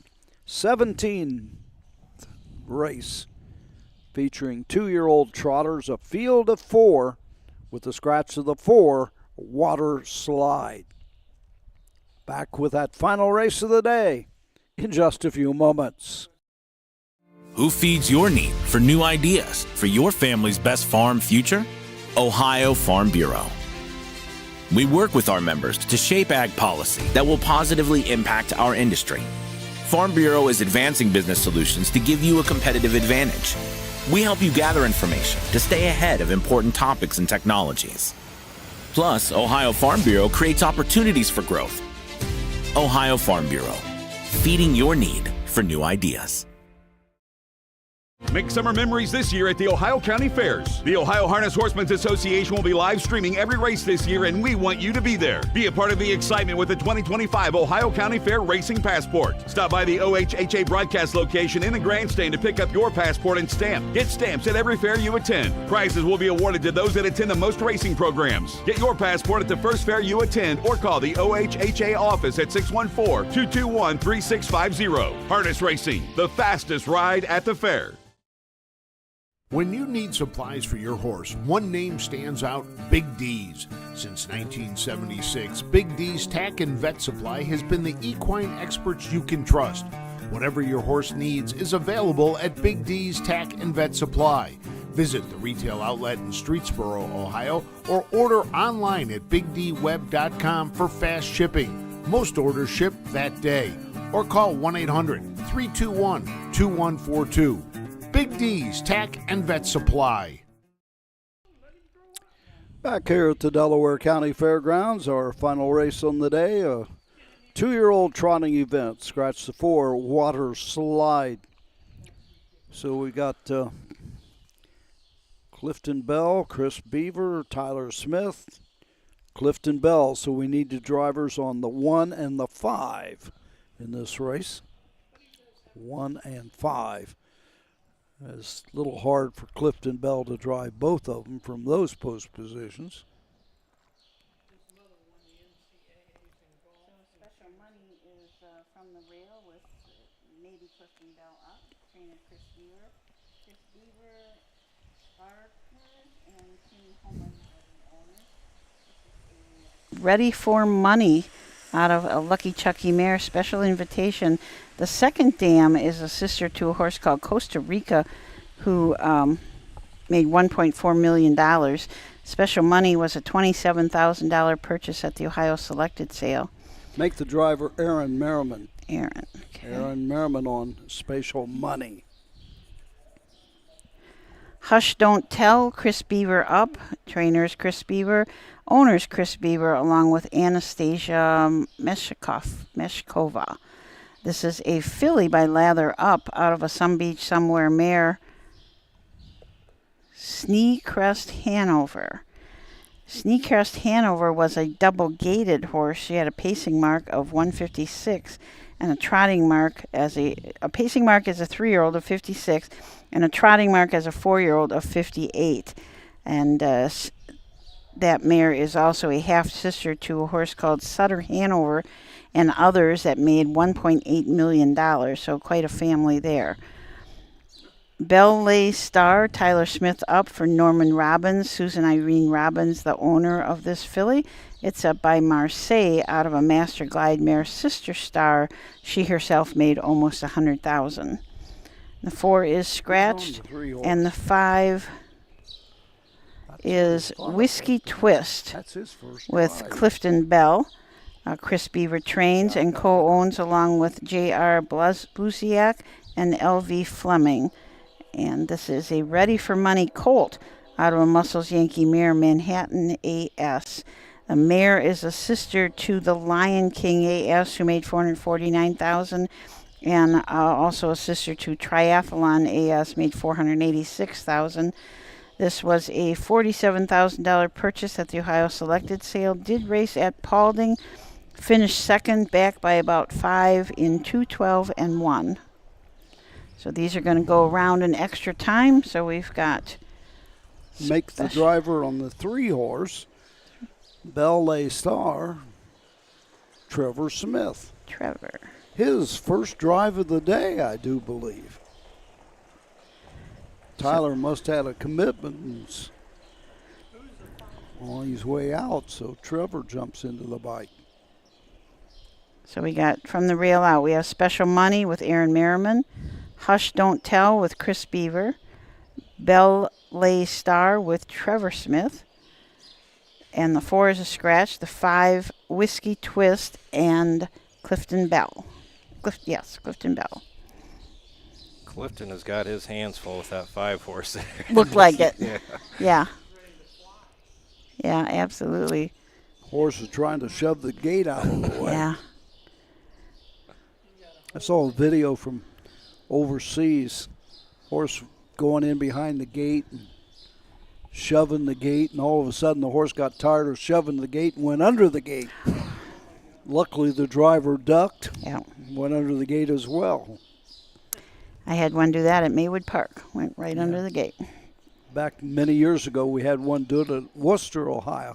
Bud Jenny was the starter, and the driver didn't get through. So it was the horse in front of the wings and driver behind, and they slowed it down real slow and stuff, and finally was able to get clear. But Bud Jenny one time gave me the opportunity to start qualifying races at Pompano one year.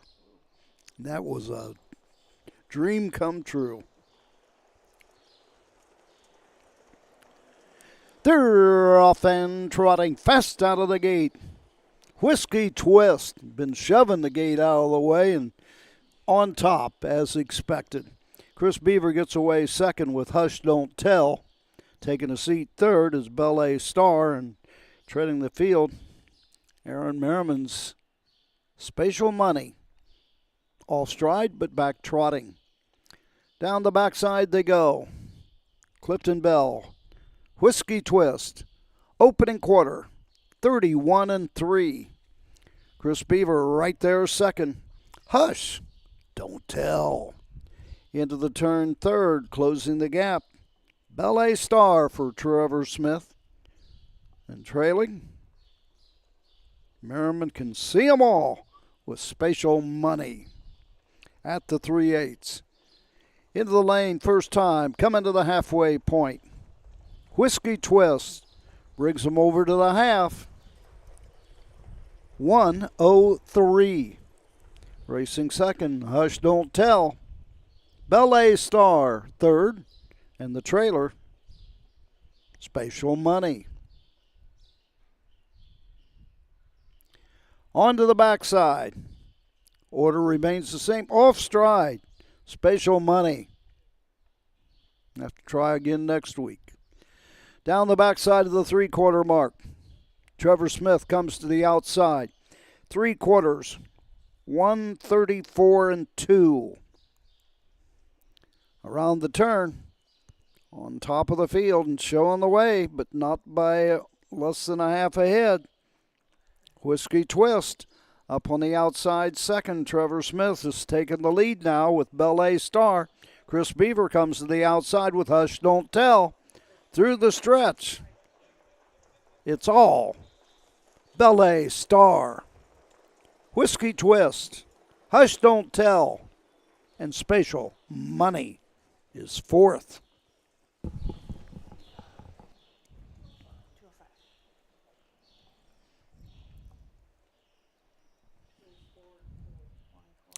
I got 4 and 2. Okay. What time?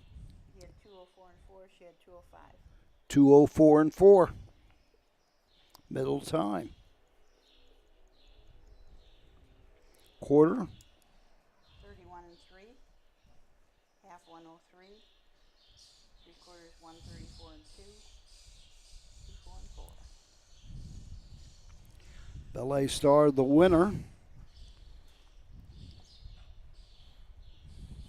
Who was second? I had Whiskey Twist. Was second. 5 was second. Hush Don't Tell, third. Spatial Money, fourth. Okay, Dave. Next Tuesday, 31-3, 103, 134-2, 204, 4/5. Thank you. So there you have it. The 1, Spatial Money, 4. The 2, Hush Don't Tell, 3. The 3, Ballet Star, the winner. The 4 was scratched. The 5, Whiskey Twist, 2. Top down, 4-3-1, scratch, 2 on the bottom. 31-3, 103, 134-2. The mile, 204, 4/5. And Susan, that wraps it up. That's it. 2 hours and 18 minutes. 4 hours 4 and hours. 18 minutes. Not too bad a day. A beautiful day here at Delaware, and we'll be right back here next Tuesday morning at 10 a.m. unless you hear different from us. Right. And for fans who've been keeping track, the 4th time I've dropped the ink pen to the floor. Yes, he has. So for all of us at OHHA, thank you very much. Matt Clark. Matt Clark. We could not do it without him. Ashley Daly. That's right. Ashley was here doing identifying. Now we got a county fair before next Tuesday, though. No. Yeah. Oh, it's on Tuesday. Yeah. Tuesday. Oh, okay. You going to be both places, or are you going to Ottawa? Okay. Well, folks, hope you enjoyed the broadcast for what we had, and some nice 2-year-old Ohio breds in action here today. For Susan Schroeder, Matt Clark, Ashley Daly, Roger Houston saying adios and be there next week.